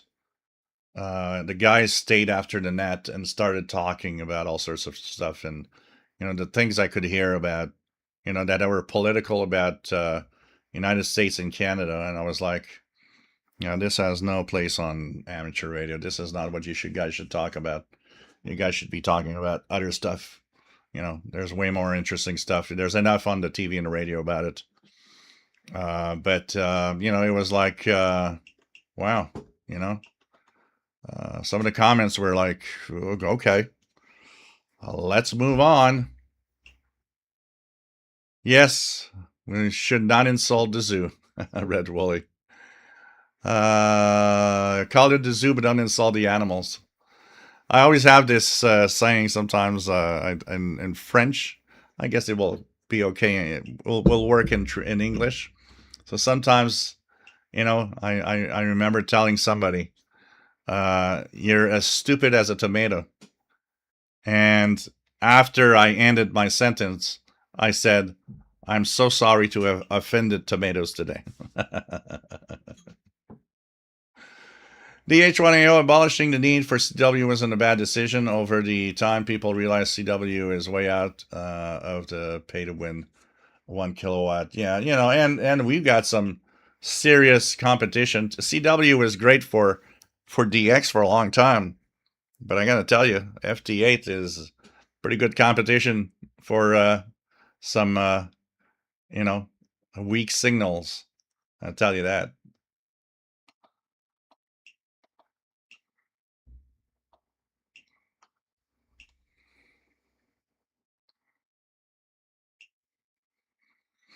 Dude, it says, I'm also thinking, as we say here in Spain, I'd also like to break a stick in favor of older operators who've had a lifetime of experience in specific areas of the hobby.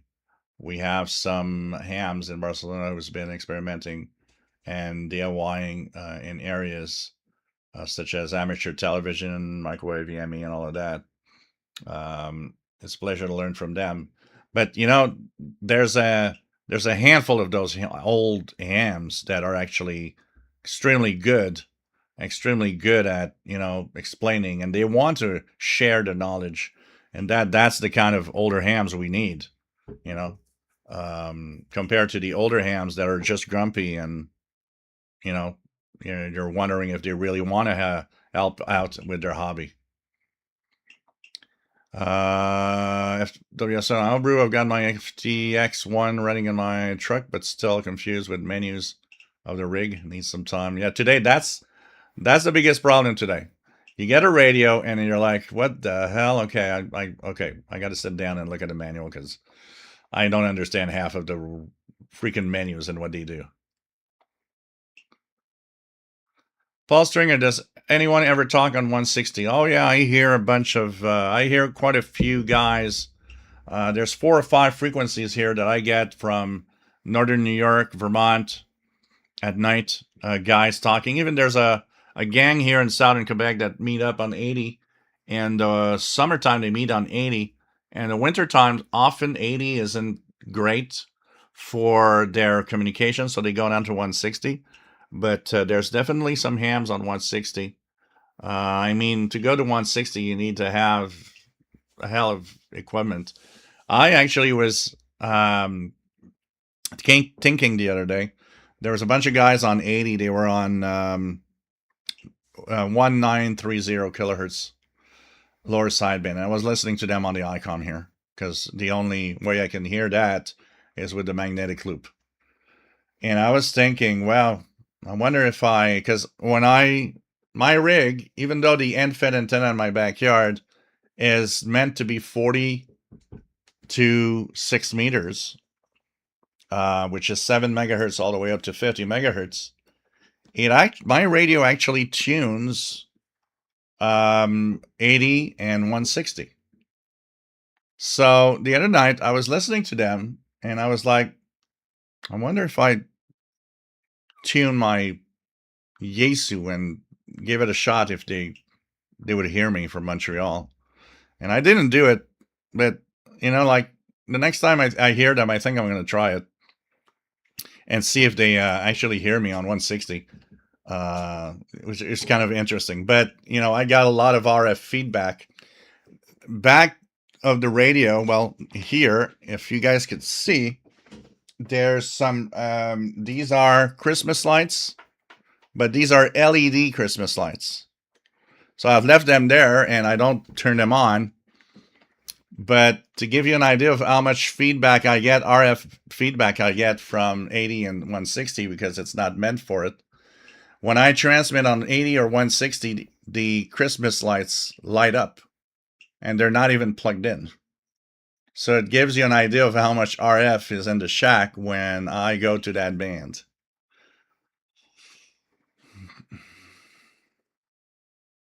Oh, absolutely, free to choose. A lot of hams like CW, a lot of older hams. And there are some younger hams that like CW and want to use it. It is something that is very, very popular and needs, it needs to be continued. I mean, I'm not talking about having CW being removed. I'm talking about, it shouldn't be it's okay that it's not under first requirement, and,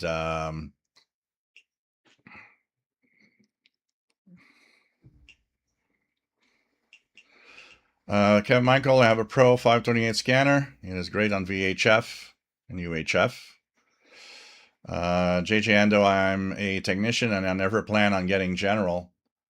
I don't care to talk to people on HF. That's everybody's take on what do you want to do with amateur radio.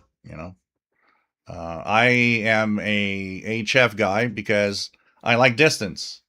I don't want to talk to the guy across town. I don't care for that. I want to make a contact with the guy in Japan, or these guys in Europe. That's what I love to do. So that's my side of amateur radio, be it SSB Voice or FT8. But you know,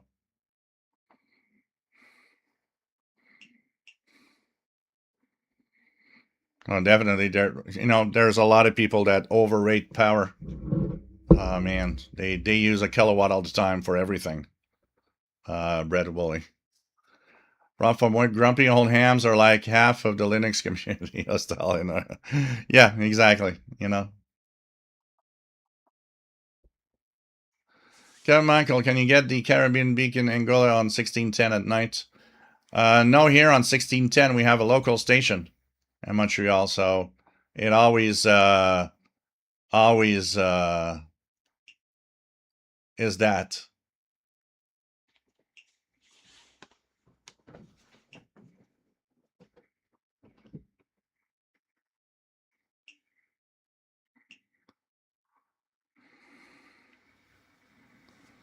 Yeah, with the relay there of all the programs and amateur radio shows on 1860. I miss that RGA Dakota when I used to work where I was before work, where I used to live before. It was so quiet that with my long wire, I was able to get and listen to 1860 kilohertz and listen to the amateur radio news there and everything. I found that kind of cool to listen to it. I remember back in the day when I was listening to that, there was an article, I think it was in Popular Communications, that mentioned how many hams were unhappy that somebody was doing a broadcast because there's, this rule that you cannot be a broadcast station, and that they were saying that 1860 was a broadcast station and should not be on the amateur radio band. DH1AO, that's the beauty of the hobby. If you get into digital modes or satellite or SSB CW, there's something for everyone. Yep. Cosmic Lettuce, what's the entry point for getting into renting shortwave radio transmission time? Well, if you want to have your own show, which, by the way, Cosmic Lettuce, if you do, I would totally listen to. You can ask. WRMI is $1 a minute. WRMI is $1 a minute. You just have to create your own show and pay and send it in, and it's going to air at whatever time and frequency that will be decided. But it's as little as $1 a minute. And it could be WBCQ also rents airtime, and I think WWCR also. So it's a question of just writing to them, letting them send them an email, say, hey, I have an idea of a show, 15, 30 minutes, whatever. Then all you have to do is you pay your airtime, send the show in, and it's going to play. It's as simple as that. Simple as that.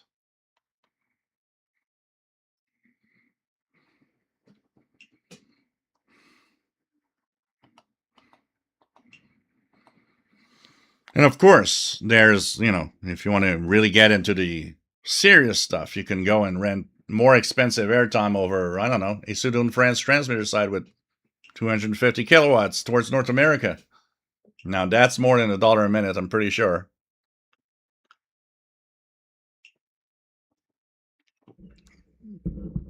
Okay, Michael, there's a lot of QRM on 1600 to 4000, definitely. Definitely. A lot of interference there. Yeah, Brett Willie, we know from that famous movie, Independence Day.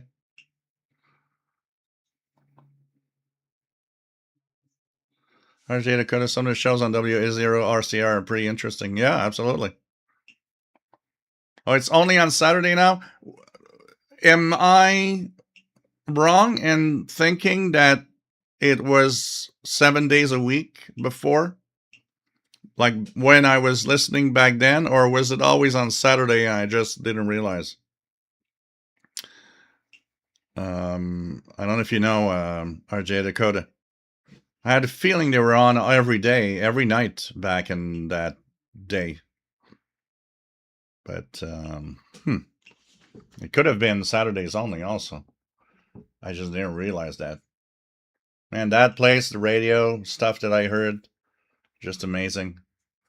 I I remember when I was there,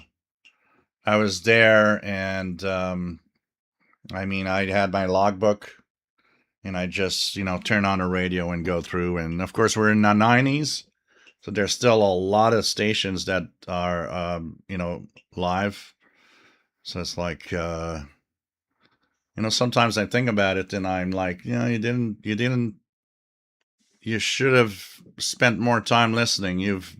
Mm, you know, you've kind of missed out on so many stuff. Oh, somebody's tuning here. Somebody's tuning here.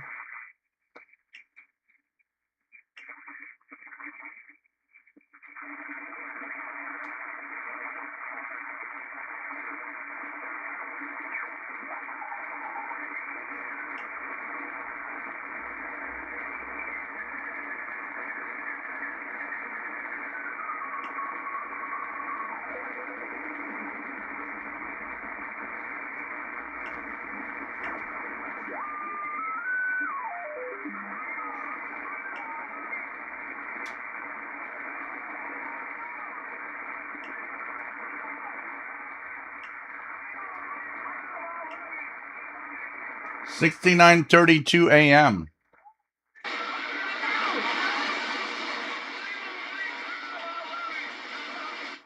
$69.32 a.m.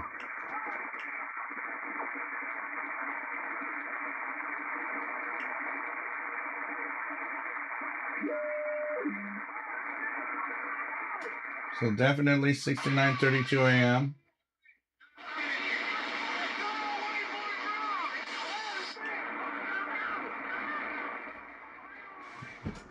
Definitely a pirate on 69:32 a.m.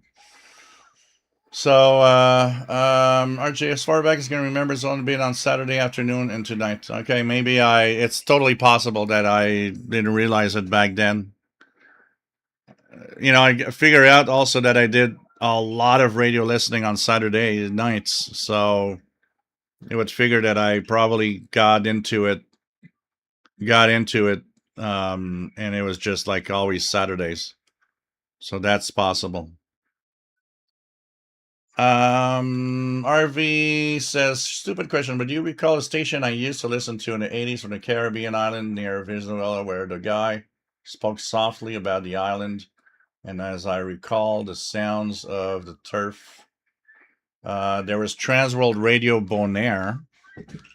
That could be one. Transworld Radio Bonaire was broadcast back in the day. So that could be one. There were a few Caribbean stations back in the day.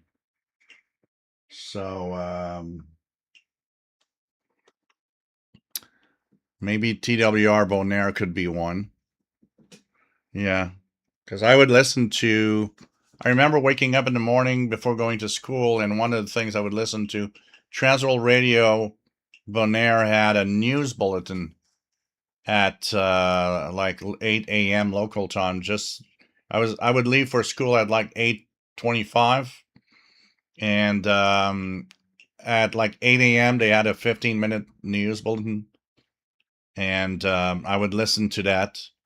They would ID like from the sun. What was the idea from the sun? I heard from the Sunshine Island of Bonaire. This is Transworld Radio. Something like that. They had some kind of maybe that's what exactly you're talking about. Like he was talking into a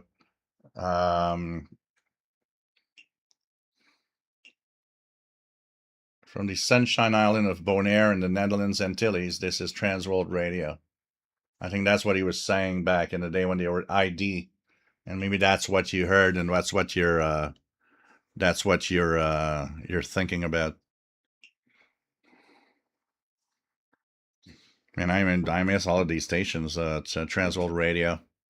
I I had a habit back in the 80s before going to high school of getting up and listening to a couple of the stations. I remember HCJB had a morning show. What is it? They had something like Morning in the Mountains or something like that. And then there was the there was Transworld Radio Bonaire. Yeah, TWR Bonaire 800 was 500 kilowatts. Absolutely. It was heard when conditions were right. It was heard across North America on the medium wave frequency. I never heard them here because we have CJ80 800 in Montreal. So there's a lot of stuff there. A lot of stuff that's interesting.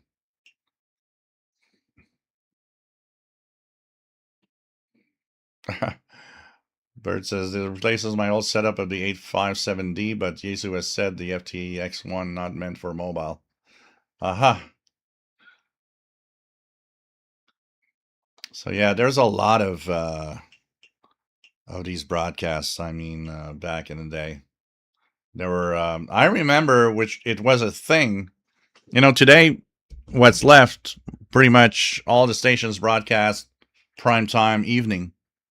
But if you guys remember, when there's a lot of stations on the air, they actually had a target audience, target area in the early morning before we went to work or went to school. So you could listen to a lot of the broadcasts that were there. It's like, this is, radio, whatever. And they would have a broadcast early morning so that we would listen to them before we go to work or go to school. And then they would have their evening broadcast. And which kind of interesting. Take care, Bert, WF7I Homebrew. Have a good dinner. See you soon. By the way, guys, if you like what I do, don't forget the super chat, where you can give a little something. And it's also through PayPal for the pizza and cat treats. And don't forget, guys, this is extremely important. You guys are helping me out a lot and continuing this show with your donations. It is much appreciated.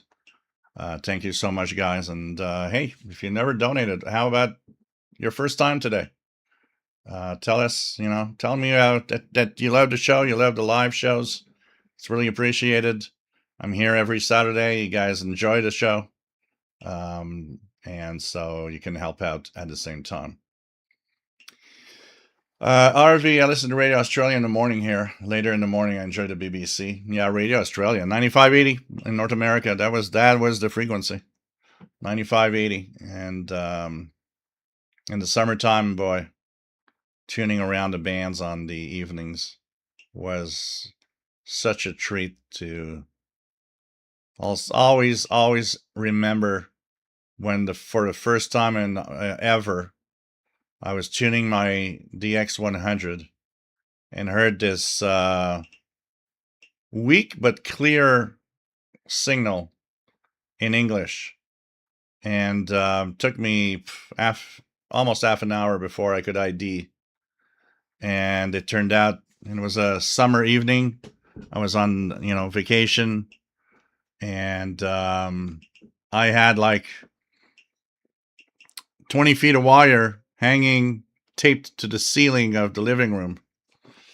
And here comes an idea. And the idea is, this is Radio Australia. First time ever I had heard Australia. And I was literally jumping up and down, being astonished that I could hear Australia. And I remember that was when they were using 21740 for the Pacific. And it was making it all the way here to North America. And the times where the solar activity was good were very high. Man, that is one of the best souvenirs I've got of my first years in shortwave radio, and part of many. One interval signal, well, actually one interval signal that still brings me back all the way to my first years of listening to shortwave. If I tune to KBS World Radio with their interval signal, and then the music that they play when we get into the program, which is exactly the same as it was in 1983, 84, that transports me back to that period of time. Every time I hear it, it's like, oh man, this really is, it really gives me, goosebumps. It brings me back as a teenager. Ajay Dakota, when I was a teenager, I used to spend a lot of evening time DXing medium wave. It's interesting because I knew faraway stations came in at night on medium wave, but I would never DX, never spend time DXing medium wave. I was always on the shortwave bands, and if I wasn't on the shortwave bands, one of my favorite things to do was to see what the long wave bands had on, and I would actually keep a log. And I remember with the low noise, and I had like a 150 feet wire going over the roof up to the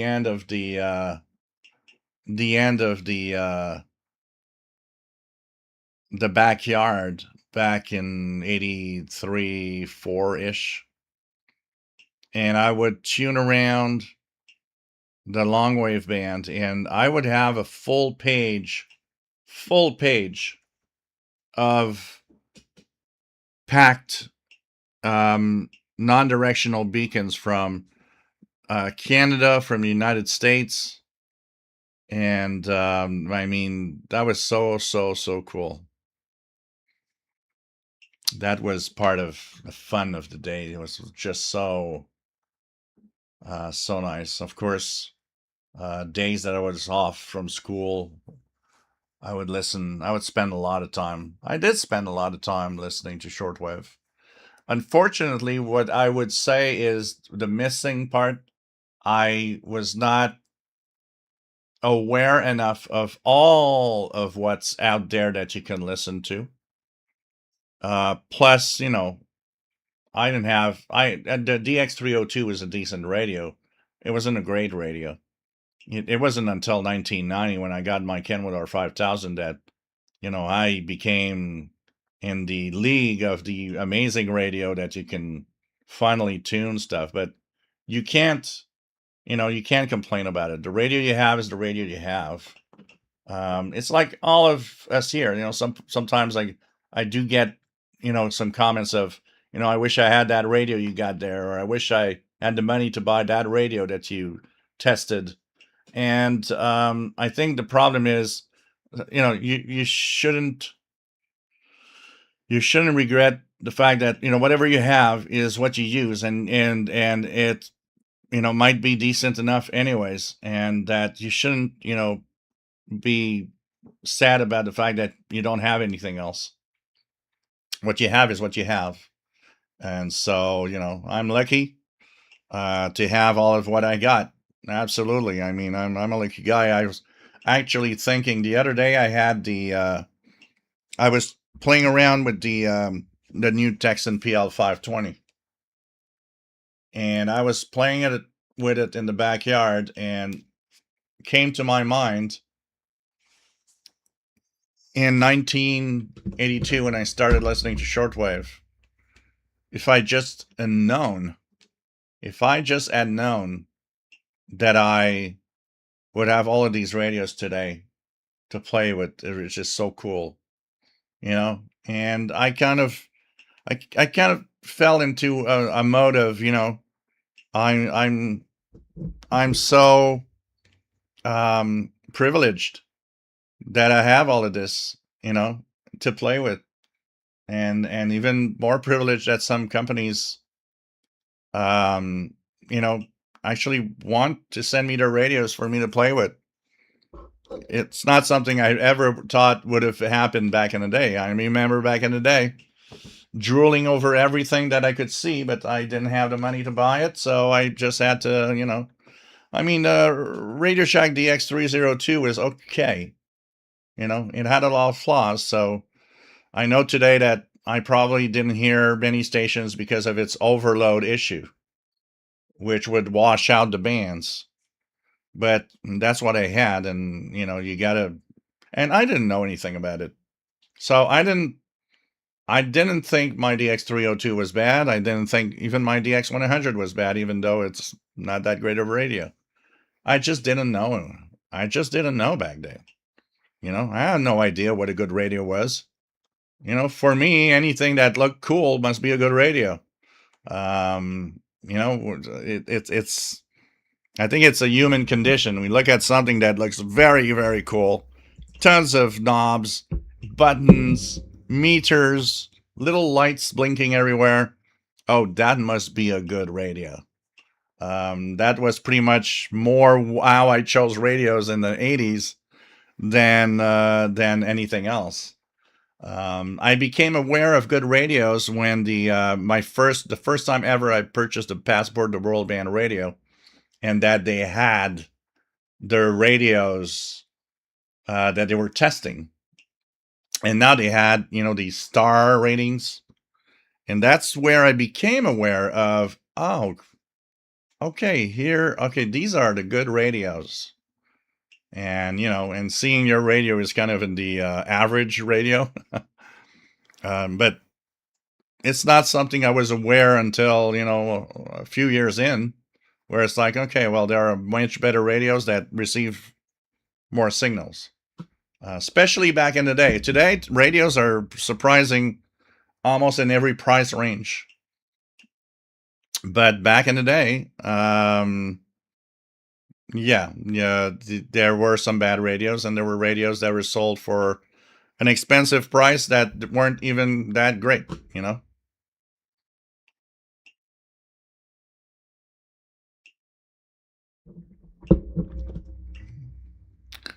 Ajay Dakota says, 1975, I bought my first shortwave radio. Was a 4-band radio from Radio Shack called the Astronaut 4. It was packed with a bunch of stuff. Harvey says, right on about not worrying about the radio. I had a blast with an old transistor radio with shortwave that I just kept toying around with to pull in more signals by experimenting. Yep. I mean, we would have all of that, and it was just so great. Just so great. Man. We had what we had. I mean, this is, again, why I always say this is the best time ever to be in the hobby. Price versus performance has never been better. I mean, this PL520 would have been a better radio than a lot of couple of $100 portables of the day in the 80s. And look at how much it costs today, and all its bells and whistles and SSB and calibration, and it's amazing. We're in amazing times, and like we said, even the novelty radios of the day today. I mean, the M-Lite and the DP666 and all of those fancy ATS-25 and whatever. Amazing times. Amazing times. My WX50, I got multi-band radio for a gift in mid-70s. My parents took a photo of me getting the radio. I looked very happy, I guess. Yeah, I'm pretty sure you were very happy. Brett Woolley, I use a RF2200 Panasonic and a Select Antenna. So Michael, back in the day, I always had the medium wave band on at night, especially in Riverside, California. Wolfband on 1090 XCRB in the 70s. Would be up to the wee hours. That's cool. Mike BPL 330 AN 225 feet, 21 feet real antenna. Ajay Dakota, the Astronaut 4 came with the instruction manual and a book about how shortwave worked. It had an extra input for external antenna. I bought that extra and took it home. Hooked ever since. Fred Water, nice to have you on board. Yeah, that's crazy when you look at it. Ken Michael, Baofeng overloads on 65 to 87 on the FM broadcast using the long whip. Uh-huh. RGA Dakota also had the DX160 and found it to be great at the time. I used to have to let it sit for several minutes to listen to SSB back then. Radios used to drift. Yeah, before the phase lock loop appeared, I'm gonna tell you, the radios drifted. But you know, when I got the DX302, Radio Shack DX302, two things were great. My first radio with a digital display. I mean, that was magic in the day. If you had a radio with a digital display, oh man, now that changed the game. And the second thing is compared to DX100, which drifted like hell, the DX302 drifted slowly. So, you know, once it was on for a couple of minutes, you tune a single sideband signal and you could listen to it for a couple of minutes before having to slightly retune. So that was a big improvement too. Fred Water, imagine if we had today's receivers in the 1980s. Oh man, imagine an SDR going back in the 80s or the 70s with an SDR. I can tell you that would have been nuts. Perry in Sherbrooke, nice to have you here. What would be a nice radio to add to the S2200X? Huh.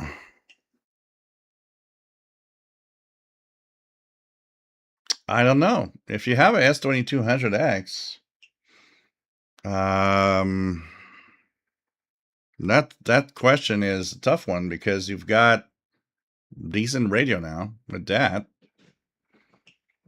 The only thing I can think about is, you know, some of those novelty weird radios that maybe if you would like to play with something unusual, they're fun to play with for that reason.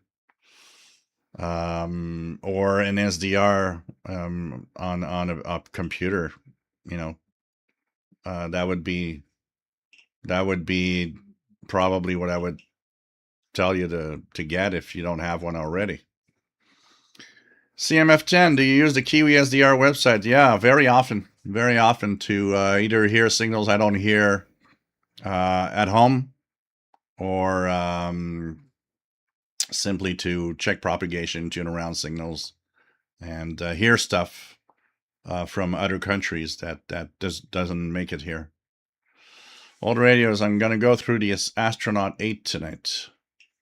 Pretty choose, back in the 80s, radios weren't that great, but there was plenty of stuff to listen to. Nowadays, we have good radios, but a lot less to listen to. Which tells us, thank God we got good radios today, because it helps the hobby. My WX50, I wish I could add a waterfall display to the receivers I used back in the day. Yep. But from like even the tiniest LED display was amazing. Yep. The tiniest, yep. Fred Waterer. Okay, there must be a movie somewhere.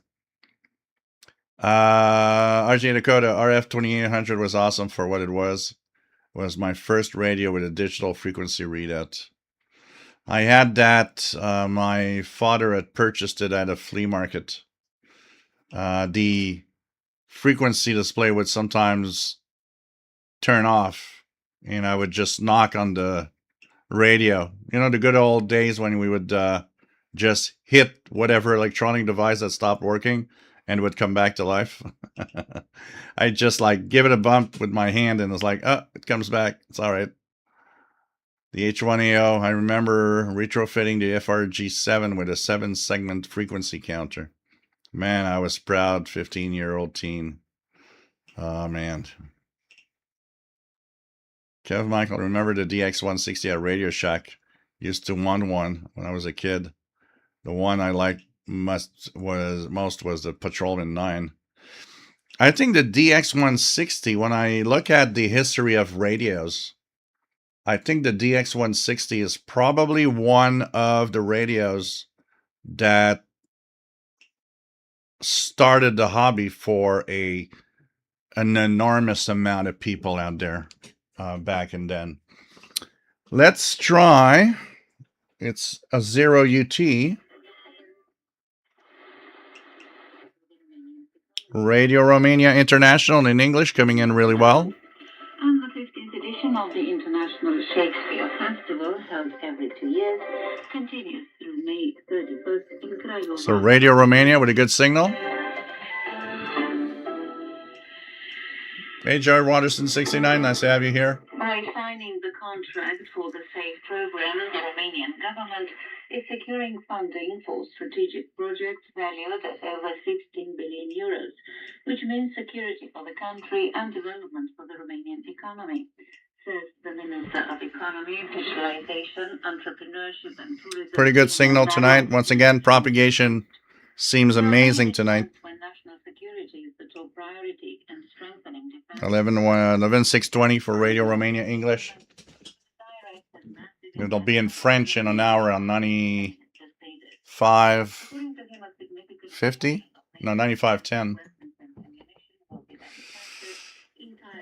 Mike WX50. I visited my local Radio Shack many times to see the DX160 before I earned enough money to buy it. I don't know if you guys, but I did that so many times, going to Radio Shack like once or twice a week, drooling, looking at what I wanted until I got it at some point because I had enough money. And it was just so great. And, you know, I don't know about you guys. I would always tell myself, now I got this. I'm happy. You know, I don't need anything else. But then you would go back to Radio Shack and see a new model. And it's like, oh, now that's the one I want. They were really good at that. It's like, okay, I got this. That's all I need. Then you go there 6 months later. It's like, look at that new model. Oh, wow, it looks so cool. Okay. Oh, I want that now. Stanscave says, I picked up a DX390 at a thrift store for $5 a few weeks ago. Great find. If it works, great find. Great find.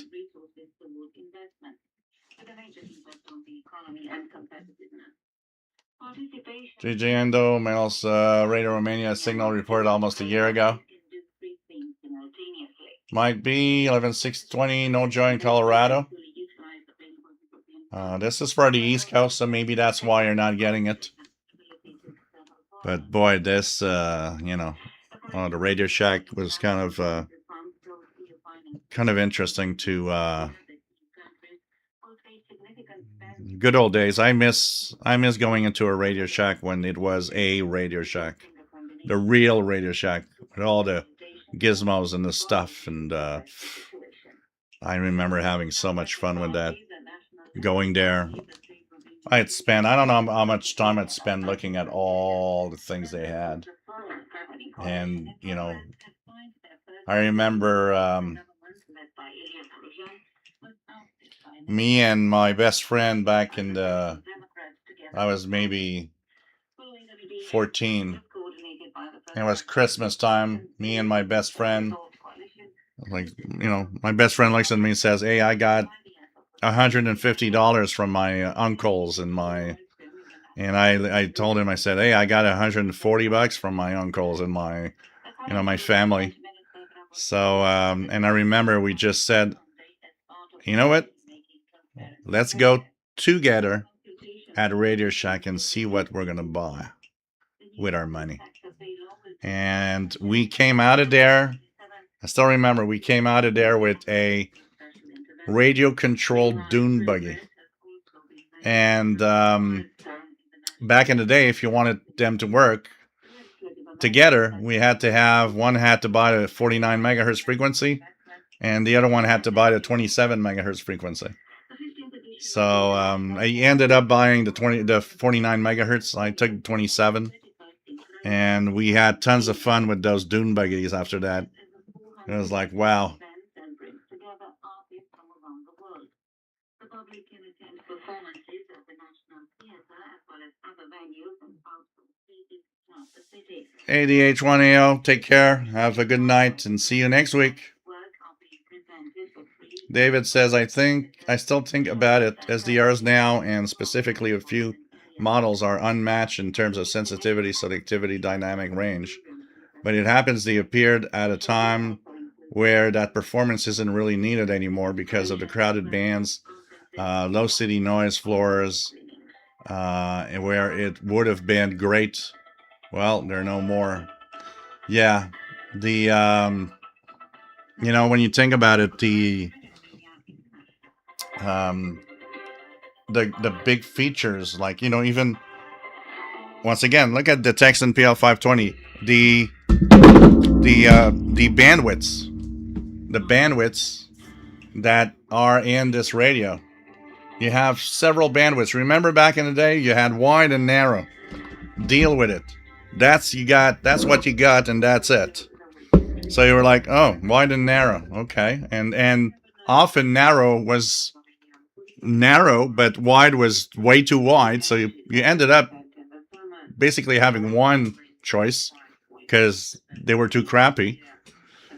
And you get a radio like the Texan radios with like, oh, you've got 6 and 5 and 4 and 3.5 and 2.3 and 2.8. And it's like, you got all these bandwidths. And they were needed way more back in the day than they are today. To separate all the stations. Perry says Radio Shack was great for hobbyists back in the day. Yep.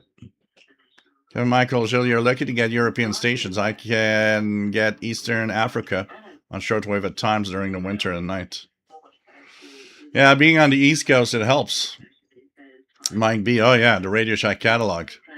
When it was that time when you knew we're near one of the new Radio Shack catalogs, I would go annoy the hell out of him. When's the new catalog coming? When's the new catalog?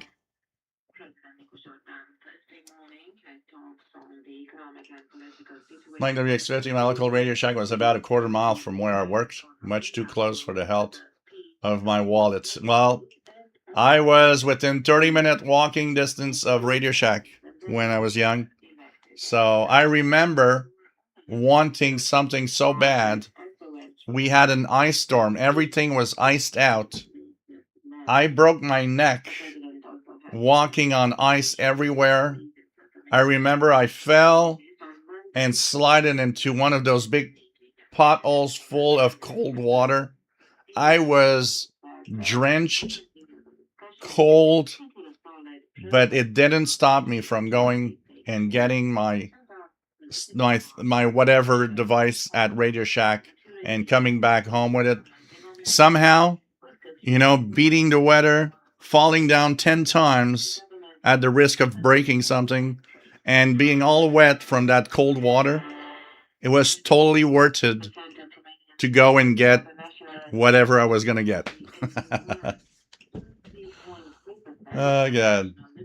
I have memories of that moment. I don't remember what I was going to purchase, but I do remember I fell down at least a dozen times from back and forth, and I fell down in one place where there was a slight angle, and I was slipping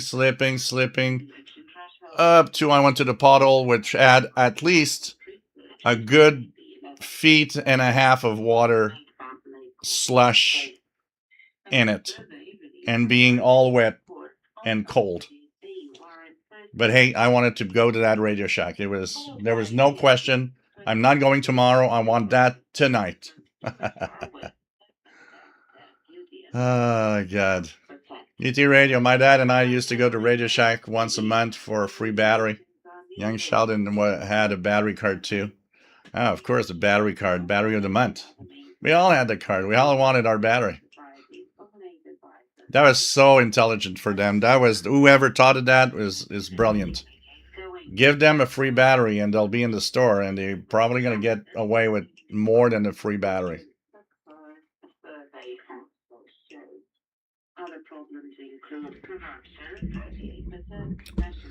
My WX50, I ordered my Kenwood R1000 and bandwidth modification for better narrow wide things. Yep. My Kenwood R5000. The guy had the narrow filter because the radio, the Kenwood R5000 with the stock AM filter, forget it. That bandwidth was crazy wide. Partially the code of bandwidth selection is pretty good now. Back in the day, indeed, wide narrow. And the Panasonic R2200 would adjust for the passbands with dip, help the sound. Like WX50, smokers would walk a mile for a camel, have nothing on the Shell's Radio Shack left.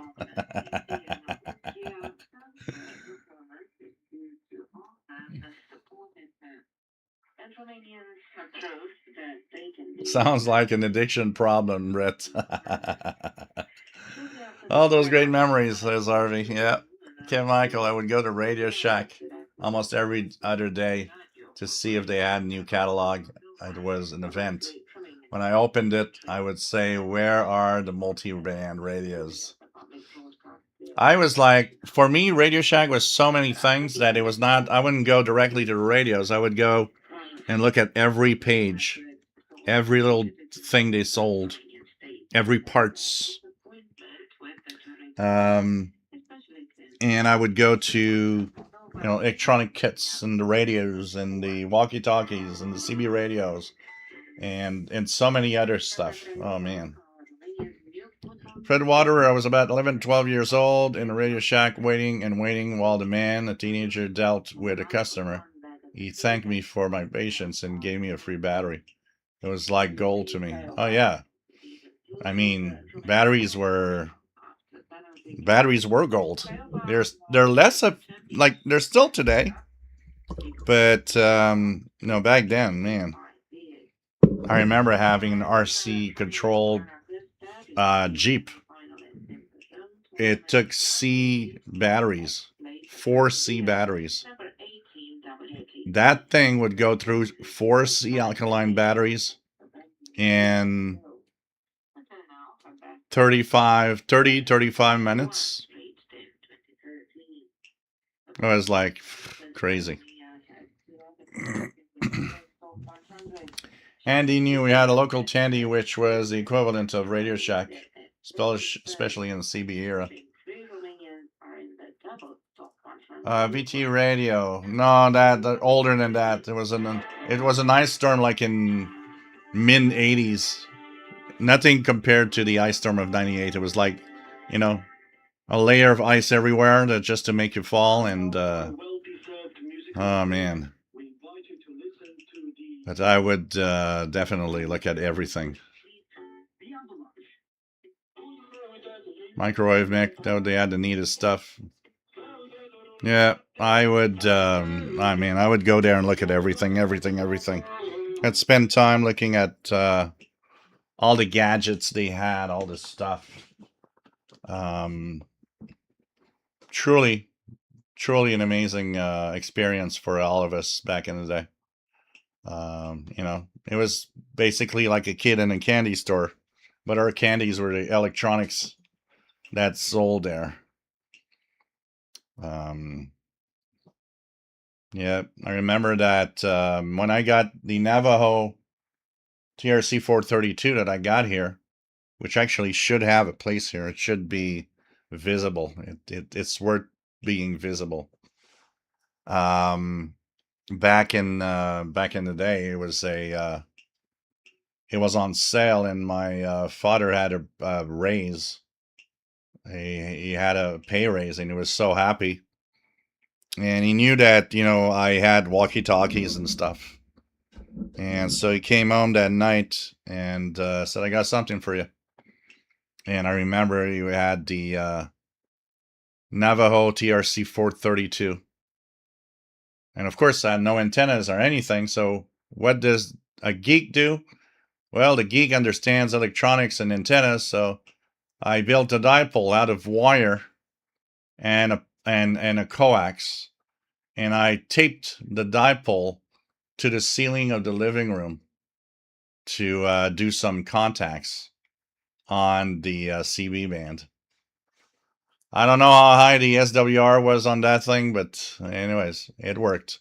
I had made contacts with some people. Spindle Twister, none of us back in the day had money for anything. We had to save for it. Yep, absolutely. It was like, you want to have that, you've got to, put that money, and, I had a hard time with that because I was so heavy into QSLing and sending letters to stations that when I had money, it was tough for me to not use it to send letters for QSLs. So sometimes I did not reach my goal for a long time unless somebody gave me a big amount of money. And because I would just spend all of it, for reception reports. So often the times where if I had something to buy, I would buy it because I had the money was Christmas or my birthday. Because that's where you got your uncles and friends and family to give you money. And if they gave you enough money, it's like, oh, I got enough money to go and buy my whatever I need, I remember, and this is very geeky. I remember I wanted so badly a multimeter. I wanted to have a multimeter. Is mine here? No, mine's not here. To test resistors and tests and the voltages and tests all sorts of stuff. And I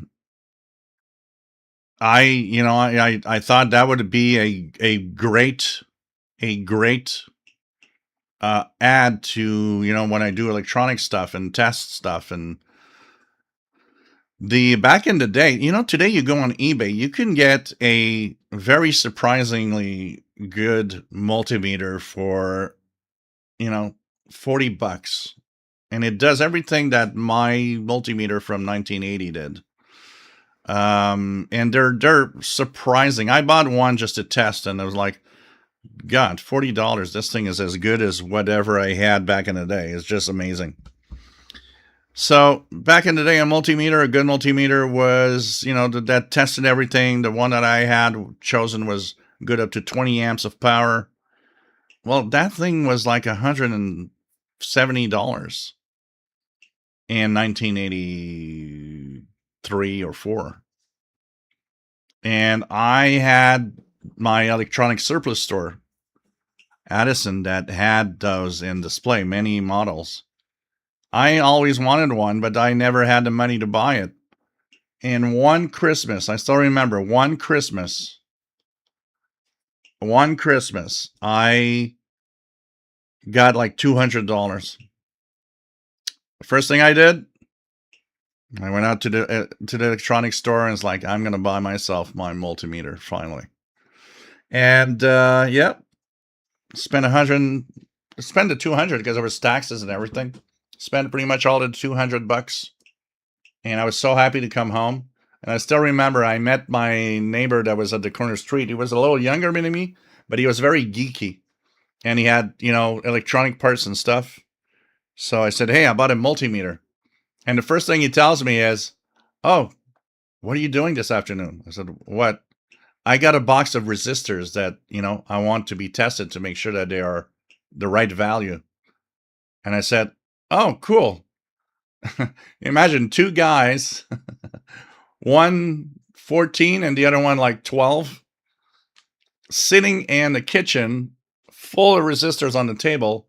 And I was just a happy camper saying, oh, this is 3.3 kiloohms.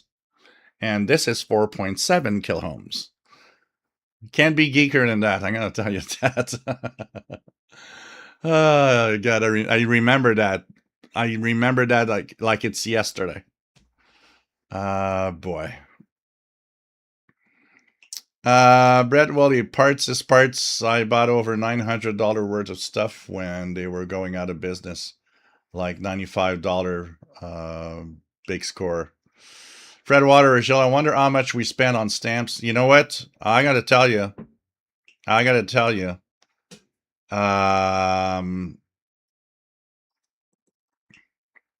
It's hundreds of dollars. That's for sure. Hundreds of dollars. And somebody would tell me today you even went into the $1,000 spent on stamps and envelopes and all of that. And I would not even say no. I would just say, I believe it. It is totally possible I went there. I sent so many letters. Man, I'd be curious also to know how much. Paul Stringer, I was a monitor for the radio Deutsche Welle. I got real cool stuff from even an Atlas once. Pretty cool. Jasmine, got one for $17. Yeah.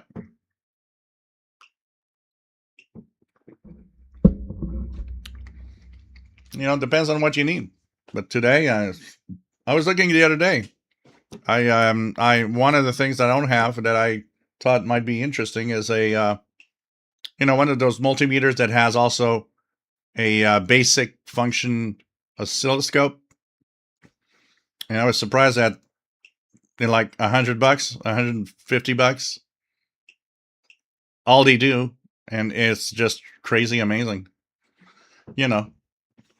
So man.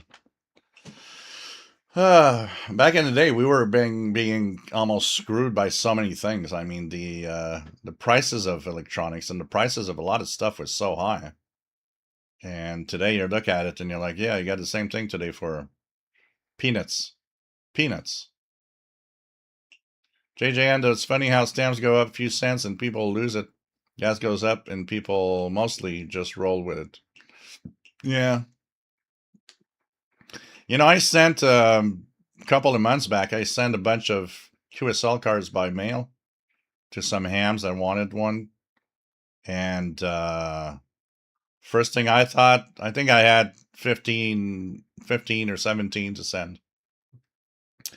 All internationally except a few for the US. And the first thing I thought is, wow, if it would cost this much to send for QSL cards, back in the day, I would never have sent much QSLs for QSLs. I can tell you that. It's so expensive today compared to back in the day. Bob from Wick, I remember taking old electronics apart and making circuits when I was wee, and was great fun. Yep. Bob from Wick, here it's cheaper to send a letter as a parcel than as a letter. Yeah. Mike B. Phil Collins on Radio Marti, 11930. I would buy electronic parts just for the fun of what they would do. I remember I went to the electronic surplus store. I was 14-ish. And I bought a big capacitor. And I bought a couple of relays and some small light bulbs and made a little circuit because I found it cool to see a capacitor charge and discharge. And it was a really big one. So it's like it would control the I would put it in circuit to control the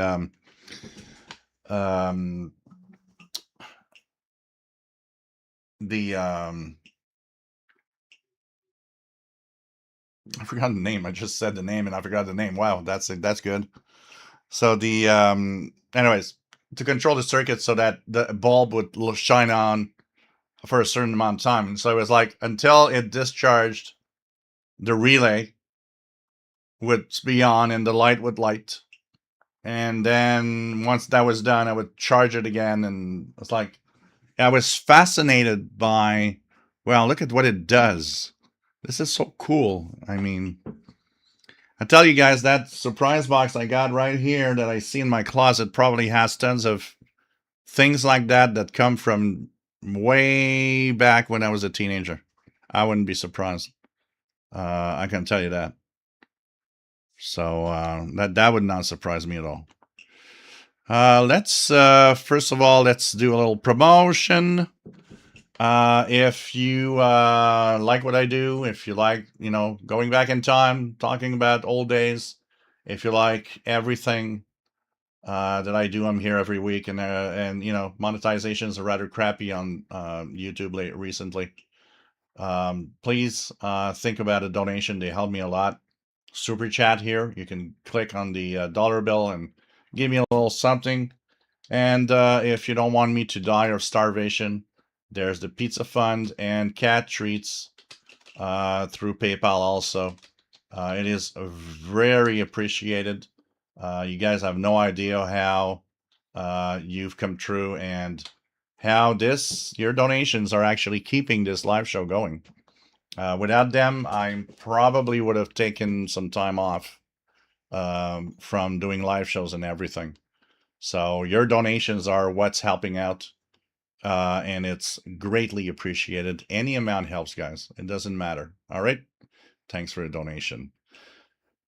Any pirates right now? Let's see. Anything showing up in the pirates? Like we said, Radio Romania on 11620 right now is here. Called Romania appeared. After this war, the two banking companies merged, and because Romania was a new independent country. So Radio Romania 11620, Stern Radio 6934.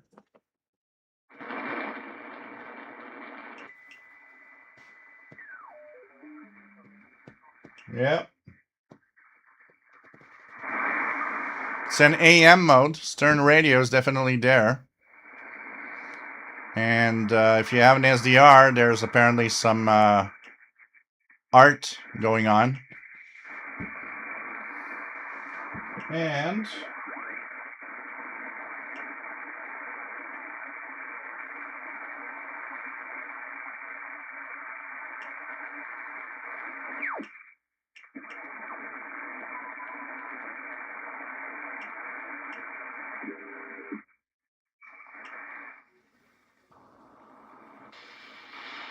so Stern Radio 6934 AM mode is a pirate going on right now. And also, there's in a few seconds, 15770,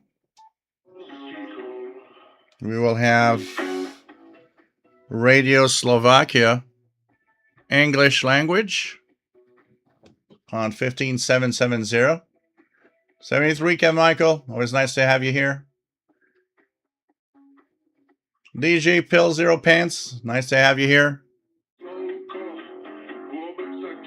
So this is some electronic music going on. So Radio Slovakia is going to shift to its English language in a few seconds. On 15. Pretty good signal here, 15770.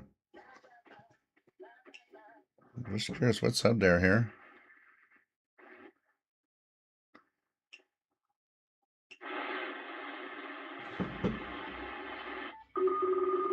Oh, there's a radio teletype signal in 15958. I was wondering what that peak was on the display. This is WRMI. So going to Radio Slovakia in English. International. You can find out more about WRMI at our website, WRMI.net. That's WRMI.net. Visit our website and share your QSL reports. This is WRMI, Okeechobee, Florida. Radio Slovakia International. Slovakia Today. On Saturday, the 23rd of May, here's Martina Greňová-Šinkovičová. This is the Saturday front page, where we take a look at what's making headlines. Former President Peter Pellegrini met at the Presidential Palace with former European Parliament President Martin Schulz.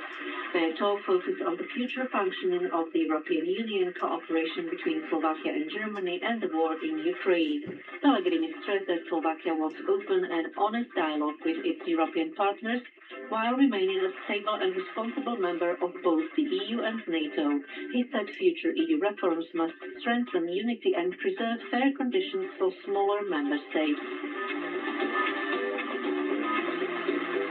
The European Parliament resolution adopted in Strasbourg on Wednesday expressed concern over what MEPs described as deteriorating democracy and rule of law. So pretty good signal from Radio Slovakia coming in on 15770.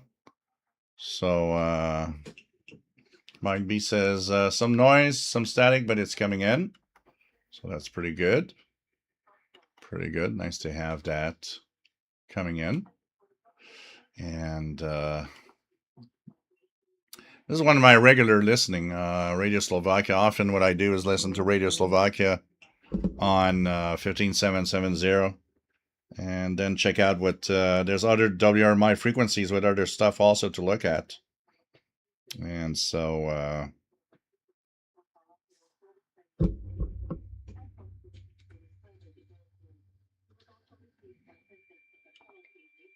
Stern Radio, 6934 still coming in.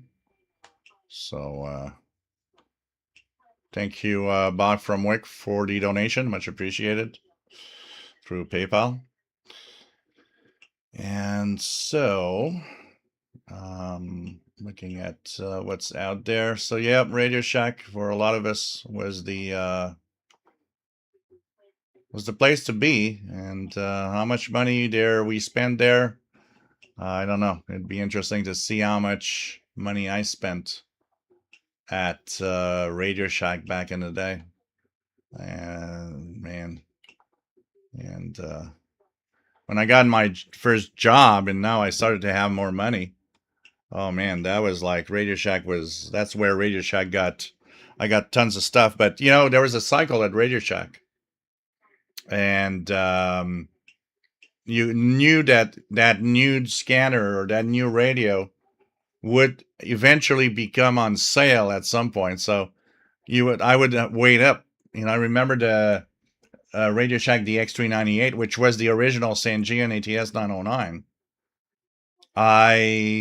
It came out here, I think it was $299 back in the day.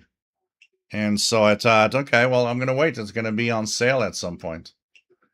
And there was a first sale where it came on at like $249 instead of $299. But I didn't go on that one. And I remember being at the shopping center, the shopping mall with my mom and my sister, and going around, and you know, they're looking at women's clothing. So I was like, yeah, okay, well, you know what? I'm gonna go with Radio Shack on the other side. So while you choose your, you know, dresses and pants and whatever, and I went there, and behold, instead of $299, it was $199. But I didn't have the money. So I go back to my mom and I'm like, Mom, do you have like $200 you can just lend me until I get my paycheck? I'm going to give you $200 with my paycheck when it comes next week. And she's like, all right, yeah, sure. So she knew I always give the money back. So it's like, it was never a problem. So she just gave me $200 and I went to Radio Shack and I got the DX398. And I gave her the money back like the week later with my paycheck. And boy, that was like, okay, that's where I got my DX398, honestly. And it was $100 off.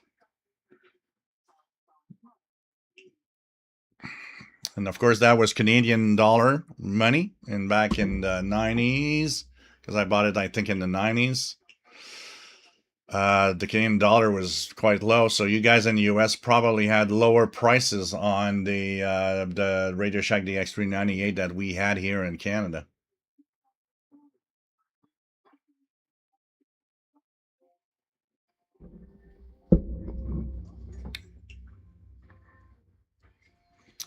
Paul, China just called and worked me on 17 meters FT8. Oh, that is great. I got a couple of Chinese stations. You gotta get them when they're there. because they're not always there. But when you got one, you got to go for it. Yeah, Brock from Wick, when we had Radio Prague Czechoslovakia back in the day before they split. And then you had Radio Slovakia and Radio Prague. Mike B, have some great memories of your family supporting your radio hobby. Well, I got a lot of the positive. I keep the positive ones. Let's just say that.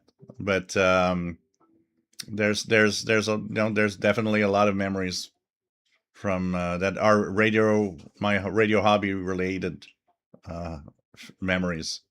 RJ Dakota had a cassette recording from Radio Prague, Czechoslovakia. I never heard it before, so I thought it was great to hear. I recorded that onto an SD card. I still remember when Radio Bulgaria sent me a cassette, 4-track cassette, with 60 minutes of Bulgarian music. And I was like, wow, this is kind of interesting. I must have the cassette somewhere. Maybe one of the boxes there. David just fired up my ICR 8500 and modified MLA30. WRMI Slovakia 15770, peaking S9 plus 10 with some QSB down to S8 here in Barcelona. Pretty cool. Pretty cool.